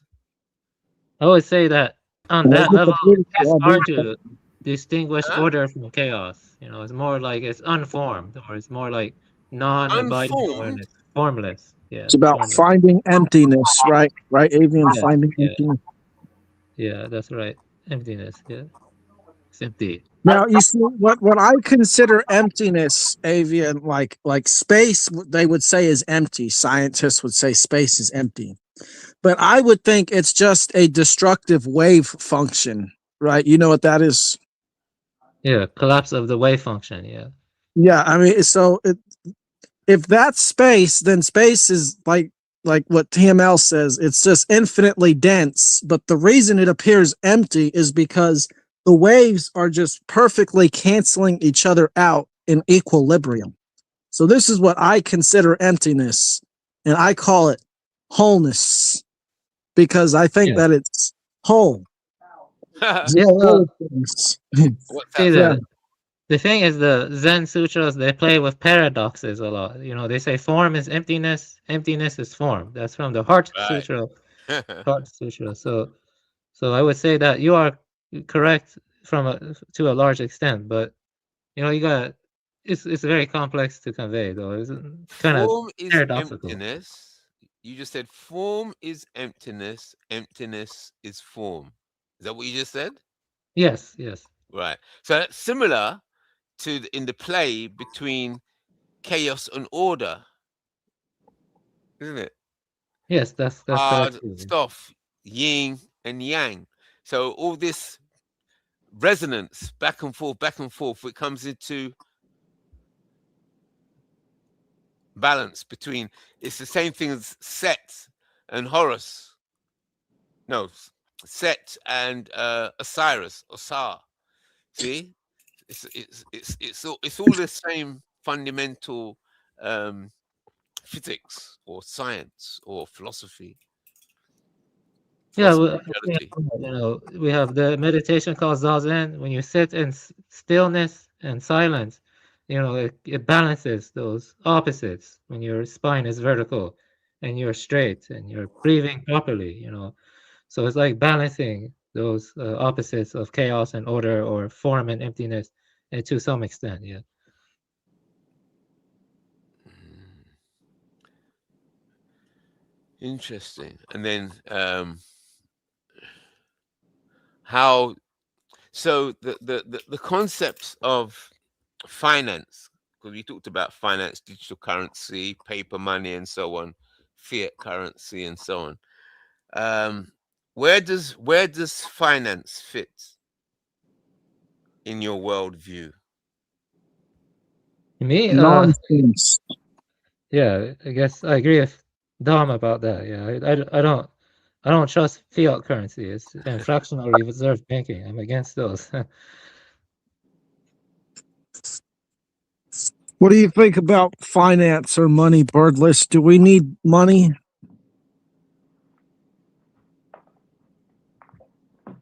I don't know if he's there. You see, Oh, the are you way, talking? Yeah. yeah. Do you think we need money, or what do you think of money? Oh, are you were asking Birdless Bum? Yeah, Oh, okay, cool. Yeah. Um, yeah, I mean, I because we're here, we've been brought into existence. Um, I mean, I think many people would say, maybe including me, that money has like utility, right? I mean, it facilitates trade. Um, I'm not sure about fiat currency. I mean, I think it's kind of arbitrary, and obviously it comes from power hierarchy because the state sort of dictates, it makes the currency, and it dictates how trade is played out, I guess. I mean, but yeah, I mean, uh, could there be another way? I mean, possibly. I think bartering has some value and some utility too. But I mean, I think barter would work pretty well if there was like a stateless society. I mean, that would, because that's like a kind of like a direct trade of valuable items or concepts or something like that.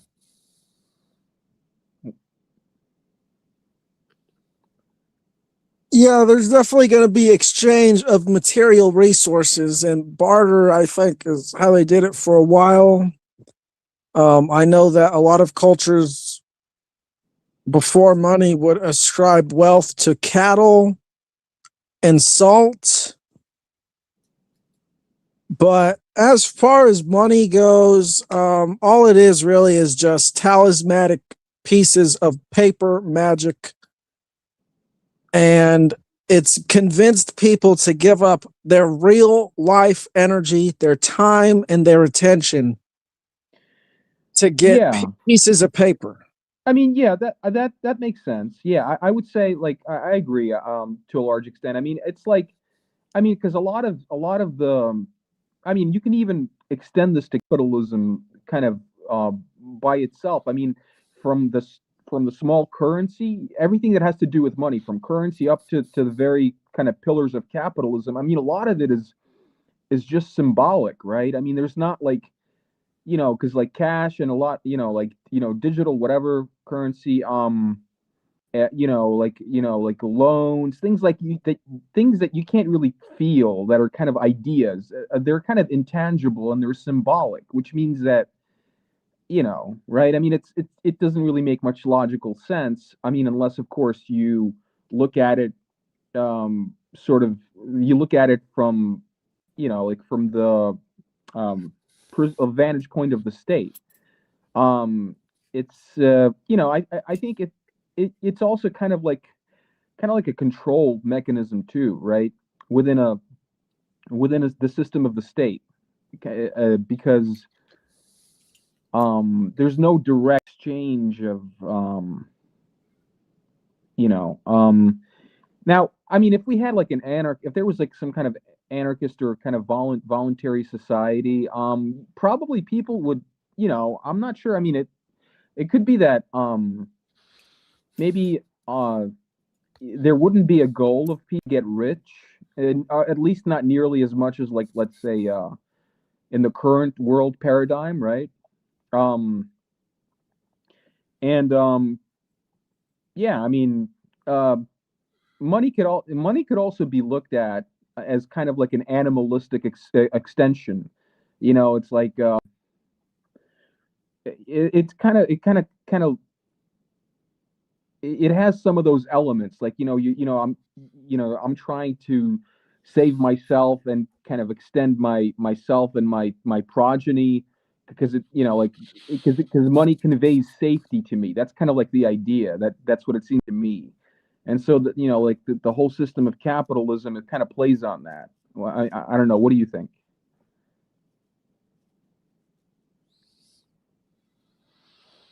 I don't know if someone else I, wants to answer. I don't know. I think money. I mean, I've done content on it.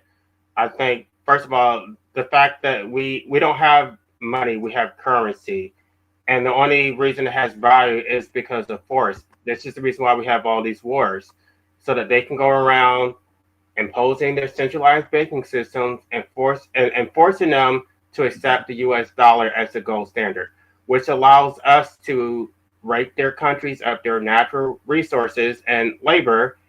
Um, I'm not even sure why Trump needed to impose tariffs because all he would need to do is manipulate the dollar, which I understand he does not control that directly, but through the Federal Reserve, um, they would if you manipulate the U.S. dollar, those countries would actually pay for it. But when you impose a tariff, it's the American people who pay for it. So for him to lie and say that these other countries are paying for it, um, either he doesn't understand economics or he's just intentionally being deceptive. Um,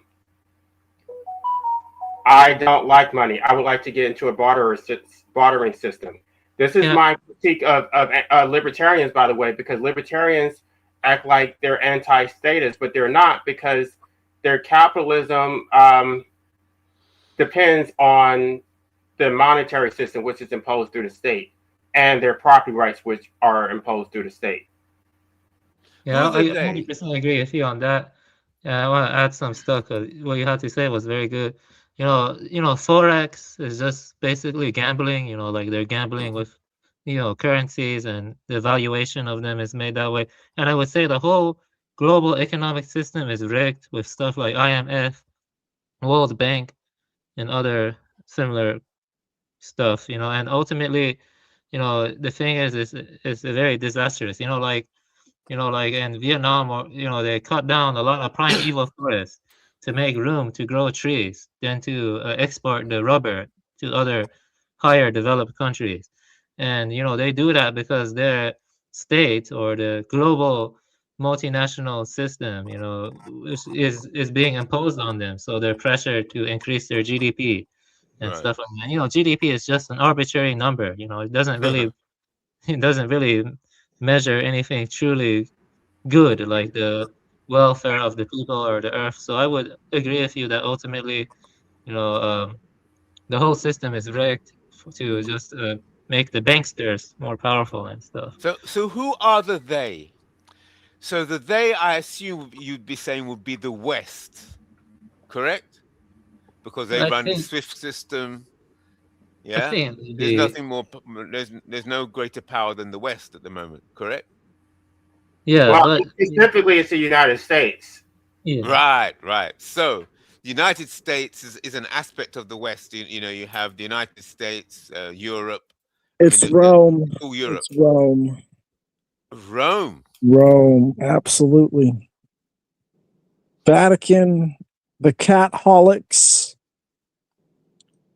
I'd say they're the most powerful organization on the planet, but they're currently in competition with the Zionists. Well, Right. their Yeah, I power, would agree they're that. That's powerful right. politically, but I'm talking about in terms of the monetary system. The U.S. dollar is the gold standard. Yes, but that's because they have the backing of the Catholic Church, who operates through their systems because they have infiltrated through the education systems, not just the United States, but pretty much every other nation in the world. So who controls the actual financial system? Because it's a SWIFT system. All the big transactions go through SWIFT and the dollar. You're right. But who who's behind the dollar? Is it the Zionists or is it the Catholics? Is it Rome or is it the Jews? That I'm fight's going to been going say on it's for the ages. Jays. I'm going to say it's the Jays I because think it's it's set up They by a beat bunch of private banksters. And that's more of a J thing in connection I with the Wales. would prefer to not talk about that because I did a whole live stream and they took my live stream down. right. Okay. They Oh don't my want us God. talking about stuff like that. Right. Okay. That's right. They, you see, yeah. So we don't want to talk about the they. But sooner or later, it's like like in the movie The Matrix. I don't know if you've seen the movie The Matrix. It says sooner or later you're gonna have to face the agents. Sooner or later, we're gonna have to be dealing with the they. yeah. I will let me respond. There's this actual thinker. His name was Igor Panarin. I don't know if he's 100% right, but he argued there was a new British Empire where American and British transnational capital, where their control centers are London, New York, Analytical Center, Rand Corporation. And so I would say it's more like a network where probably Britain ties into maybe, I don't know, some rich, powerful figures in America, and then maybe the Vatican or some other stuff. So it's more like a network that they Yeah. sustain. Yeah, but they're fighting each other all the time, and they kill as well. You're not Secret London, wrong, actually. Avian. The reason that I say it's the catholics mostly is because they've had such firm control For over so the long. education system, and they've Right, shaped the modern education system into what it is. So I right, think that they're the most powerful just because of that reason. right. Yeah, somebody The told me that. Jesuits. Yeah, it's, it's the cats because they haven't been ever since they destroyed the temple of that group that they've been on top ever since. Yeah, like in the end of their grand psyops, it's either going to be them or it's going to be the Zionists, and there's only room for one. Also, I Right, want to add right. something quickly. The petrodollar, I think it helps keep the US dollar as global reserve currency. Am I correct about that? The petrodollar, because the transactions have to be done in US dollars.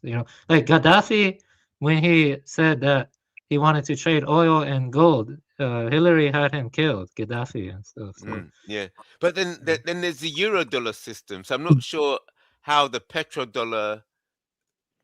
I wonder if it's the euro dollar that has more power or is more significant. I'm not too sure. The euro dollar. There's a petrodollar and then there's the euro dollar.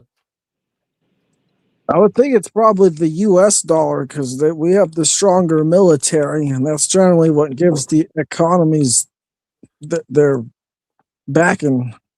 Because the U.S. has been able to use their military to exert their might all over the world and secure all these different resources. Meanwhile, consolidating their own, because the U.S. we can be we can be oil dependent just off ourselves. We don't need these other countries. We could be self-sufficient, but we want to go to these other countries because there's profits to be made essentially under the capitalistic model that we have. And we have this huge military, which is basically funded by huge capitalist corporations like Lockheed and Boeing. So there's a whole lot of money to be made in these corporations which benefit the government. So they have no problem going to these, poor African nations or these poor islanders and stealing their land and doing whatever to their land and claiming them as territories. Might is right. Yeah.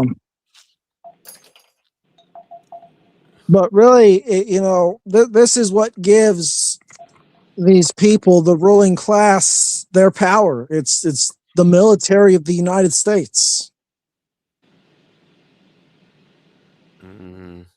Is it? Because Yeah. let me challenge that. Let's see where we go if I challenge that.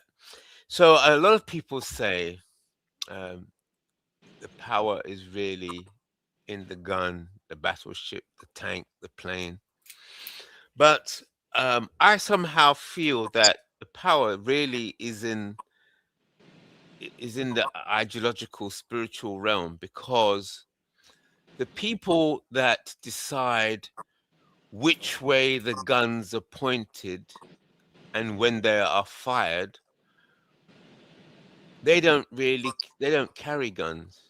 All they do is carry briefcases, and they go around and they make phone calls and they send letters, and they make a phone call and that could shift because the order is given, right? Move those 6 ships from that location to this location. Where did the order come from? Right? Who was it that gave that word to move all those ships and planes from one place to another? Because they're doing maneuvers. So who is giving the orders? And that's where you get into where it goes into the mystical heights. But A somebody has better, to give the order. I think a better question would be, who is manning the boats and the planes? All these thousands of dupes, basically, who thought joining the military was a good idea. And that's the unfortunate reality of the world we live in. It's not like some dictator is out there, personally killing thousands and thousands of people. It's his army that's doing it. Right. Okay, but parents put their children into the world. They don't have a plan. Their children have no future, and if they want to go to college or do something with their lives, the military is an option for them that provides something that other, I guess, employers don't provide. But I feel like it's the parents should have provided that anyway. They should have had a trade or something to give their children. They don't do that. They leave the children to try to figure it out on their own. Right.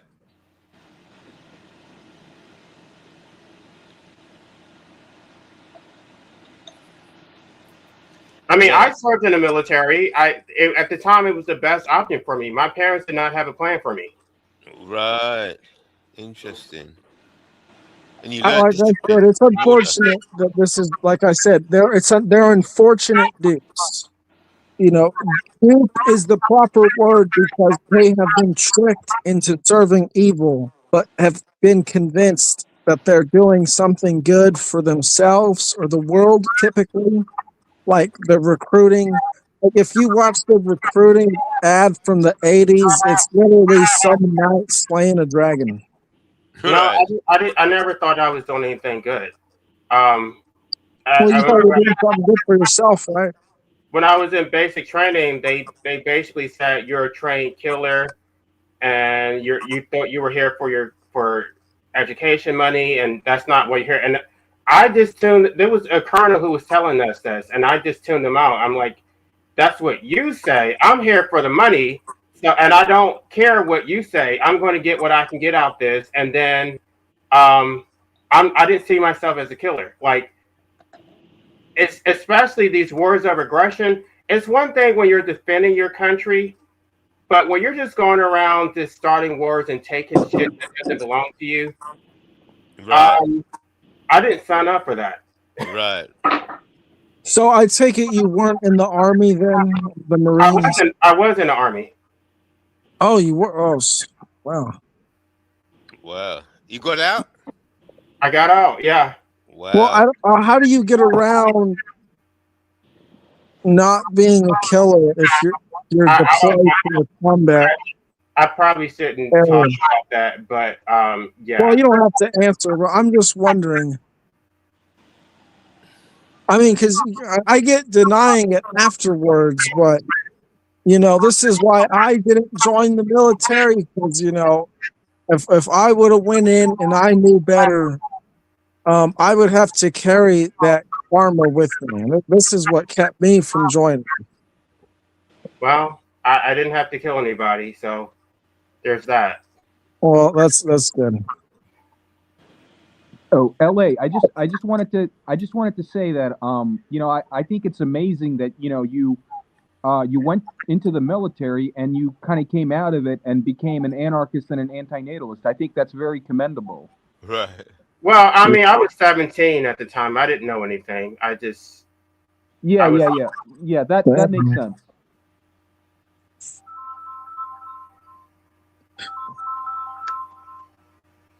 what? Yeah, Just 1 second. I gotta answer the phone. military is a touchy subject. I would say that most people in the military don't even want to be there. It's because the state, or the corrupt, powerful people just make life more difficult for others, like with the growing wealth income disparity. So people get desperate, and and then the military, I don't even think the people, it's like, so that's it. Yeah. So you can't really like blame the average military man or something. It's That's more right. the It's system. management, people management, the management of the people. So it's management of, it's just management. You have guard dogs on the farm, and you have farm animals. You have sheepdogs. So the sheepdogs, I suppose, would be like the military, and then you have the farm animals. The sheepdogs are efficient and obey the commands and do the will of the farmer. Yeah, Which it's takes amazing that in 2026, people that go into the military, they're kind of they don't really think with their own minds. It's almost like you almost have to think like with a hive mind in a hive mind because I mean, you have to be pretty absurd to not realize what you're doing and what you're what you're going in there for. Yeah, but to a degree, thinking like a hive mind is the ultimate, to extreme, is the ultimate inefficiency, because if there's 100 of you and you'll come together and you'll disagree with something, you're going to come and march down the street with your placards. Some of you have to go for lunch, use the toilet, whatever. But if you got 100 military people, um, they don't have to think. They're following orders, and then that 100 could easily crush.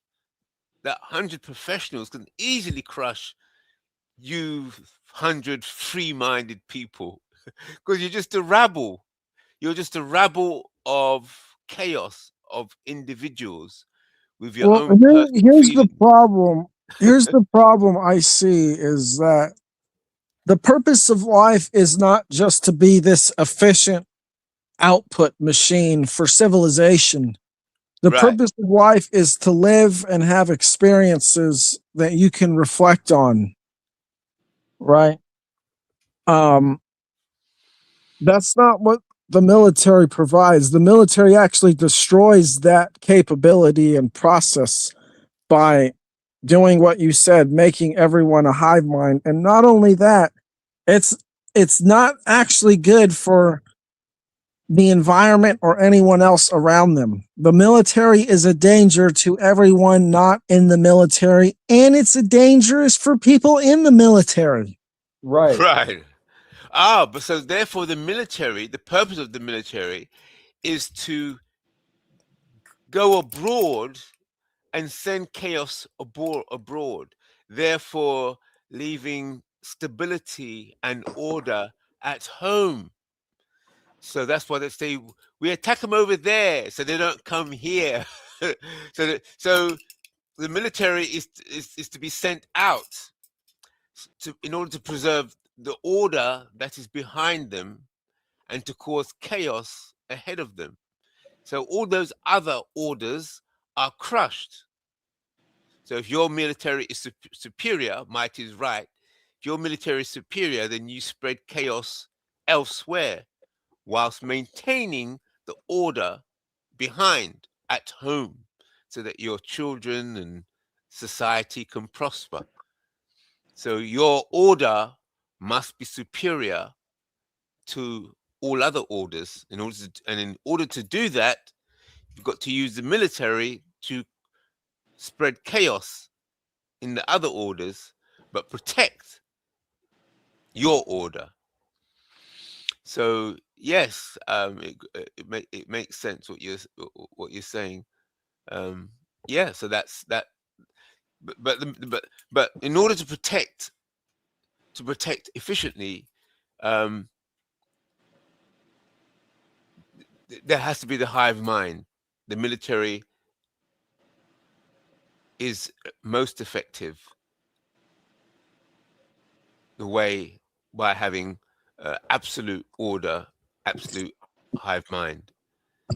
Well, here's the one weakness, or I'd say the biggest weakness of the military, is by having this hive mind, if the central command surrenders for any reason, the whole structure falls apart.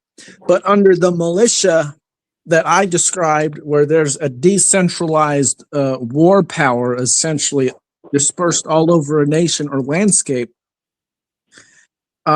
forcing one of these militias to surrender does not mean that you won the war. Right.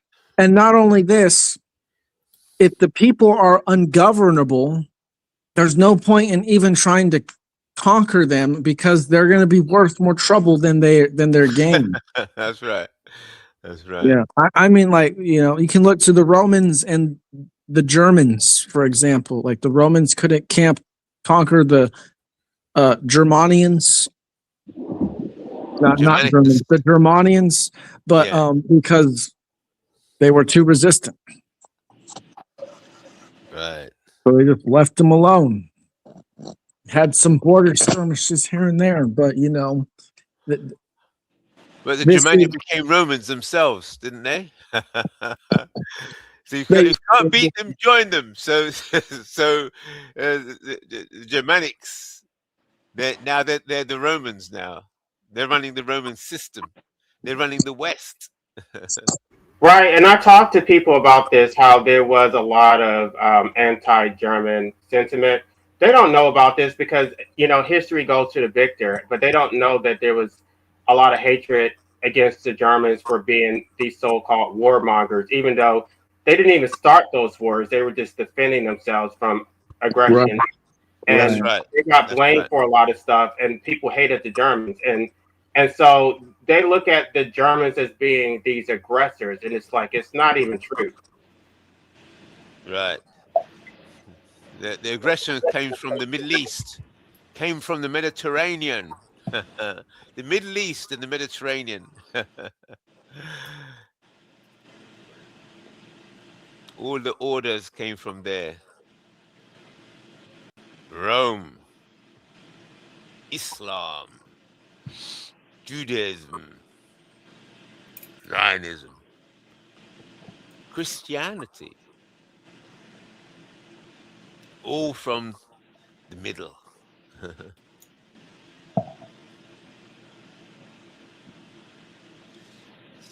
Right. That's another thing I don't like when they do this. They assume that if you're defending the German people, that you're defending the Nazis. So basically, all Germans are Nazis, and so they basically deserve whatever happens to them. That's not logical at all. Yeah, they were victims of their time period and the circumstances that they found themselves in. So just like any other country in a specific time, it's like, they're no better or worse than any other nations or people, but due to their innate human flaws, they couldn't see past the the indoctrination and things like that. Yeah. Well, yeah, I was told that because I was defending the German people, I was a Nazi sympathizer. So that's how dear. that goes. That's why they will shut you down in 2 minutes. Right. Yeah, and if you look to Germany today, they're deeply apologetic of that time period. Like, it's been seriously ingrained into their minds that what they did then was bad. But then again, I do see a lot of alt-right, or I'm not alt-right, far-right people, they say, in Nazi Germany as well. So there are definitely It's people the far right on the rise now. They've had enough. So the far right, it's the same situation with what happened with Nazi Germany. So now the world has become too debauchery. It's just too much. They had enough. So now they're screaming for a new far right leader because the world is a mess. Confusion between male and female, all kinds of confusion. So now they're saying we need another far right leader. Well, I've been meaning to do this, but I'm going to be doing content talking about what happened to the German people after World War II. A Oh, lot of right. people don't know that. When are you going to do that show? I don't know. I've been putting it on for so long. I think people need to hear it. That's right. They don't read, so the only thing I can do is talk about it on YouTube. That's right. Yeah, well, that's the way it's going now. People want to hear those things now because they're sick. They're sick of the way things have gone. They're sick of the liberals, so now they want the hard. Yeah, also Merkel was crazy. She used German guilt to open the borders, which was really bad for Germany, with a flood of immigrants, and that caused destabilization. Yeah, Merkel was pretty crazy. Merkel, and so in the 2015 and stuff. Yeah. Okay, so I'll see you all. Thank you for inviting me on the panel. See you again. Have a good day. It was nice talking to you. Yeah, Thank you. Thank you. Nice of you to be here. Yeah, see, Yeah, I don't even know. I guess I probably should end it unless you guys want to continue talking backstage.